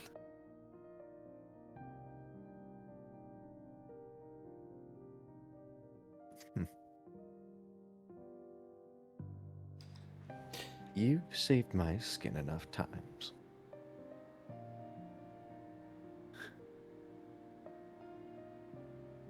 She shrugs. If you need to talk about it.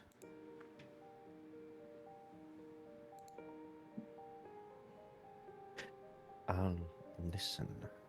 Do more than listen if you want.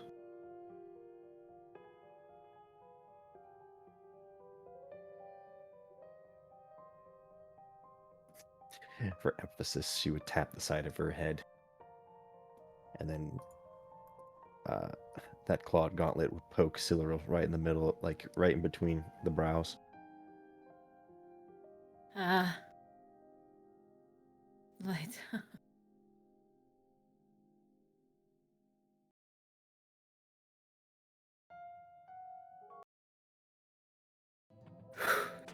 She would kind of like stand up and just dust herself off and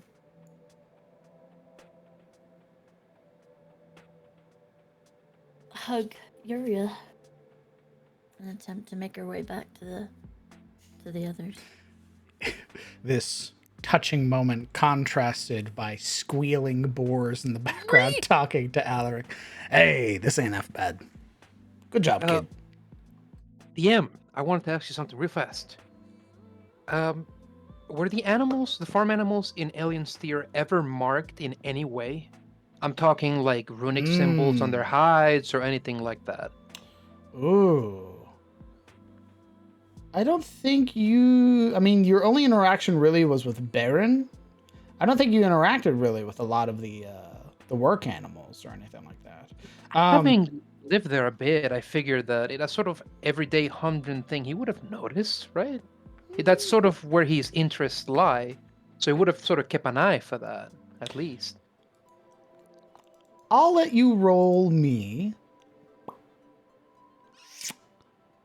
I'll let you roll me an investigation check. See if they have any marks left on them. Okay. Oh, wow. Sort of that interest being shown, one of them would go, yeah, all right. And sort of like show off where you think a mark would be. And you would eventually find sort of overgrown now, and having to push the sort of shaggy fur out of the way. You would see the sort of brandings there on their shoulders. Have they sort of faded with time now that they've been in the wilderness at all? They've definitely faded. But given the sort of way that this brand was more than likely made, it'll persist for a long while. What's the biggest thing is that these guys haven't been like trimmed or sheared in any sort of way. So they are like big woolly, like giant boars. So you have to push a lot of their hair out of their way. Okay.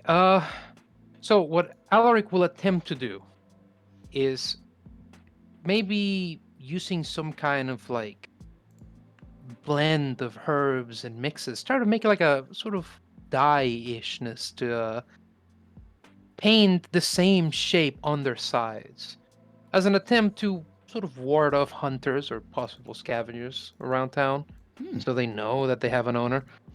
You do know somebody in your party that has paint.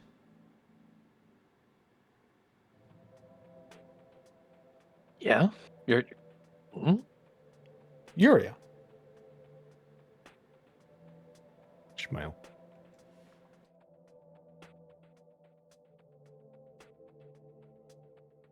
I'll even say with that natural 20, I'll let you roll me a history check.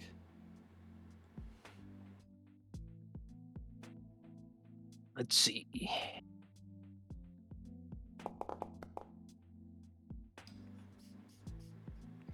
You would, having been around Elion for as long as you have, you'd recognize the mark. The particular sort of like, bee that's on here. These boars more than likely belong to the Blackburn family.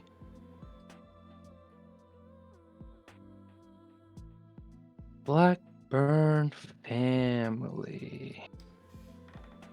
Which you would know to be... That's one of the one of they own the Eastern Farmhead, right? Edgar. Correct. Yeah. Okay, so he'd know they're Edgar's boars. Judging by the mark that you would find on them, yes. Mm-hmm. Thank you, brain. Good brain. You're welcome. Yeah, well, don't worry about it. Once Yuria comes into view, he'd request the paint.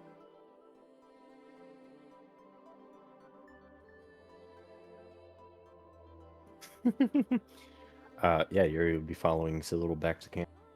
Yeah, show up. All right, fine, I will. Represent. God, with the fucking glowing torch woman. It is I, Tortimus Maximus. Just holding. Just realize it'd be like holding Cyril's face in her hand. She's looking at Cyril. And she's like, This tender Fucking moment, love you bite. open your eyes. The Geiger counter going fucking insane right now. "What's wrong?" As I stare into the sun. Confide in me your woes.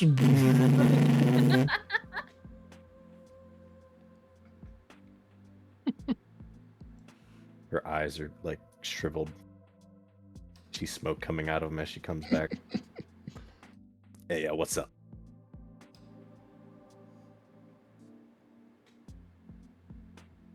Is that what she says? Hey, what's going on, No, sweetheart? she wouldn't say anything. She'd just be coming back. Yeah,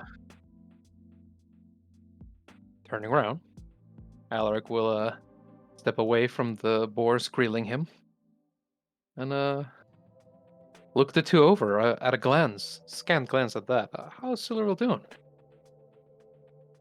She seems fine. For all extensive purposes, she's rather chill. Okay, anything on her face? Sedated. She could be. It could be perceived that she might be under the effects of something. No tears, nothing like that? Oh, I mean, yeah, her face would definitely have the remnants of like wet leakage. Yes. Okay, so recognizing the most recent turmoil she went through, Alaric wouldn't ask. It's not very gentlemanly to do, but he'd sort of pull up a little rag and seamlessly hand it over to her while looking at Juria. I need some paint. Okay.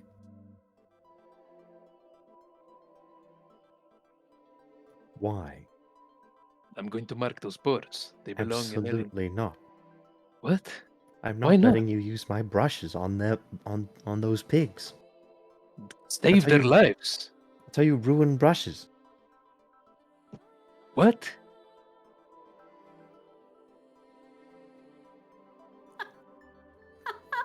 Just give me the paint and No. keep your brushes. I don't need the brushes. She glares at him. I'll do it. He glares back. Stupid fucking pigs. What are you going to do? What? No, I'm no, going no, no, to no, no. draw on them. You wanted to draw on them, right? You're going to fumble it. I haven't even told you. I'm going to fumble it. You don't even know how to use this thing. You and your fucking fish for fingers. I don't need the brushes. You don't even know how the thing looks like, Yuria. And describe it. Describe it. Describe it. It's a shape. It's like a symbol, like a rune. Sora can't help but laugh. Hey, what's this one doing? What's? I'm sorry. Alaric, who has a very choleric expression, sort of pastes on a polite smile, obviously trying to keep the boars from being, in any shape or form made upset.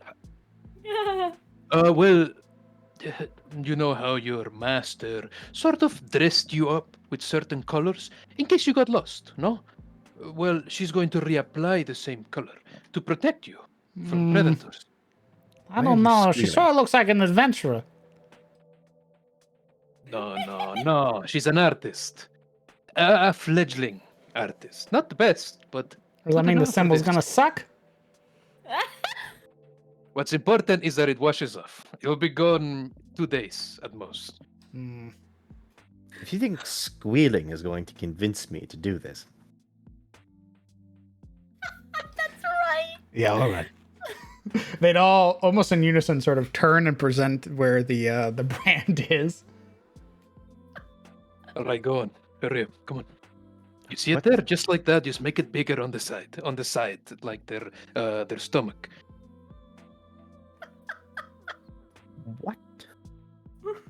The brand. I need you to make it again bigger, so She they don't deaf get or shut. something? Alric, let me make a small. Let me point out a small detail. You want me to put paint on a sweaty pig while it's raining? Go ahead. No. Hurry. No, it's going to run. It's. Why are you so thick in the head sometimes? Then add a lot of paint. I'm sure you'll Hey, dry. what's she say about you? What's she say about you? Shut up! You can't even understand English. Get out of here. Don't worry, boys. Don't worry. She's just confused. Let me talk to her. He turns back to Jared. There is a lot of war, and you have enough paint. Just put down enough, and I'm sure something will remain.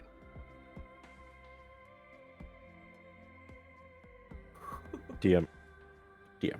What's up, gamer? What is the probability that my painter supply is going to be destroyed when I start using it on pigs? Oh! I mean, there's only one way to find out. You got money. What are you worried about? Worried they won't have another painter supply. You got money. What are you worried about? Come on. I'm worried there's no supply for the demand, DM. Come on. What's the worst thing? You're so rich. You have so much money. Maybe the herpes have supplies. You don't know. I'm going to use a knife. Oh my god. What? It's cheaper. Oh my god, what the fuck? You ripped the This is board. Stupid. If this ruins my painter supplies, you're paying double. What? I'm paying you? Yes. If I break this, you pay for it. But you broke it. No, I'm not I'm asking not you to doing it. break it. I'm Fine. not doing that. Fine, I'll pay. I'll pay you. All right. Gods. Silreal squint.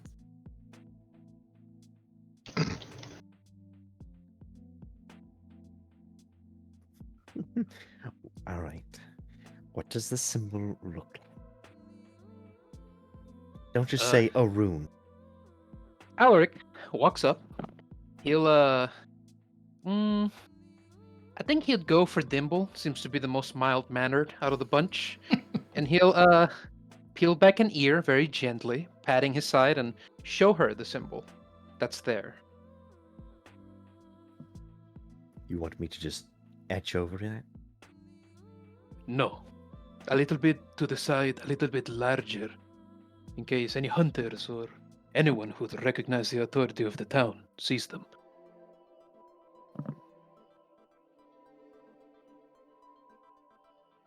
She's kind of scratching her head. Where? Just You could just give me the pain? no. Do you just need something to mock them with? Is that what you're arguing about? Yes. Making this a lot more difficult than it has to be. Kellen will walk over into the tree line and gather up like a stick, and these look like evergreens or something like that. So probably like a pine cone and flare it out with his knife to try to make like an improvised brush so she doesn't ruin her brush. Roll me a survival check. I will do that. He's like MacGyver. 13. Okay. Easily done, though it takes you a minute, given your smaller hands. I hate you. It's very Boy Scout-esque, what you're doing right now. Yeah, I did stuff like this in the Boy Scouts actually, so makes sense. So yeah, you'll kind of like make this little like horsetail brush, then walk back over and then hand it over to or hold it out for Yuria. Try that so you don't ruin your brush. Holy shit, you made that out of a tree? Stick, pine cone with a knife, and some other plant fibers. But Okay, so hold on. What am I looking at? It's a stick with a bunch of plant fibers attached to it? It's an improvised paintbrush. She gives this thing an odd look. She gingerly takes it.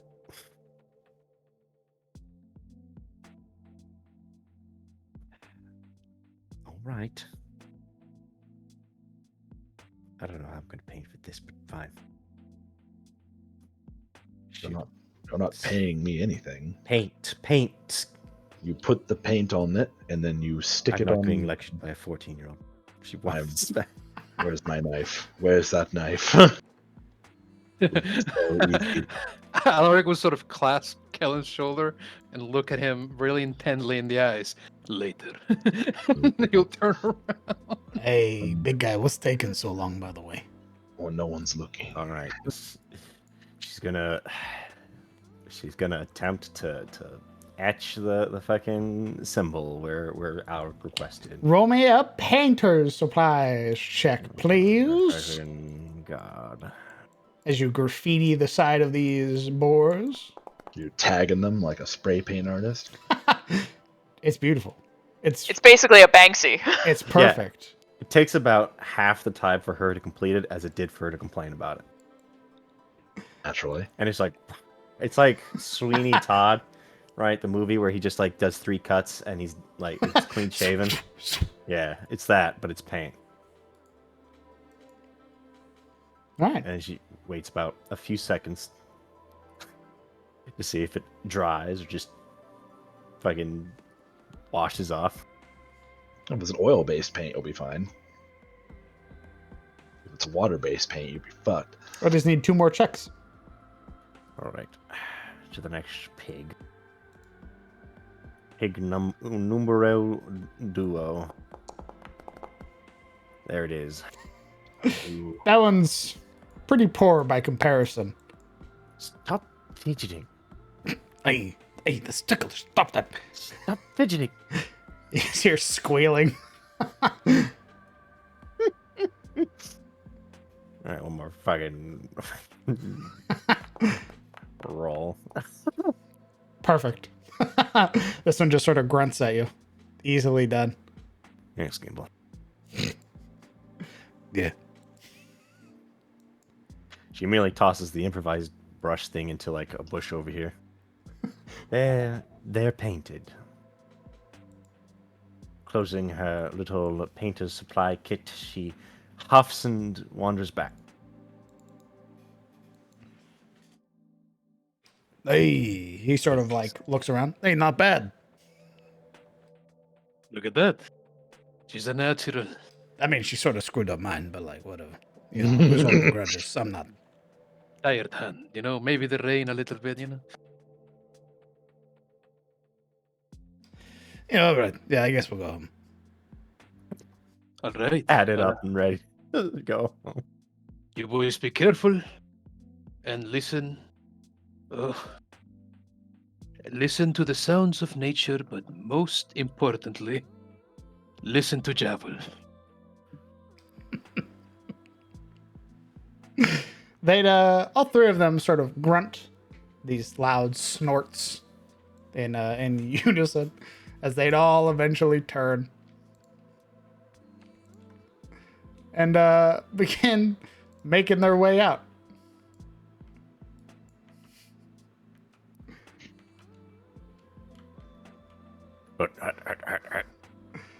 And they're gonna go make their way home, or try to. Don't get eaten.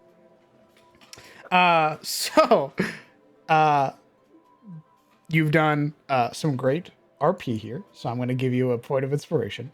The caveat being that you do not get the bonuses that the boars would have provided you had they stuck around.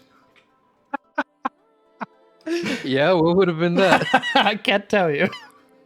This guy gets a dryad, throws her out. Gets a boar, throws him out. He's being responsible. This piece of crap. He's like, it's my way or the highway.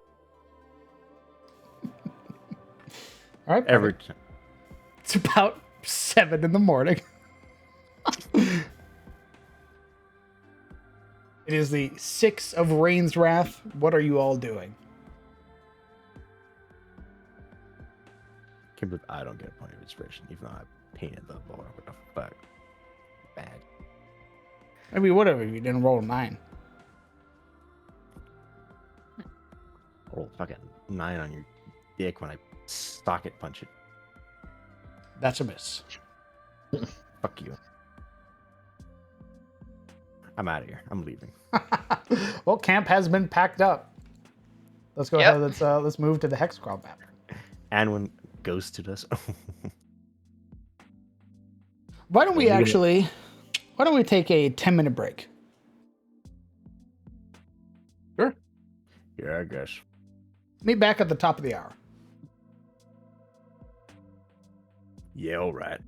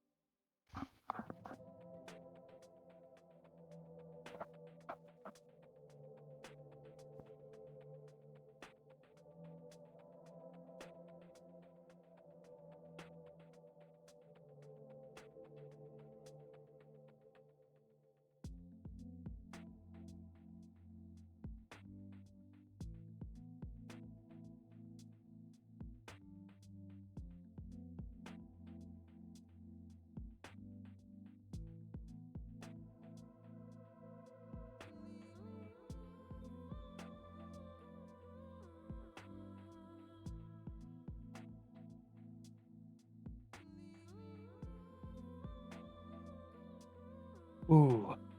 Oh my goodness.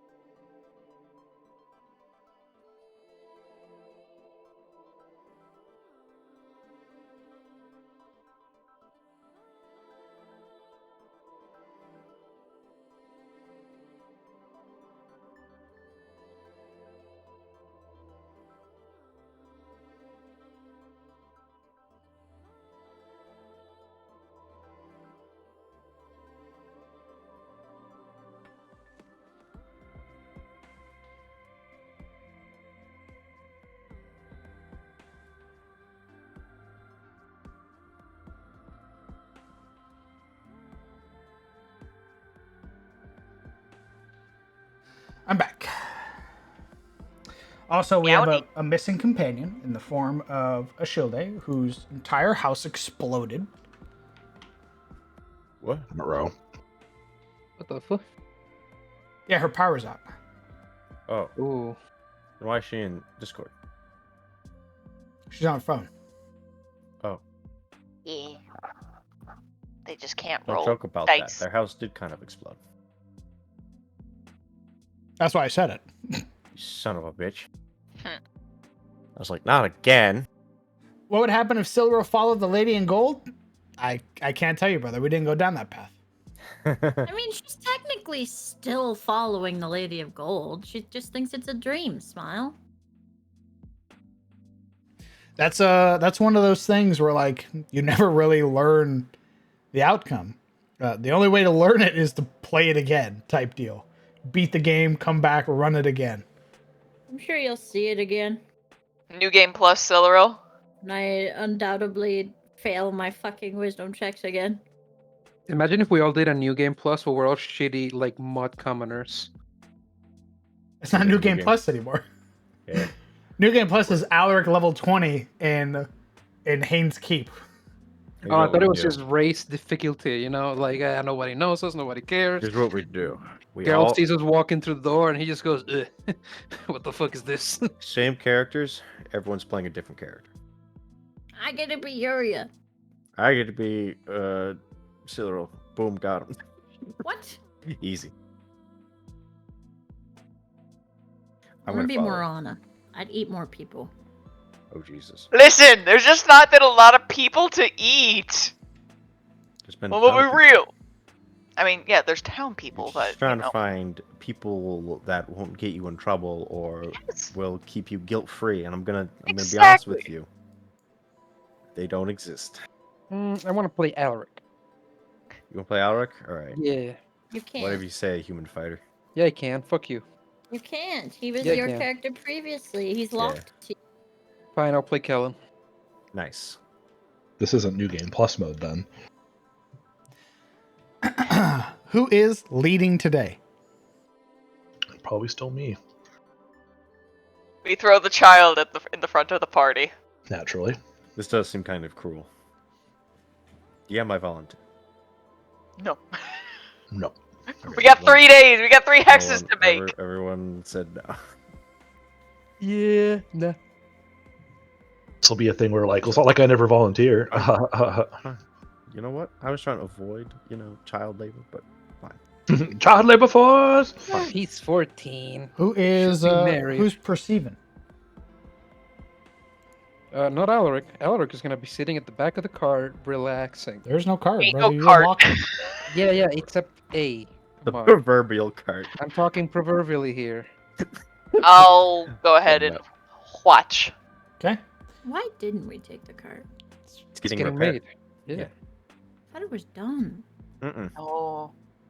Still got like 2 weeks, I think. Ugh. You literally paid for it. Yeah. I know I did. My wallet knows that. Thank you. He's been letting us Your- know every day. Vehicle will be fully operational again with all of its new upgrades on the 20th of Rain's Wrath.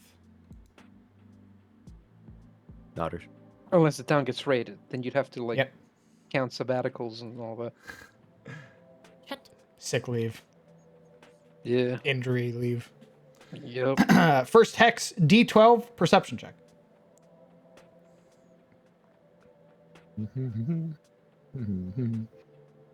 Womp.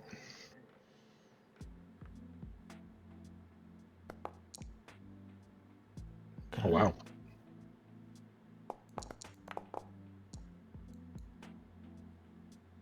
Nope, I see nothing. Indeed, your focus is more drawn to the sort of ranger that you would see skulking about in the corner of your eye. Their attention looking up at the sky. Oh. With a 12, you travel through this portion of the hills. This area before, which had just brought so much turmoil in the form of tornadoes and massive storms, as well as terrorizing rocks. But now all has seemed to have settled. You may pick your next hex as nothing happens.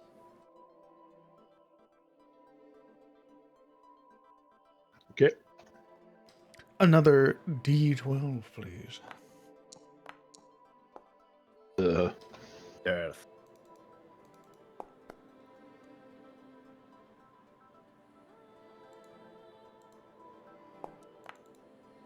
Can't wait to go up to 3 a.m. fighting shit again.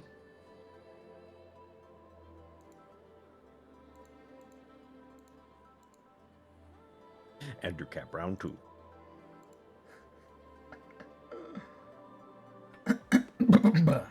It's the family. Nobody. Hi. My goodness. Oh. Hi. Hi. Oh my god.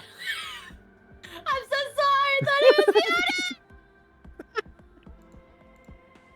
She was, in fact, not muted. She was.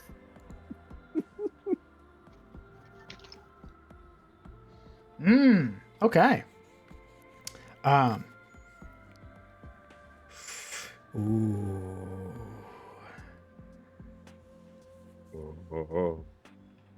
Stand by. I need to roll another thing over. Oh, before we go into this, do we get a long rest? Because I don't think we all hit our buttons. I don't think any of us had our button. Oh, yeah. Hey, you're right. hit your log rest button. Yeah, I have 65 health. I was waiting for the D-app, and he never did it.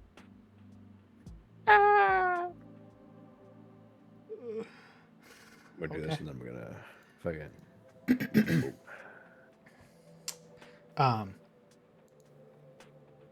What are you gonna kill us with today?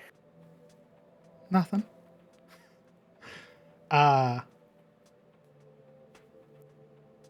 About 200 feet into the forest, as you begin to travel now into the deep wood, trees would move, shifting and groaning as this sort of wind rushes through them. Why don't you all roll me perception checks, except for Marana? Hell. Except for Marana.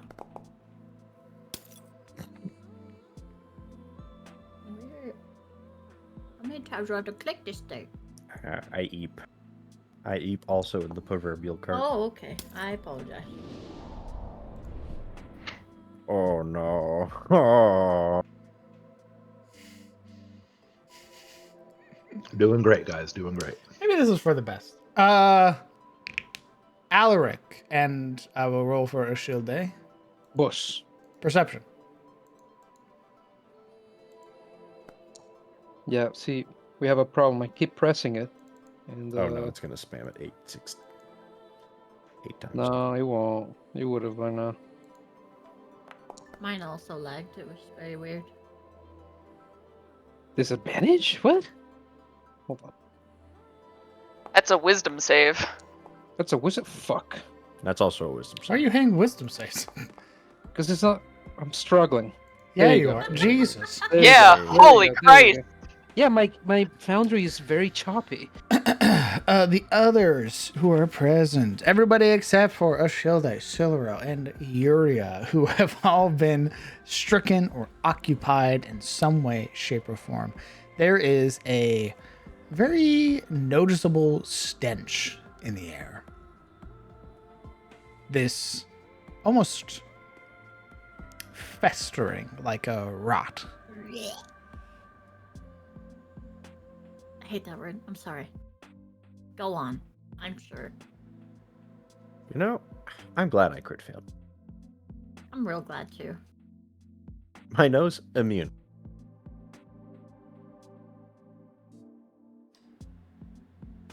There's something within this hex that is producing this noxious scent.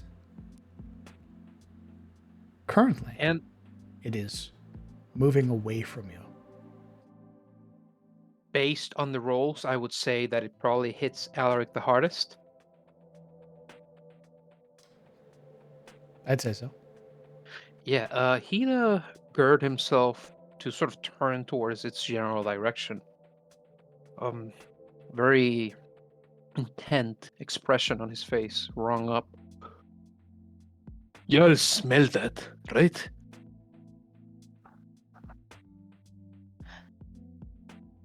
Morana's nose is kind of scrunched into her face. Do You're not. going to try and blame it on something. I washed, all right? I don't smell anything. With enough time, all of you would. I wish I didn't smell anything. Is this a very specific smell, or is it literally just generic rotting nonsense? I mean, rot is a very specific smell. More or less, like, would I have an inkling of what this might be? Yep, same. You both can roll me nature checks. Ooh, what about me and Yuria? Would we know this smell? Jesus Christ.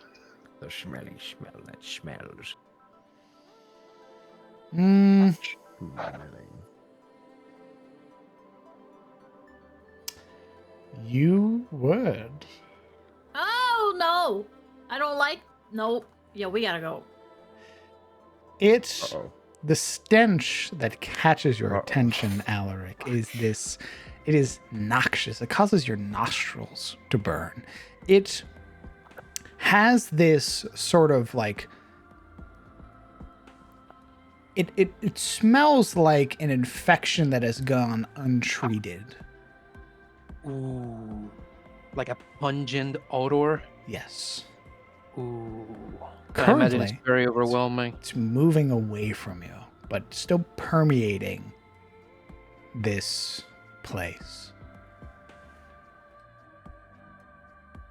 Yeah, Alaric's nose crinkled involuntarily, and his face formed into a grimace, a mixture of disgust and like this futile attempt at like resisting this overpowering, ugly smell. And his breath hitches momentarily. Kind of reflexive sort of response. Something is sickly. Dying, maybe, or spreading some sort of disease. Wish you could check what it is. I don't think we should. What? Why not?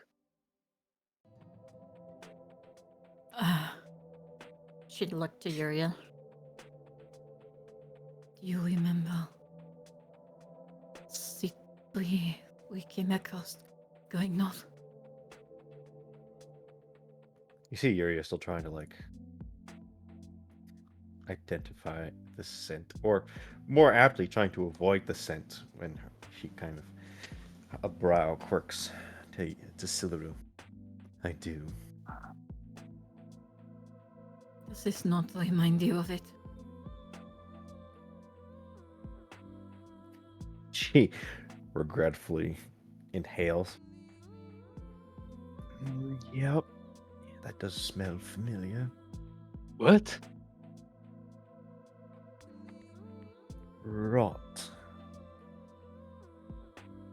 During our journey to the library, we came across a dying ant. We believe came in contact with the terror. You'd find that Alaric has already started going. Wait! You idiot! It is an end that is corrupted, and you expect me to sit here? Stop! You don't know what it's corrupted with. And do you?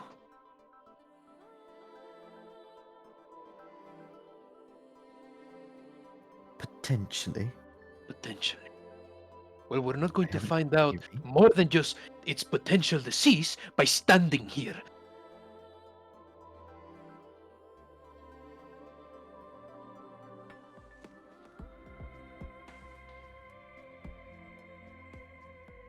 Why? I don't think that we can help it. We tried to help the last one. And we had to end up killing it. That is a mercy on its own, Silver. I cannot let it roam. I won't. I'm going after it.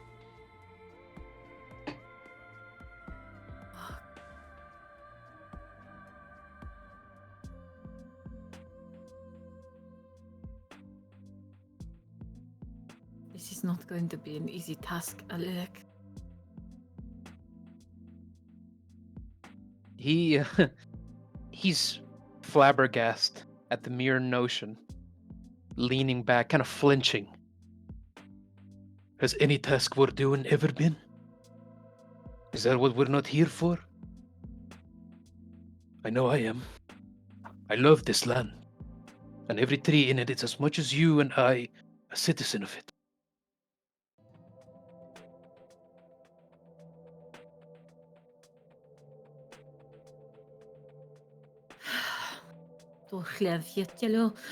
Fine. And she will begrudgingly, upsettingly step towards him. Hold on a minute. What does your dryad think of this? Certainly she has an opinion. She kind of looks around. She's not shown her face in nary since we started. You know the John Travolta meme where he sort of like looks to the side and then the other side. Imagine Verdict is the sweater up against Alaric's chest. Do you see her anywhere? Look, if you do, ask her yourself. Let's go. This thing is walking away. What if she could help? We're wasting time. Time I use looking for her. This thing could get away. Looking? Why don't you just call to it? Actually, in perspective, DM, how long does it usually take for her? Took for her to answer that time? Well, that was your first time summoning her, and you were near trees, especially in a place that you were very familiar with. Summoning her down here, who knows how long it could take? Yeah, no. Alaric immediately shook his head, took a great sniff of like the humid air. It would take too long, Yuria. We're going.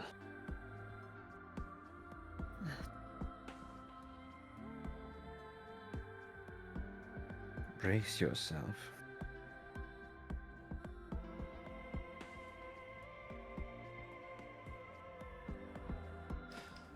We're chasing after it. We are close to... I don't know, team. What does everyone think?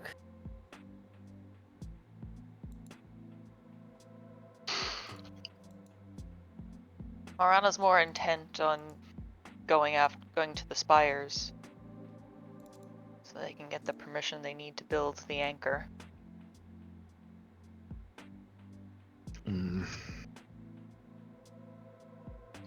It is basically like a monster, and it's kind of a threat, so...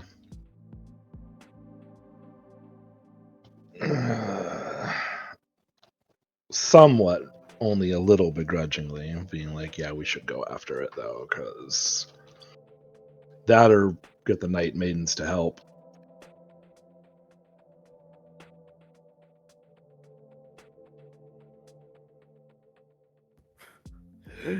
This is gonna hurt. Yeah, this is gonna hurt a lot.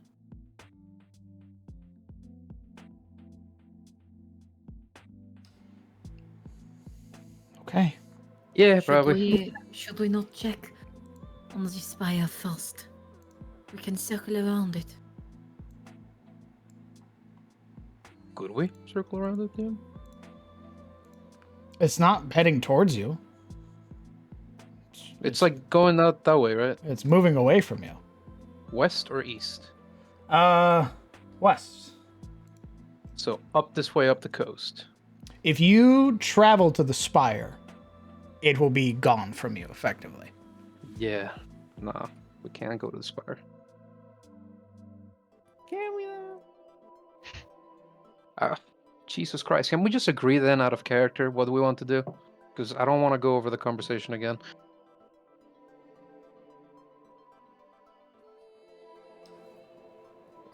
I vote not. I mean, Silverl already said she'd go with him, so.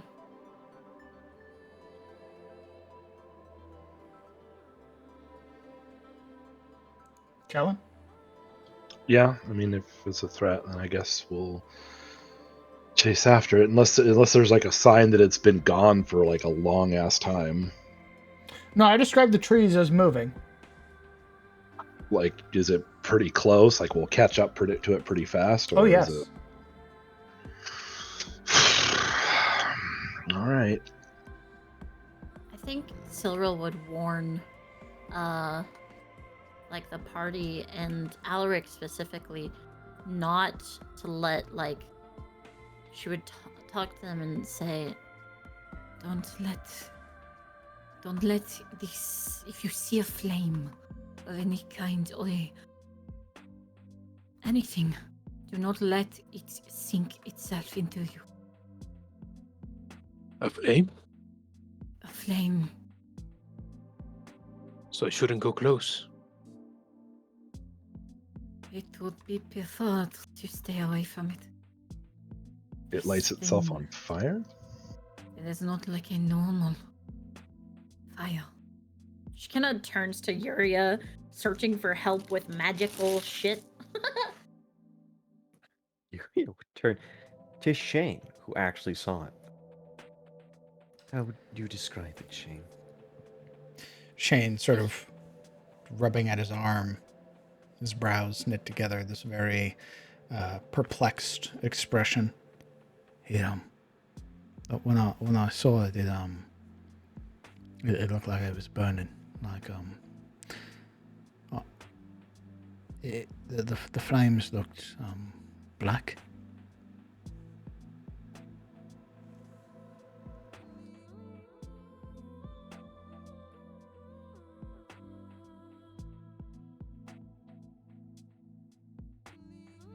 Yuria, turning back to the party. Shane at the time had the eye. What he saw was not what the rest of us saw. What was it, Shane? It looked like it did something growing in it. Some kind of thing? It didn't look like nothing I'd ever seen before. I just saw where the black flames were, and then where it sort of spreading out through its body. As he explains, there's this forming sneer in Alaric's expression, and he very gently rubs at his nose, like calming himself down. You wanted to just let this thing walk around? He turns to Yuria.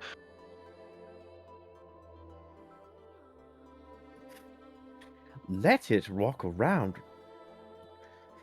Have you not noticed all the other evils in this forest that are walking around, as you put it? We have to work on surviving as much as we do purging the land of all, I don't know, corruption or evil. Surviving. Oh, surviving with you. Would you turn your nose at a chance of doing something really good? We've Something that we already can be done good at. really good. We're right here, Yuria. It's close. We came with an objective, and that thing, whatever it is not part of the objective. It's a distraction, a dangerous one at that. What manner of harm could it break around here if it's just let loose, ignored? For clarification as well for all of you, there you are.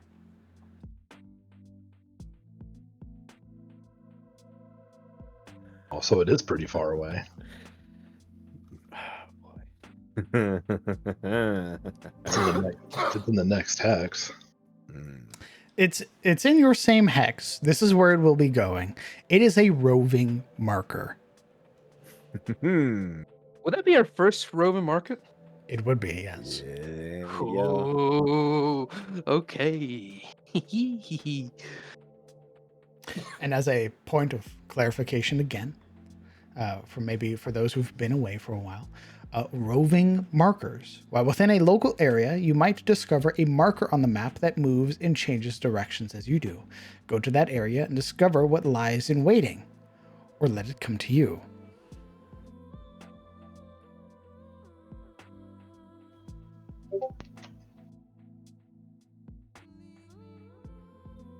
So we're definitely going at it. Unless anybody's having any compunction about this. I was gonna say, Murata votes no, but that seems to be outvoted at this current time. Syl and Kellen and Alric all want to go. Well, That's just 3 one. people. That doesn't necessarily mean you've been outvoted. I think I guess- currently Ashilda is unavailable. Yeah, wouldn't that make Shane the tiebreaker? Oh, maybe he'd choose what Siluriel chooses. Oh, so I've said it before and I've said it again. Shane is not one to throw himself into harm's way, unless it is like in the actual like heat of combat. In a situation like this, Shane is going to want to save his own skin. However, should combat break out, he will obviously fall to Siluriel's side and join her in combat. Okay. Well, the other caveat is if we continue on to the spires, maybe we can get some backup with this thing. Perhaps. Good. So, not necessarily no, but perhaps the wiser course is to get the Night Maidens on board.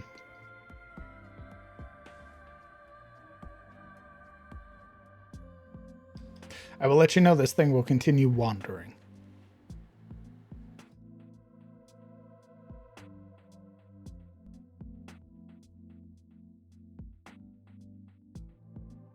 Yeah.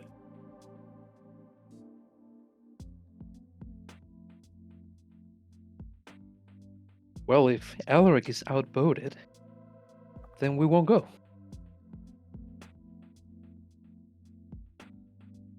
You're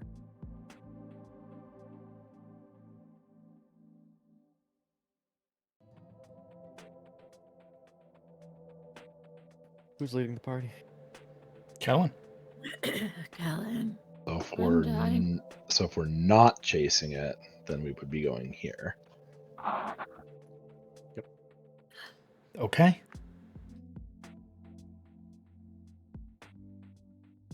Arriving now at the spires well into the evening.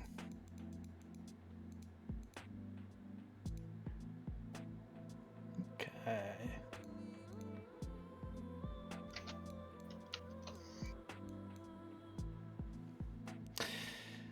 Arriving, we'll do a quick little map transition. As arriving, you would find yourself on the outside, or the entrance here to the spires, a familiar place where you had left your cart previously. You would also find as well, much like you had last time, these sort of cairns that are there, paid in respect to their fallen sisters. And you would find the sort of pronounced horn that's there, which any of you that blow into it would eventually hear the beating of wings. Coming to beat us up. X gonna give it to you. Emerging, it would be a number of Night Maidens. Let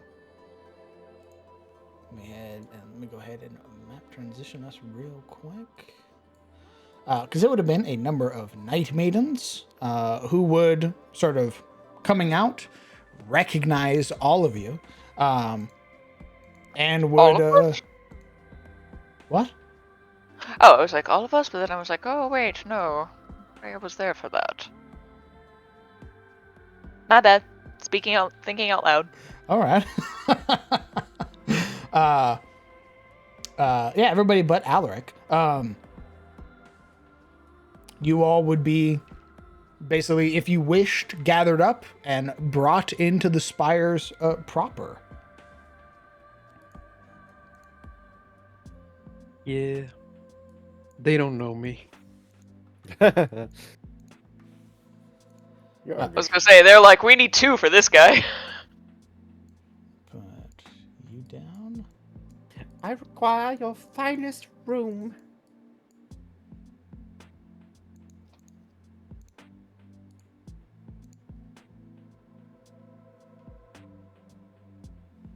Again, arriving well into the evening, you are, regardless of what time it is, you are welcomed guests here within the heaven-piercing spires of the Night Maidens of the Ebon Wing.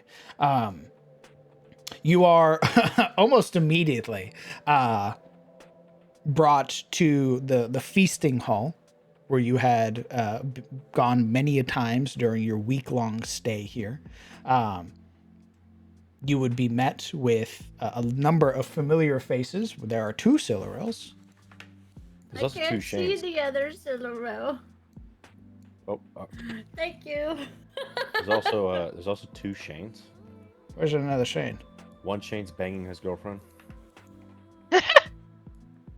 Ooh. Shane sees Shane banging his girlfriend. They look at each other. Oh shit. I didn't expect you guys to come back so soon.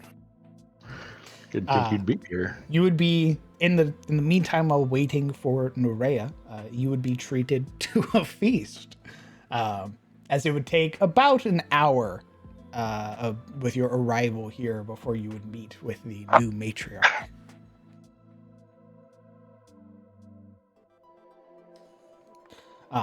Eventually arriving, sort of striding now into the feasting hall, you would see the familiar form of Nurea, the matriarch of the Ebonwing Coven, who greets you all with a very warm smile.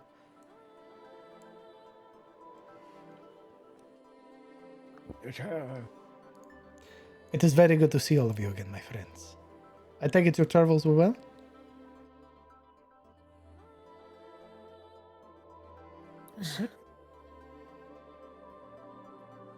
That's the word to Sylvan. More or less, yes. That's an old shake token. How have things been here? Have you been safe? You can see she had came out with the sort of like these traditions that are held, these sort of these customs for guests, and when the attention is drawn away from all of you and back to her, you can see her sort of like tense up. She sort of brings a clawed hand up to touch along her throat. It has been a transition. We have been well. We have hunted down whatever remaining basilisks had been in the forest.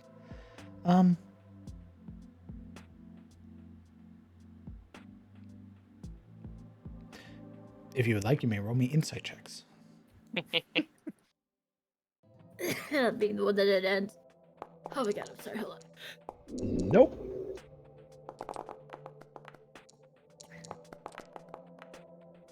EP. Okay, being the one that asked the question, yes, I would like to roll insight. Okay. You, all of you, peering at Nurea. She's a little hard to read.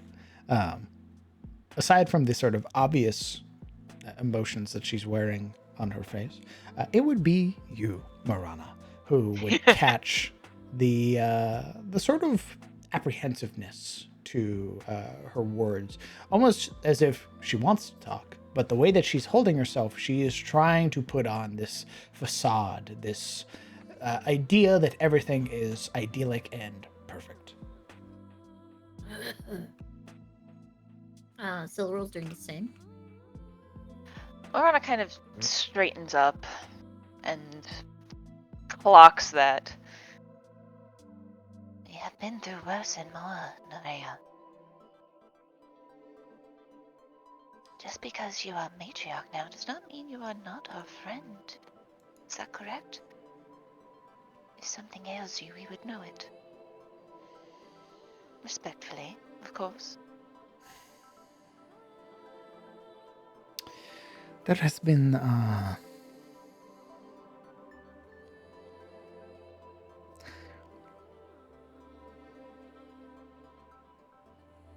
some of my sisters have been a bit harsher to those that came back, treating them rather poorly. It is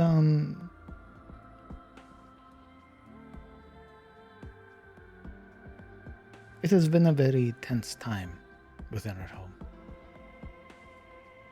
There are worries that the sisters that came back might turn again. There have been worries because I am the daughter of Lochlira that I may turn as she did. And there have been some that have questioned my judgment thus far.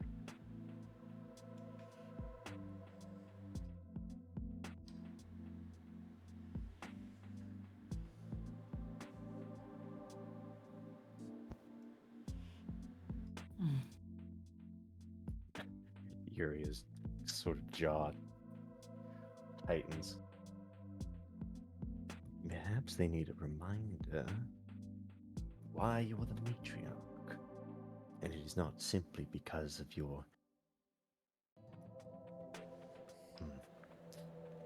heritage, but also your skill in combat.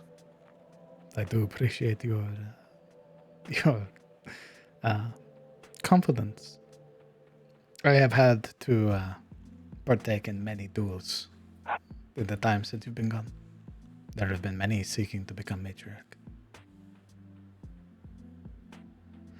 Of course, she'd splay her hands out, sort of open chest. I am still standing. I am still matriarch, but that has not stopped them.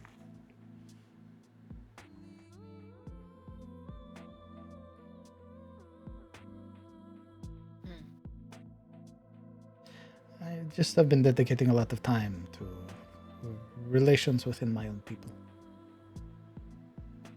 But we are friends, yes. I don't want to bother you with the politics of my home.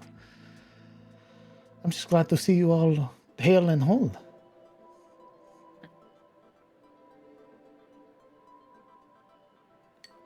Yes, thank you.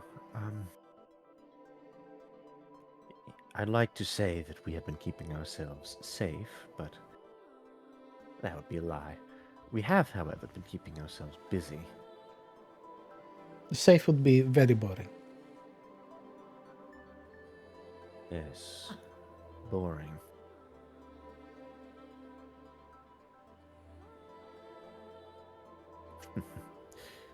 We'll have some stories over dinner, I'm sure.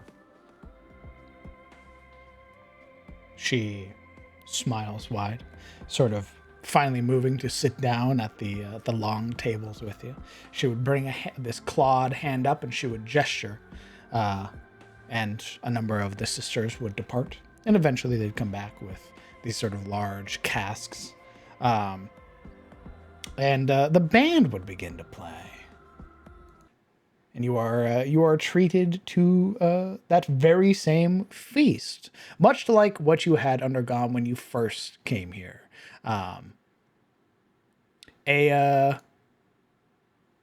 lot of like very loud night maidens sort of going around sharing their stories, their tales.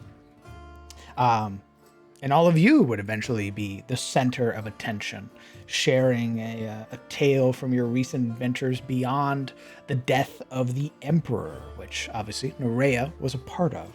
I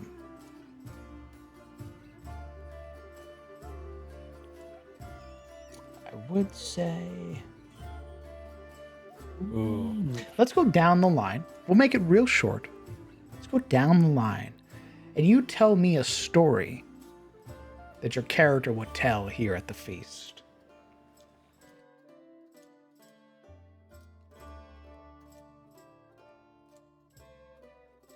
We'll start with Alaric. Oh God.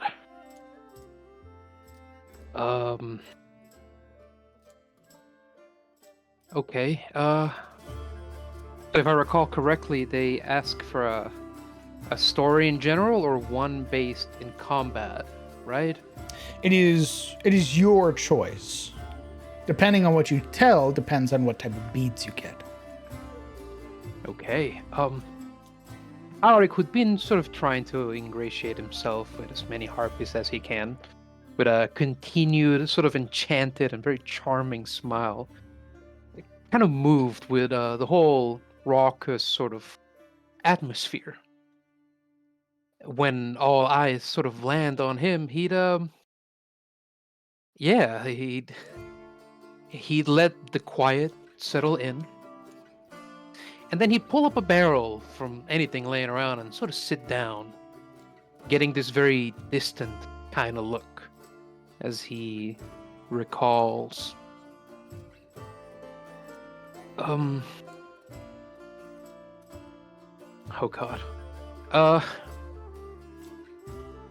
When I was 14, 15 something around that, I floundered around in a stream that crossed out into Dewside, this town in the east from Brofield, and I killed 7 men that I am sure of, but without doubt maimed several more. It was an engagement against some orcish tribes that had failed to reach an alliance with Brofield. This was before Blackmane's rule.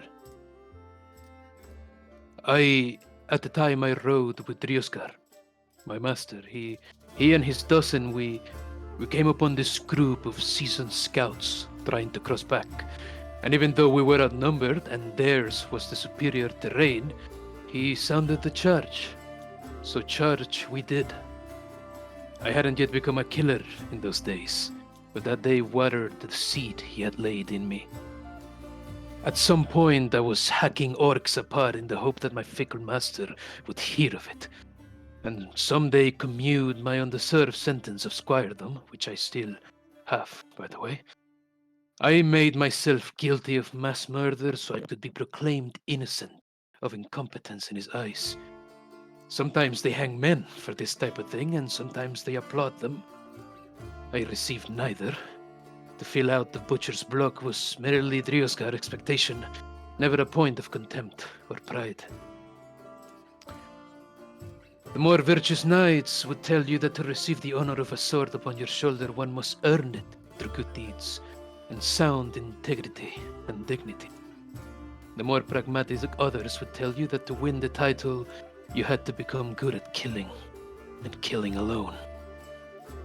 Virtue seemed like a silly thing at the time, so for a long time I settled for the latter. It was a miracle that I made it out. It was a miracle that any of us made it out. Well, that is my story. Hope you liked it. There are some of the younger Night Maidens look sort of confused. You would see them turning to each other, sort of whispering, murmuring with each other. It's really only Nerea and some of the other more wizened looking Night Maidens who give these slow, thoughtful nods. She would gesture to one of the Night Maidens, and they would eventually approach, and very gently laid around your neck is a set of red beads. Though the story is not heroic or that of the fable, it was still a warrior's deed. And think of it less as a reward, but more a reminder. Gesturing to the deep red crimson that's there.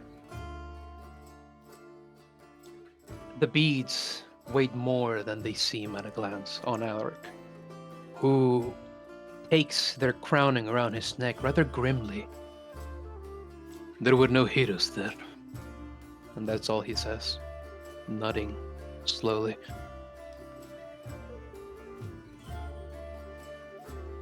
Okay.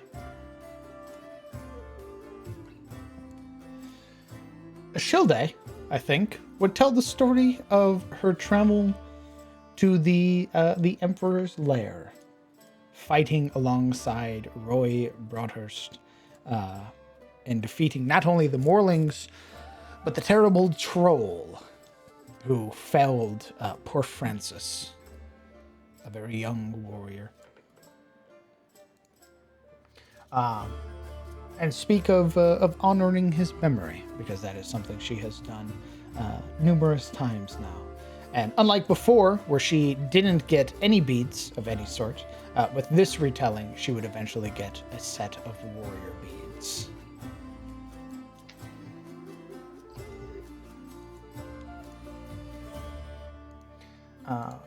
Kellen, 14-year-old Kellen, actually. God damn it! I always forget. I need to make you smaller. Hold on. I remember. Don't do it. Don't do it. Boom. Well, look at the weed lad. Debuff. Already hate this so much. Nerea, upon seeing all of you, would have stopped when her attention swept over the party and instead had to look down to see Kellen. Oh no. He's not really that much shorter. Like 5 inches, maybe. 5 inches is a lot, brother. Well, you're like 6 foot.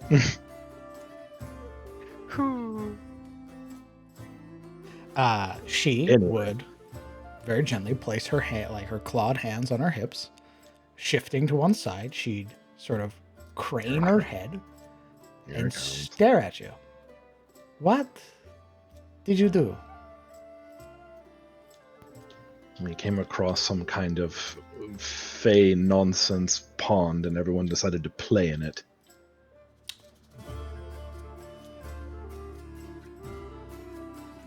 Except for me, I got splashed. I thought that's probably the way. That you,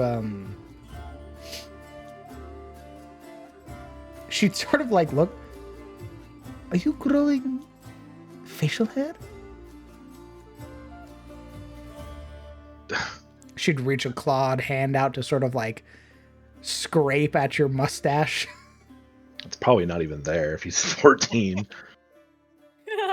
He's got the fuzz, brother. I was growing fuzz at 14. Yeah, that's true. I had like a full beard when I was 15. He's got the little baby's first mustache, She bro. sort of like taps at it. Oh my god. It's not like I carry a shaving razor around. I don't think you would know how to use it. Where's the knife? She'd sort of tap underneath your chin. Shut up. I'm sure it will go away. If it doesn't, though, then, good luck. I hope you enjoyed going through Previously once. It was amazing the first time, he says, as about as sarcastic as he can muster. Yuria taps her chin thoughtfully. You know, technically, some might see this as an advantage. Imagine having the mind of a 20-year-old and the body of a 14-year-old. Oh, so I can be twice as confused. Imagine the wisdom you'll gain when you're in your 40s. Well, go on, young ranger. Let's hear the story. I imagine Nerea is just sitting there with a shit-eating grin. Abso-fucking-lutely. And Marana kind of like tries to catch her attention and the same shit-eating grin. Cope, seethe, mauled. Yeah, you can see those painted lips are pulled back with those very pronounced sharp teeth of hers, and she's grinning from ear to ear. Callan, arms crossed and huffing, and just like, fine. And then he will tell the story that his mother told him about how she became the captain, or the one of the leaders and everything. But the point of the story isn't that she did this; it was how she did it. And it's in the sense of kind of similar to Nerea's situation, where there's a lot of people trying to get the position, people challenging each other either to duels or feats of strength or skill or some kind of acumen of some kind or another. But rather than challenging each other, his mom went and basically got everyone together and took them on a raid together to kind of display her her ability to lead people, and that she could be trusted in doing so. So it's kind of a pointed story for Nerea's sake, and also for the rest of the Night Maidens who are listening, to kind of like throw in some of that inspiration. And also perhaps to lead up to a big rotting tree ant hunt.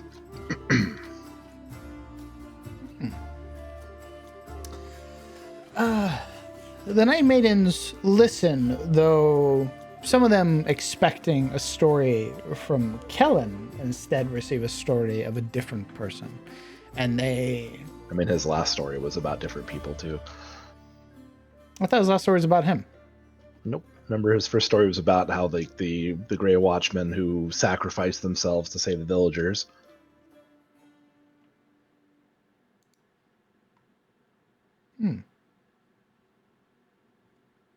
Very well.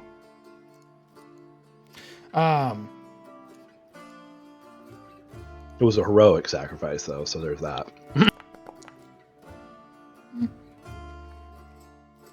This was somebody who rallied people together and kind of got everyone on the same page and was made one of the leaders, so kind of trying to inspire a little bit and put the notion into some people's heads, perhaps Nerea's as well. There's thoughtfulness on the expressions of a number of Night Maidens that are here, sort of enjoying their drink, listening, sort of staring at this younger Kellen regale this story.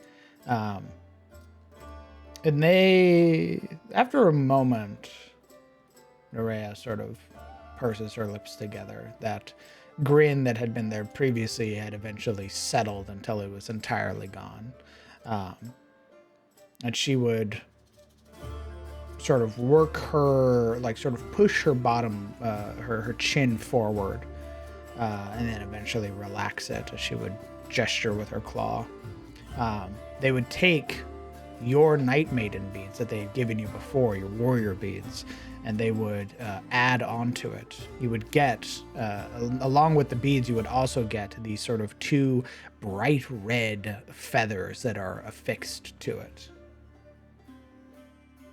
It's not more beads, but an embellishment to the beads that were already there. Indeed. What do the feathers mean? You don't know. Nor do they seem keen on telling you, as they affix it to your beads and then eventually drape it around your neck again. Well, they didn't take them away, so I guess that means it wasn't a terrible thing. True. Yeah.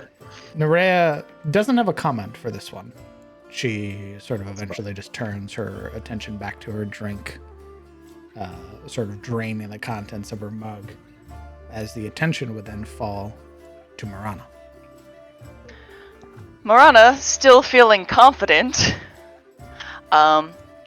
is going to give them a little bit of an epilogue in the terms of once they brought the creature back, and just the play-by-play of disassembling this monstrosity that was felled, what it revealed to be inside, and she's going pretty hard into the kind of like nitty-gritty details and playing up the fact that it was a demon wearing the flesh, and then using its parts continue her tale of how she started her journey to being a carver and craftsman,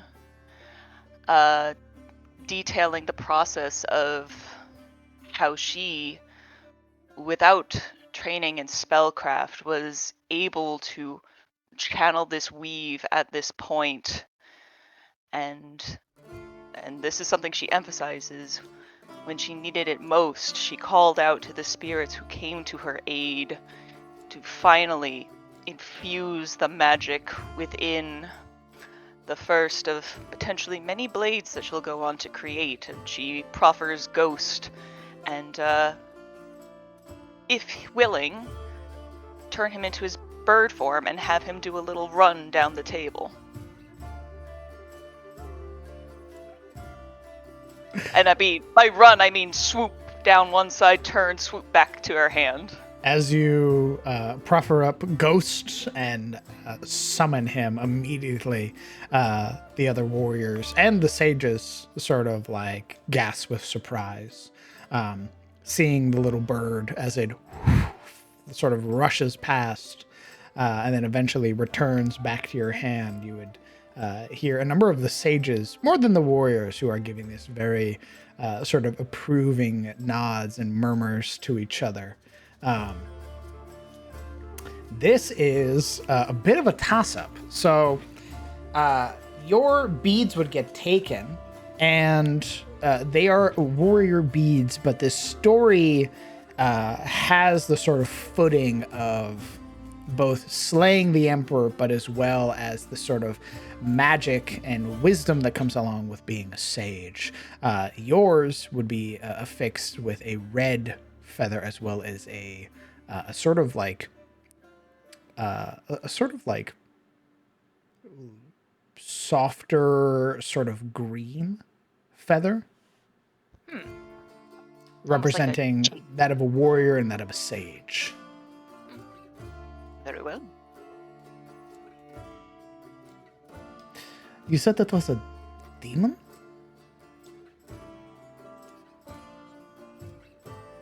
The corruption within may have gone further than we've previously noted. If left to fester, perhaps it could invite more of that presence into the creature.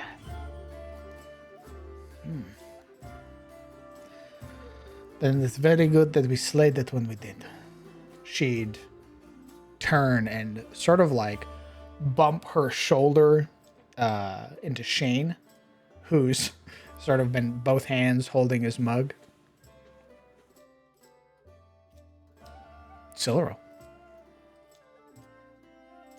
Yeah. Silro would be listening to all this story. And she would kind of choose to take a more jovial approach. Probably at her own want to lighten her mood as well. So she would tell the story of essentially an excursion, the travel between battles that were skirmishes that she would be privy to and a part of. And she would start by bringing a drink to everyone who didn't have one. Even if they were not drinking alcohol, she would bring one and set it down. Of course. Well,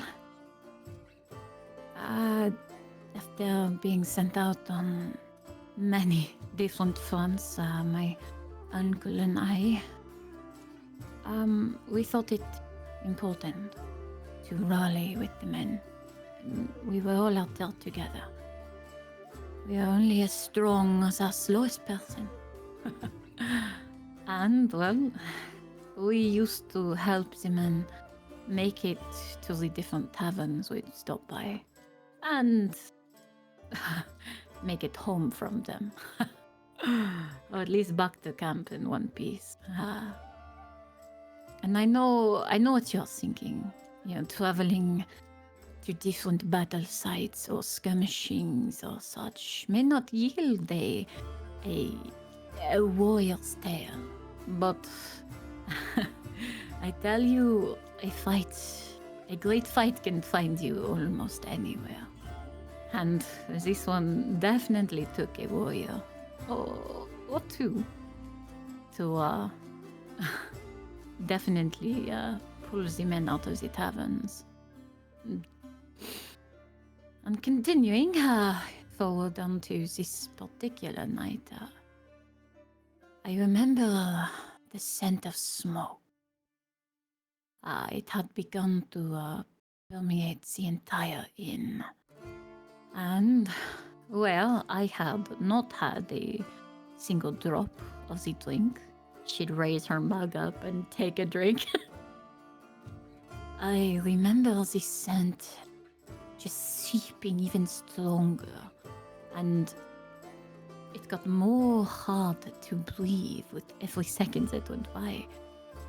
And, well, most of my uncle's men had been well into the bottom of a barrel by this time at night. So my uncle and I, we made our way outside in investigation, weapon in hand, ready for some sort of ambush or attack. Lest it be found there was a chicken. And she'd pause, and her hands would go like really far apart. A very large chicken. And it was breathing fire. This thing was taller than Alaric, with its big stomping claws. And it saw us, and we saw it, and before we knew it, the thing had really erupted into a sizable foe. Grew much like you.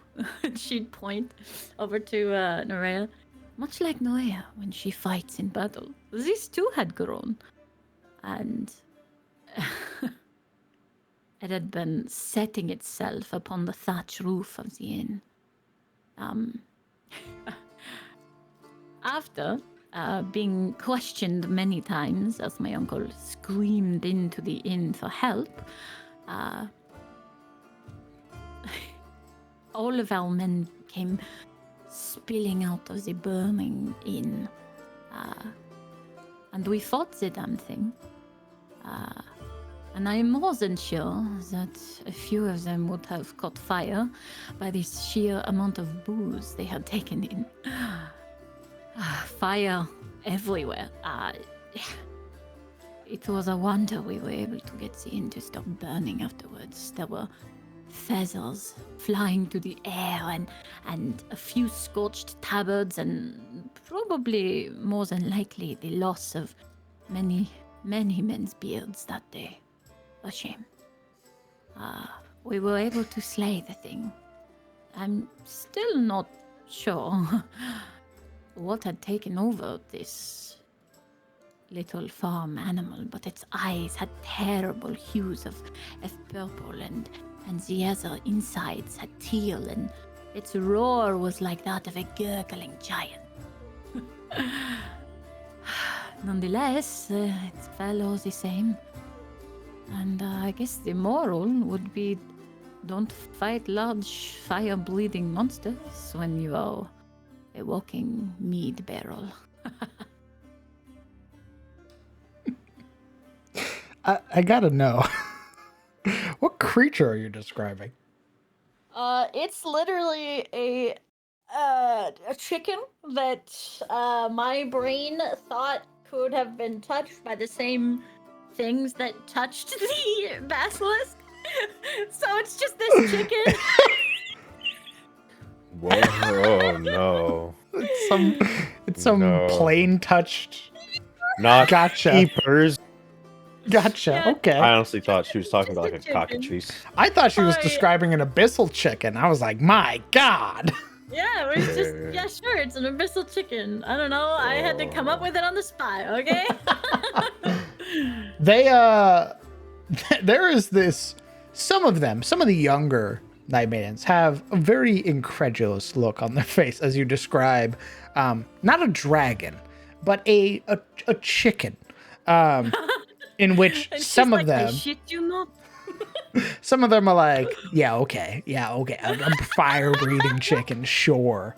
Nerea sort of like holding her mug up, letting it get refilled, sort of takes another long sip and gives a nod.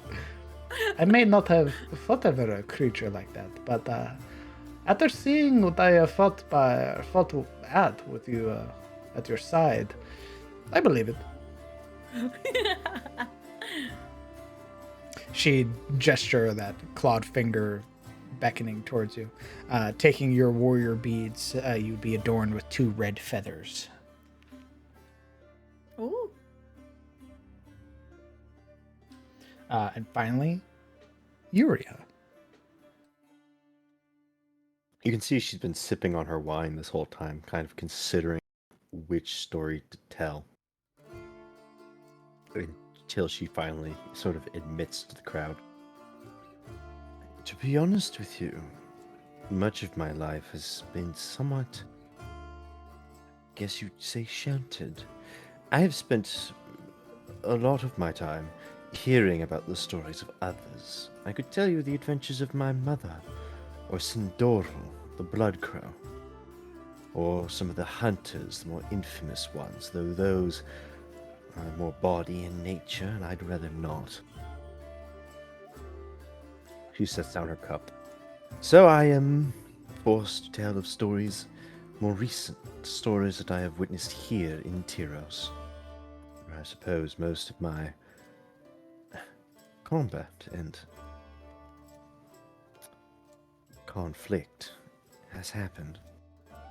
As you talk, Yuria, it would be Brunhilde who would make her way into the room, sort of lingering at the back, that visored helmet obscuring her features, her wings having healed.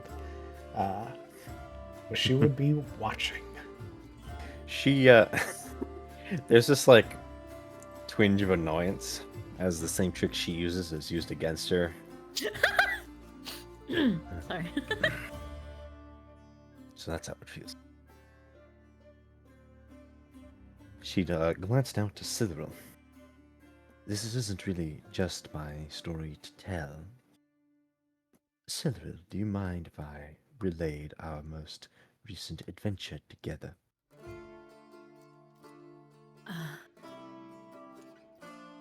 Sure. But don't go painting any pictures.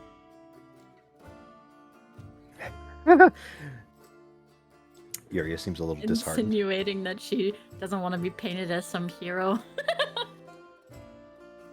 I won't get too flamboyant.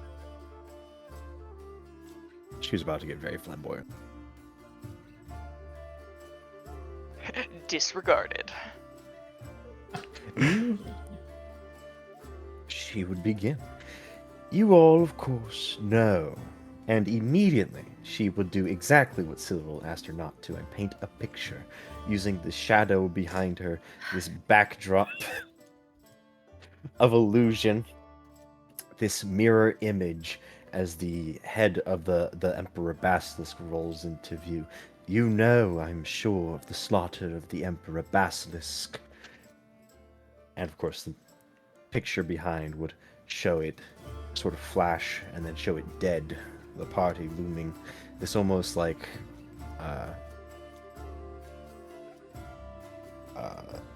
portrait created. From its treasury, Silver found a most peculiar set of boots made of dragon's scale.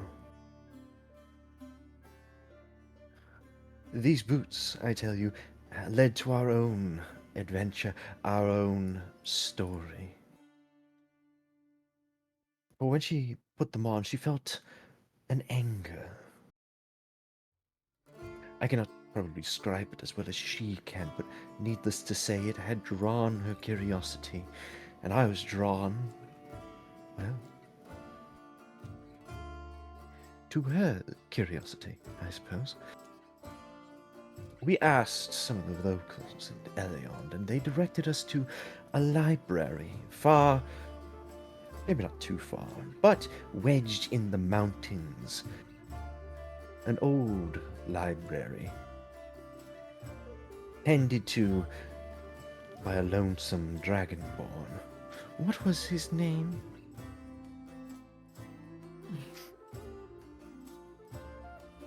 That's right, Tahun.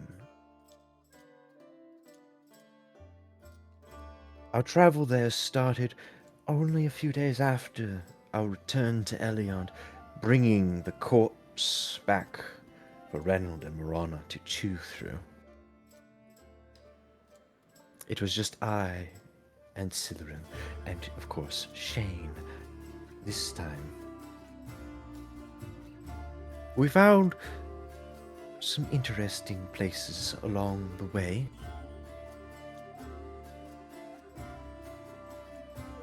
We came by an enchanted spring, much like the one that has turned Kellen into his current age, and a Shieldé with her new hair style, and Siluril here with her glaring attributes. Oh, hi, yes, I'm glowing. Yes, indeed.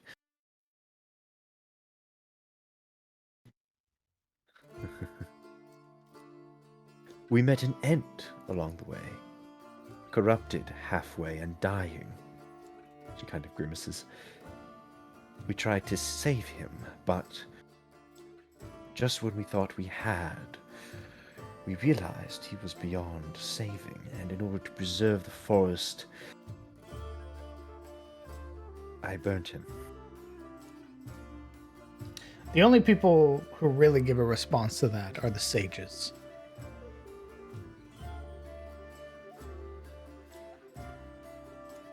He asked that we inform a friend of his, a druid, I believe. Though I don't know where to find the druid, and so that has been remained undone at the moment.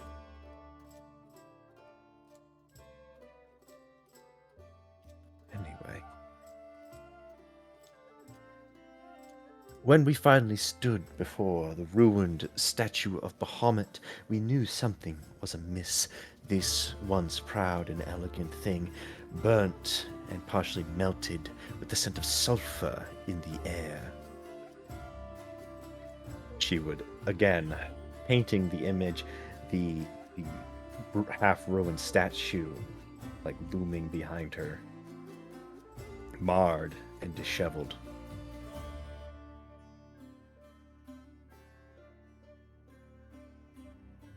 We set up camp for that night. We dreamed. We awoke. And we entered the library.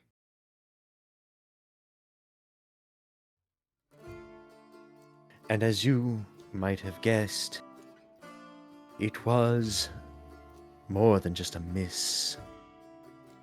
Lodged deep within this cave, a cave that was filled with magma and veins of fire and glowing red crystals. Crossing magma, we found elements of flame, little imps of fire, and salamanders. All sorts of fire, as you might have guessed. That was not the worst of it. As she sort of, again, the salamander, the imp, they all sort of flash into view as she mentions them. There's another ring of the hand, and she used minor illusion to emanate the sort of sounds of battle. The scream of the salamander and the impish laughter of the magmen, and then the eruption of the what are they called? The fanatics. The fanatics, yes. Specifically the ones that carried the flame on their back.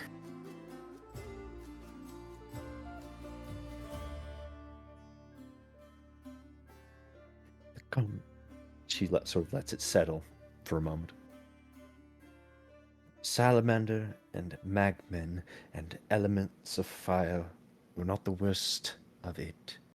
For as we entered the ruined library, burnt to a crisp, ruined beyond all countenance, we met its main perpetrator. The fanatics of Tiamat. And the center table from its shadow would form and show the pit fighter specifically. You would hear this loud, some of them sort of turning and spitting when Tiamat is mentioned.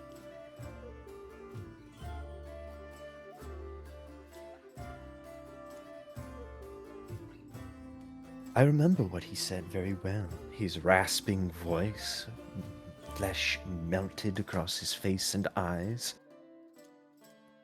And she would use, again, that minor illusion to emanate his voice.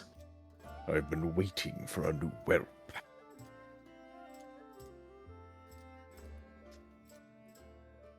He would show us Tahun's skull, and at Silril's demand, questioning, he would simply say, Queen's orders.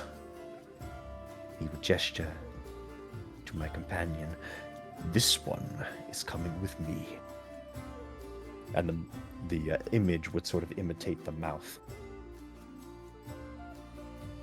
And that is where the fight truly began. And let me tell you, I have seen Silveril cut down monsters in my time here in Tyros.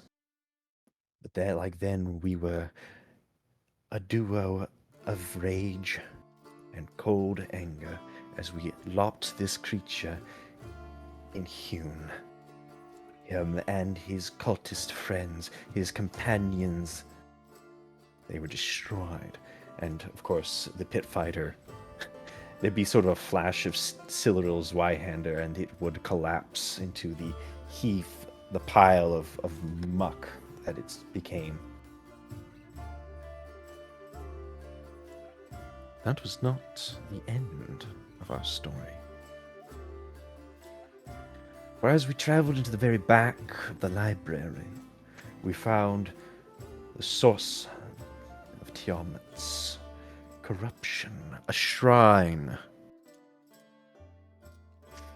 of stone, like a clawed hand grasping at a centerpiece with 5 colors in the center. And of course, the shrine would appear smaller, perhaps, as she had limits to how big she could make things with her simple magics. But the clawed hands would seem to rise out of the table, grasping at the centerpiece. I had no idea what to do. I am not experienced, of course, in this occult, nor, more importantly, purging it. But Cyril had an idea. Or perhaps not. Perhaps she only held anger in her heart, she would have to tell you. She swung at it. At first I thought it looked rather silly, chipping at wood with a Zweihander until her sword clinked into the center, into a divot. And when she did, she screamed. And bright light filled the room so vast that I nearly collapsed. I did collapse, as did Shane.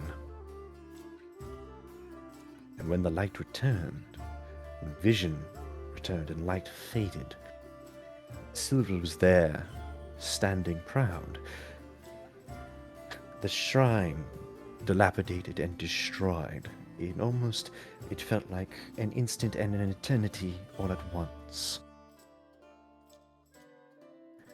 I can't say I fully understand what happened. This sort of cold smile. But I believe Sybil proved to be a hero that day. At least, I think her people would call her one.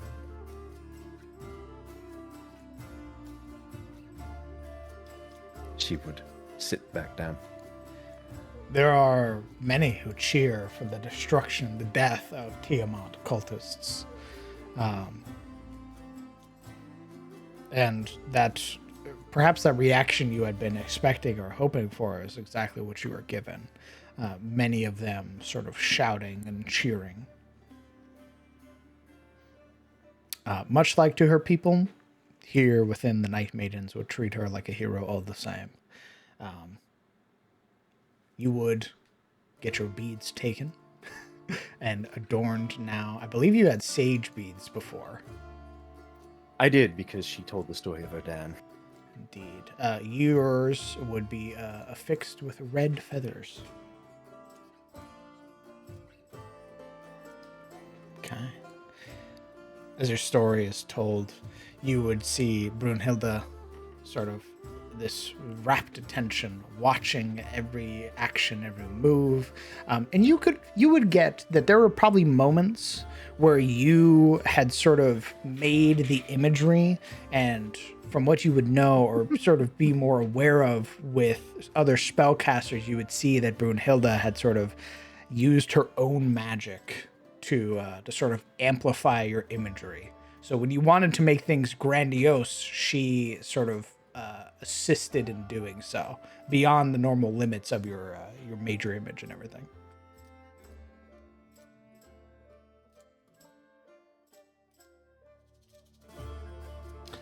And as Yuria would sit down, her beads taken, affixed now with bright red feathers, once more draped across her neck, there would be this raised mug from Nerea. And that's where we're going to call it for tonight. Hey. Okay. So thank you guys so much for playing. We will pick this up on the 21st of July for episode 68. Jesus Christ. Can you stop saying the number of the episodes at the end now, please? What's wrong? Enough. What's the matter? Silver, should- please don't embellish. Yuria, I'm embellishing. I'm about the shit out of this.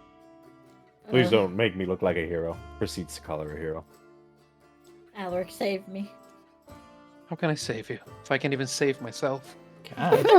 Thank you guys so much for playing. For as long as the players wish to stick around, feel free to ask any questions you have pertaining to the games, characters, what have you, highlighting them with your channel points. I will let the players answer them as they wish. I will be back. Woohoo, buddy, we're running the show! It's our show now. Hoo hoo hoo. Welcome back to Whose Line Is It Anyway, where the points are fake. And the I rules are fucking made up. love that show. God. The rules are fake and the points don't matter. Oh, I love that show. That show is so funny. I remember watching reruns of it.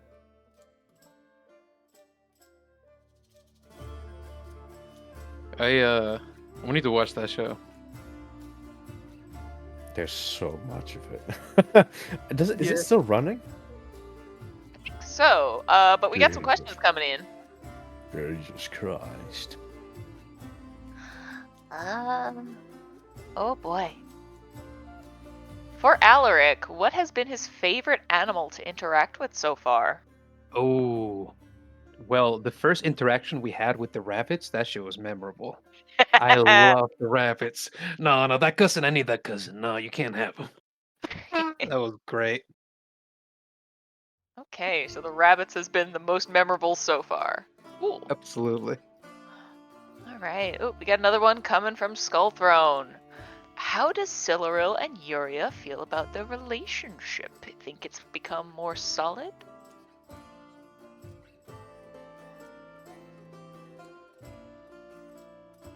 Yes. Wow! Riveting! I think it has a good potential to like blossom into something really great if Yuria would just trust other people. Yeah. Yeah, that's big. Yeah. That's a hurdle, you know. We all have these hurdles. Ooh, trust. I mean, you gotta you gotta get over the like.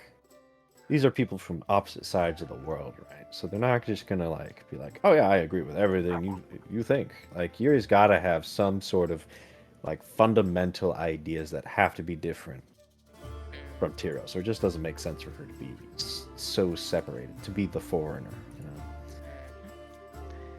Okay. Late. Legion says, I ask again, but does Alaric secretly know what these boars are in for in their home, hence why he's confident in sending them back? I mean, this is less Alaric, more so myself. Boars that big, I just guess that they're not kept around for just butchering, but rather they live on to sort of deal with waste around the farm and till fields and things like that. Because having pigs around is very useful. They're not just butchered. But maybe they're just Christmas food, dude. I don't know. Okay. Maybe they're just next year's ham. Fair enough. This one's coming from Goal. Siluril, why didn't you go with the Golden Lady? I mean, she still is very under the assumption that this was a dream. Fair. And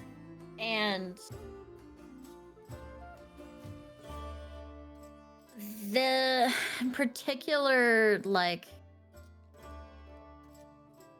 what's the word? Subject matter of seeing herself behind, like, a barrier and, like, being that young and a voice she doesn't recognize is very, like, jarring. And to her, the Golden Lady would fucking never not help her.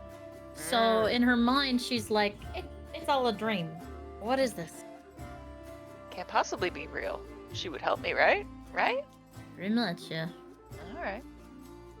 Very cool.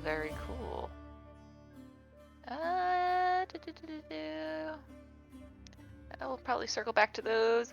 Another one from Legion. If Alaric could talk to Tunon, what do you think Tunon would sound like? I think he'd sound like a very sickly old man with a very raspy sort of voice. He would take a long time to formulate words. Like how you'd imagine a tree talking. Very languorous sort of speech. Because again, he is at the twilight of his life.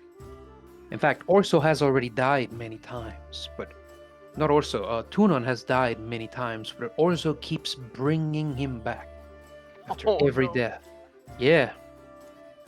He, in the first session, I described that he had a lot of like weapons embedded in his back, and that was to demonstrate that his spirit has perished many times in his adventures with Orso. But Orso just returns them, and even though his physical body is still alive, so to speak, he has suffered those injuries. His spirit has been killed time and time again. So he's just a very tired boy. Tired old man. Got it. Yeah. Question for everyone. How would everyone feel personally walking through a mousefolk village? Confused, excited, weirded out? Also, what would their opinion of them be?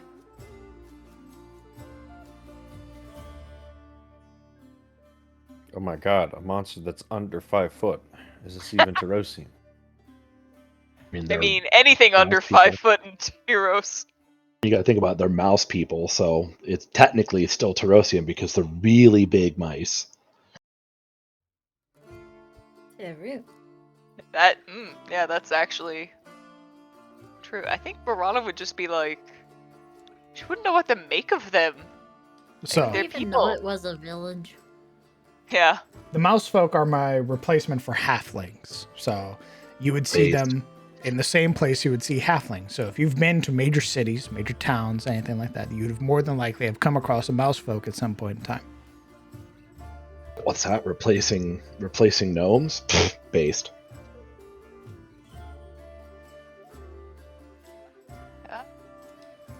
You know, I don't think Marana would have interacted with very many mouse folk in Malgrove. Don't really think they're much of a thing there. Well, mouse folk are very brave. What? If not mouse folk, then probably ratlings. I take it ratlings are slightly bigger. Yes, they. So imagine if you would, in the form of mouse folk being very, very community oriented. They enjoy sort of the festivities that come with family and everything like that. They're very fervent believers of the faith. Ratlings take it to the extreme. Ratlings are more akin to like Old Testament. They believe that there are very particular ways that things should be run, and they abhor things like cults. The beast folk in my setting are derived from celestial blood. Can't wait to meet a ratling that's called Saltspire. That's exactly who Saltspire would be. If he was a mouse folk, he'd be a ratling. The I am irony. worthy. The irony. I mean, I feel like maybe. somewhere I'll think about somehow a fat shark Deb just died on the inside when you said that. Guys, I need a portrait of Saltspire as a grizzled mouse, please. I beg you. A grizzled ratling, technically. Grizzled old rat with one eye As a skaven, and basically. a gun. No, there are Skaven. They're like feral ratlings. They are the corrupted form of the mouselings, destroyed by the Ruiner. Oh, Morin's showing up again. Indeed. So Morin's big thing is she just loves twisting and corrupting the things made by the world. And her way of doing that is sort of taking these uplifted creatures and then warping them violently. So you have mouselings and ratlings, which are your normal folk. You would see them just as you would see a halfling anywhere in the world. And then there are the twisted version that sort of came about because of Morin's influence. So somewhere in the world there are Skaven. Probably under the bastion that is Marana's home. Under the bulwark. Unless we have an alliance with ratlings, be like, hey, the underground, we'll make an alliance here.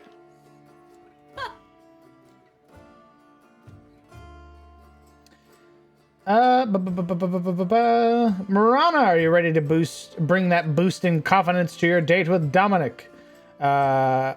And if you still have a boost in confidence, would you finally say your feelings out to Dominic?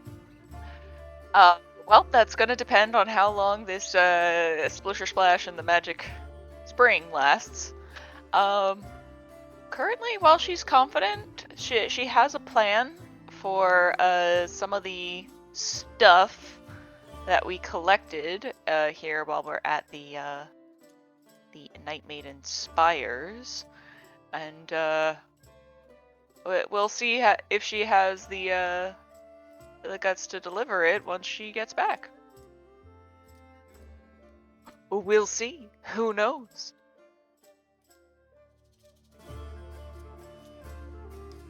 Okay. Despite the jabs, jests, and teasing, does Kellen find any sort of silver lining to being brought back to the age of 14? A spryness in his step, etc.? No.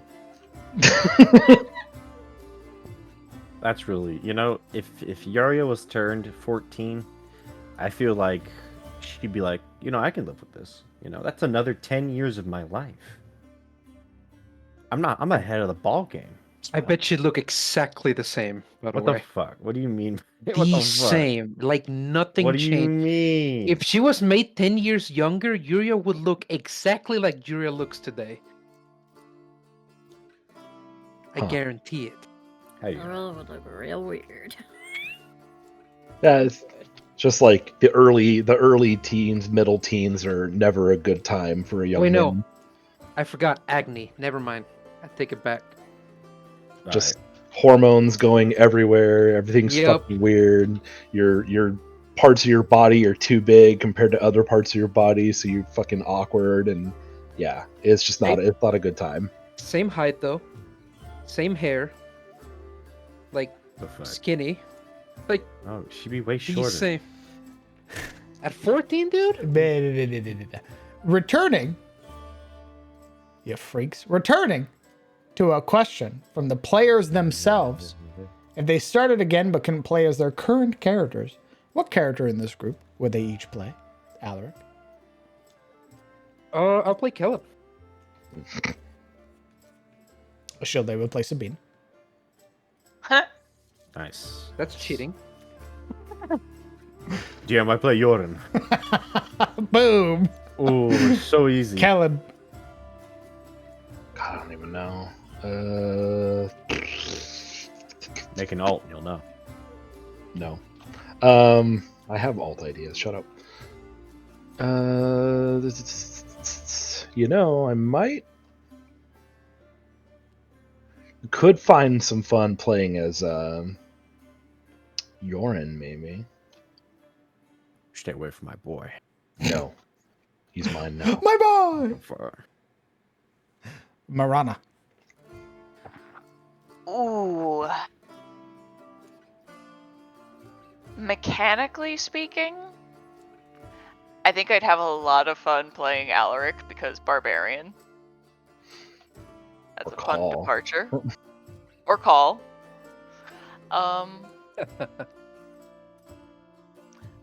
But I think, like, roleplay wise,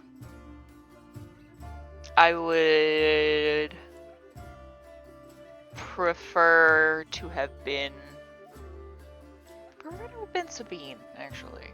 I think that would be fun.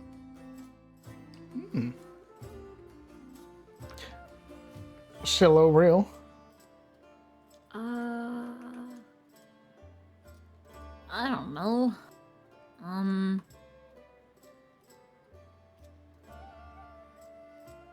I really don't know. You know who you would play as?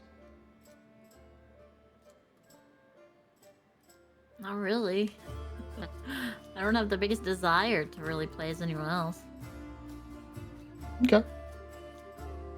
I just don't think I Got could it. play those characters as well as they're already being played.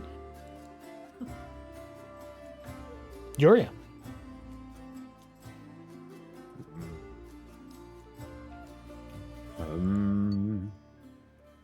Boy.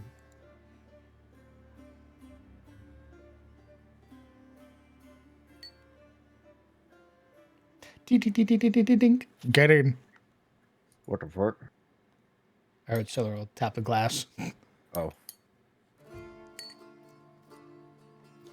I would play.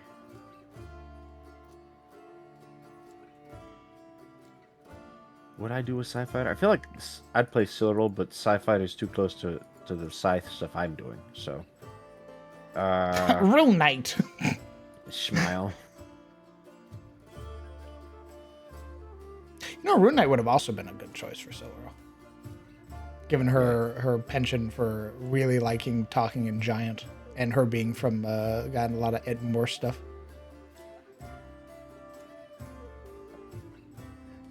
We make you a Rune Knight. Nice. playing a Silmaril. Yeah, forget. I guess we play similar. Are they called Skaven, or are they referred to something else in your setting? They're called something else, and we'll be making them together at some point on stream. If the party can transmogrify themselves into one of the many blessed beast folk races, what beast folk would you choose to be, Alaric? Dire bear. Well, we will be working on a bear race, so. Dire bear. All right. Kellen. If I got to play as a beast race? Yeah, as a beast folk. The list includes Felinir, which are reskinned tabaxis, Harengon, mouse folk, you got Leonins, you got Minotaurs, you got Kenku, Turtles, Owlins, bear people, and Gnolls. If that is the options, I'd probably go with like a Minotaur. That'd be kind of fun. Never played like a big ass monster before. That or that my alt idea that we talked about. I don't know if that's considered a beast folk though. I would not consider it a beast folk. No. Okay. Well, then if it's beast folk specific, then yeah, Minotaur would be fun, I suppose. Very good. Marana. DM, I'm aware of the choices given to me. However, consider the following. A Kitsune race. Oh, fox people. Neat. Fox people, yes.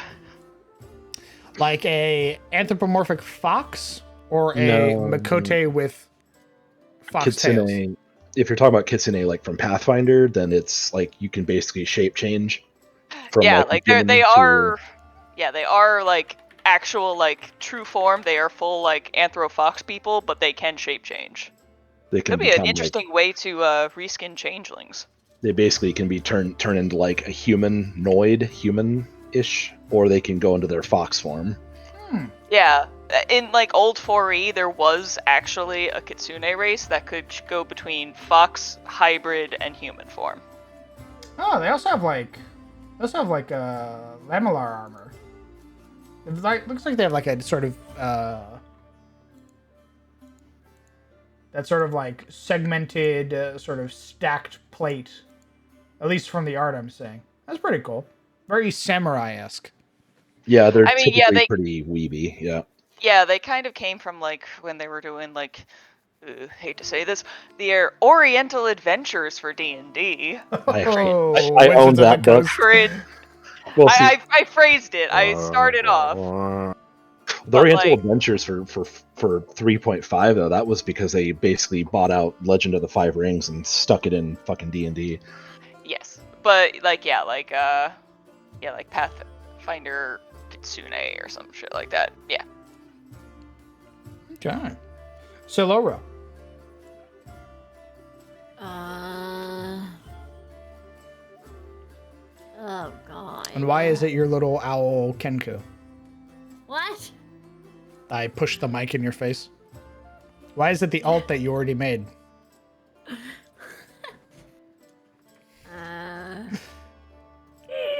I tap the mic.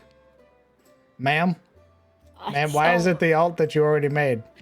She's really cute. Why is it your little Alan Kenku bard? Explain.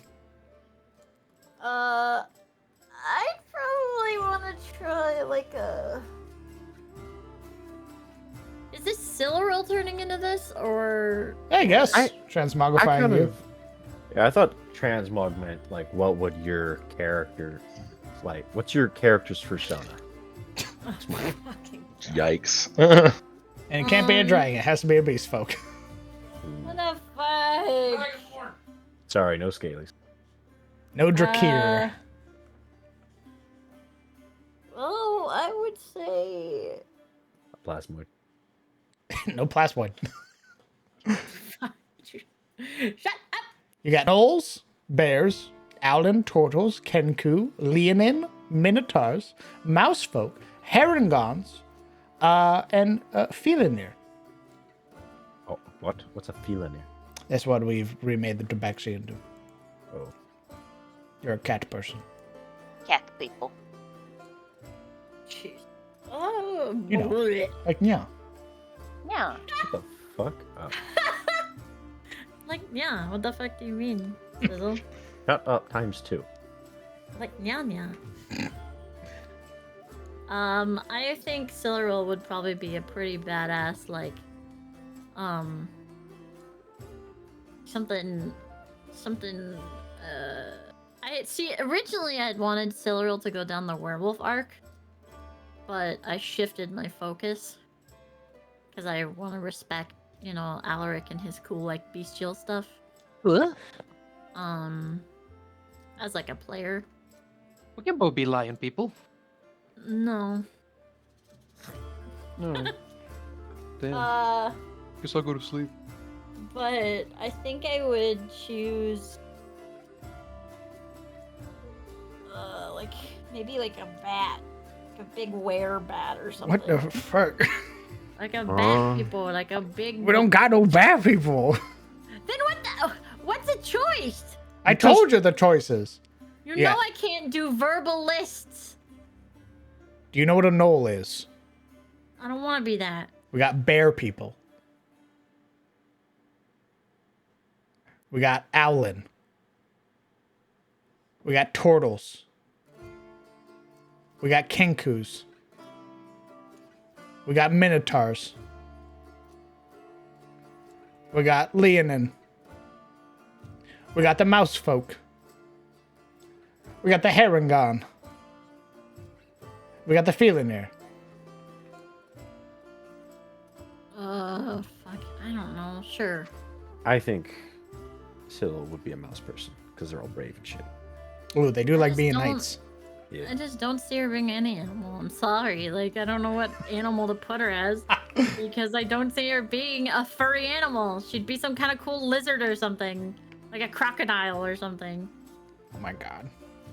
Fine, I make you a Sectili. Snapjaw point 2! I make you a Sorry, I Sectili. just don't think it'd be like that. I'm sorry. I can't visualize her as a furry animal because she just wouldn't be one. I could see her as a brave mouse knight.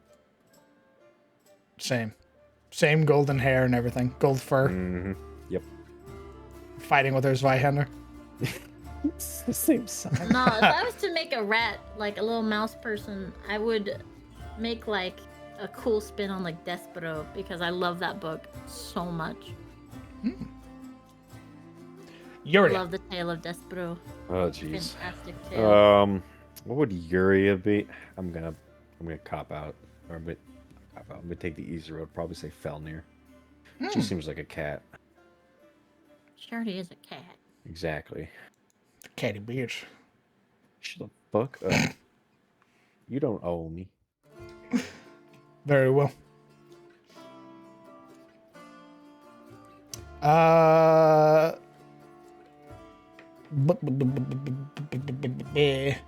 If Shane was given the chance to regale the gang a tale of his own, what would he have told? He'd have told the... Oh, I think he'd have probably looked to Siluriel if he would have told the Emperor fight or if he would have told the library fight. But he'd have told the story.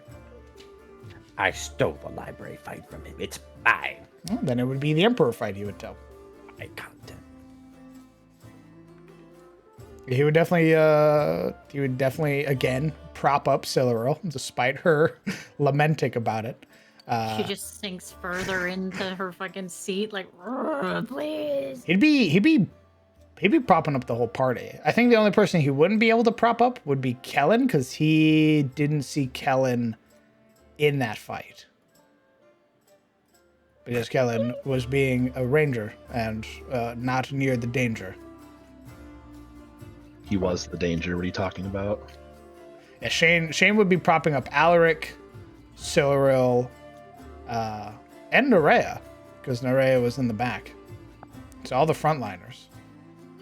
All those big damaging arrows stuck into the Emperor were my contribution. Thank you.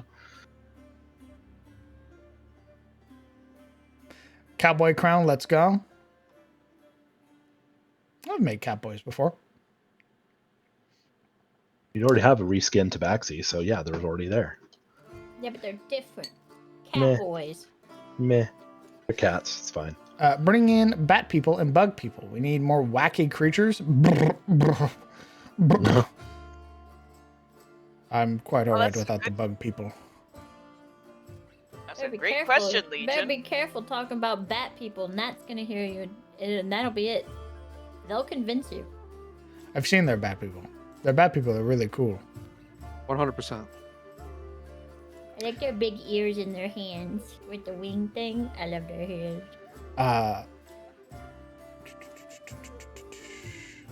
Don't what me, Job. Don't act like I'm some monster for not wanting bug people. How dare you? Maybe I'd like bug people in like a sci-fi setting. Oh Alright, guys. no. We're making bug people. We gotta You get only the classic. shoot them. You want to shoot them with like a phaser and they explode and it's Multiple like ugly. arms. No, I want like what was it, like District 9 or whatever? Like those type of bugs people. Blech. Well, Yeah. technically, One evil cockroaches that hide under your bed. the District 9 people were shrimp.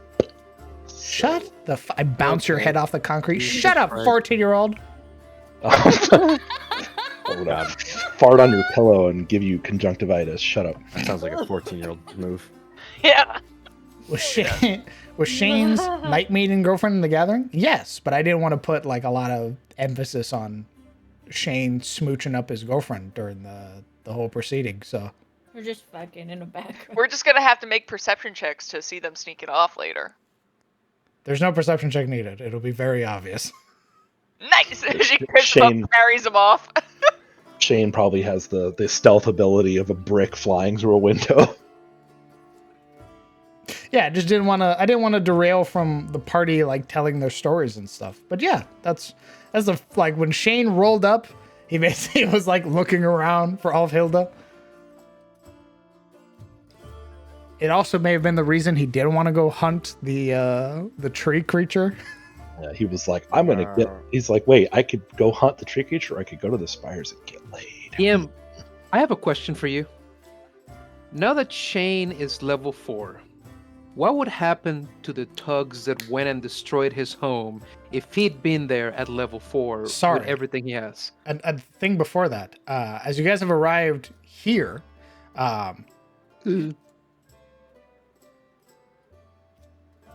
Shane levels up. Aw.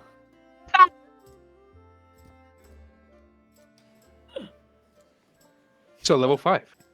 Indeed. He would fucking curb stomp them. Peasants in my setting have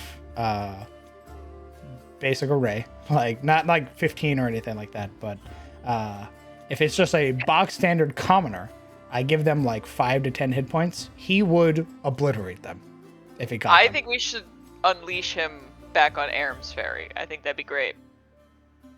We got you level 5. All right. Good luck, throw. Like if he went back, let me double check a stat sheet real quick.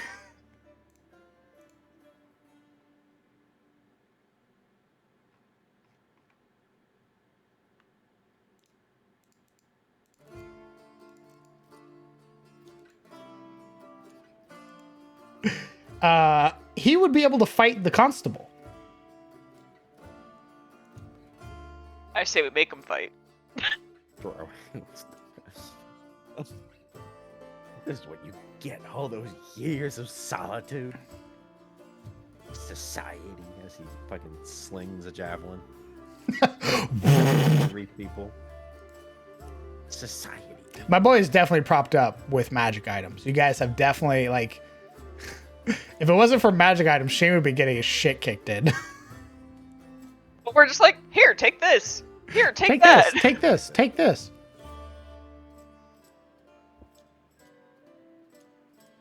Man, we're gonna be an interesting tale for his kids someday. Okay. I think that's a good place to call it.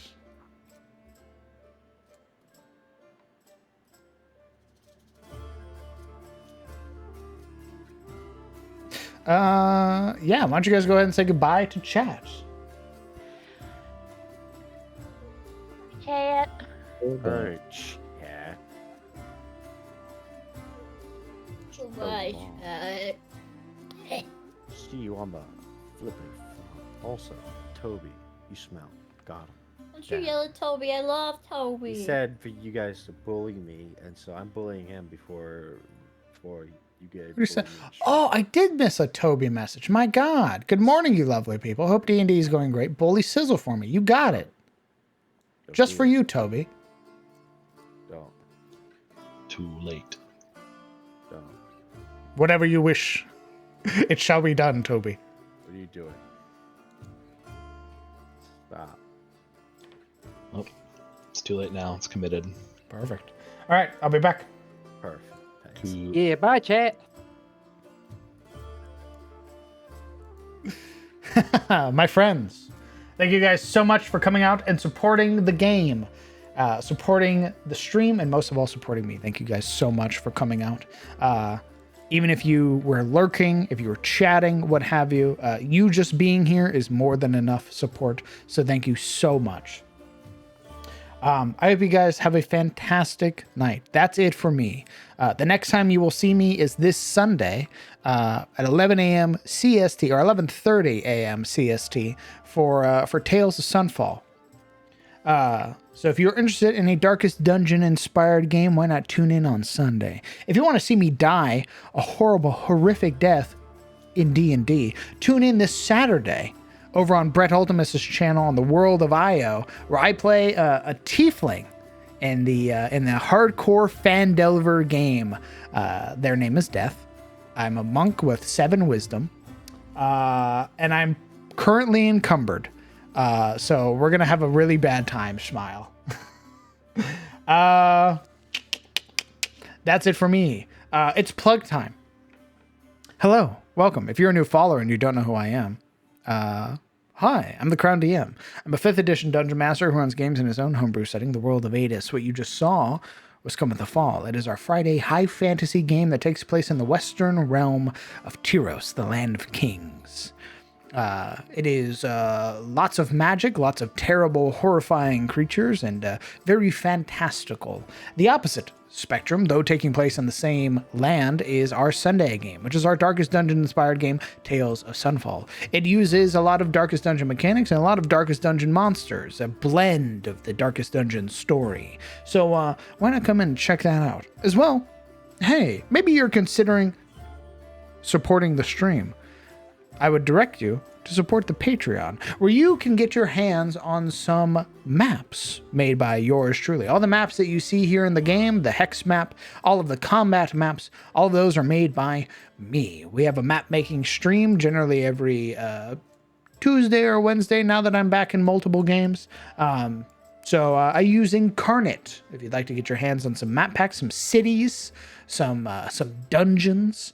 That's the place you can check it out. As well, we have some higher tiers where you can get your hands on some of the terrible monsters that we've made. I'll be releasing the Goblins this month for our $20 patrons, where you can get your hands on the Groby of Goblinock. As well, I'm also a Rogue Energy partner. If you don't know what Rogue Energy is, don't worry. It's an energy supplement meant to replace all of the caffeine and energy drinks that you drink, providing all of that without the crash. If you don't believe me, don't worry. Rogue Energy has a little kit for you to try out. It comes with a shaker, some little flavors, and if you find that you like it, you can come on back, use that referral link, and get 20% off on checkout using code CROWN, all capitalized. That's it for me, guys. Crown went from having no D&D for a month to being completely flooded with it. Yes.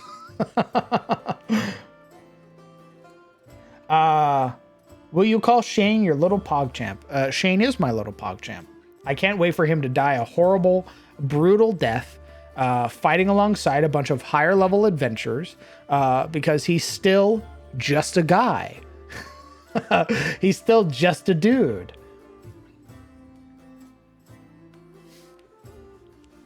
I can't wait for him to get hit by a power word kill or obliterated by some high level spell, or, you know, torn in half by some terrible green dragon. I'm sure it'll be great.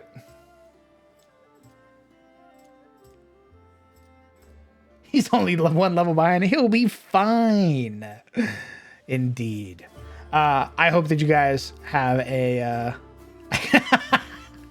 I hope that you guys have a fantastic night. I hope you take care of yourselves. Hug your loved ones. Tell them that you love them. If you haven't called them in a while, call them. I'm sure they'd love to hear from you. And I will see you all this Sunday.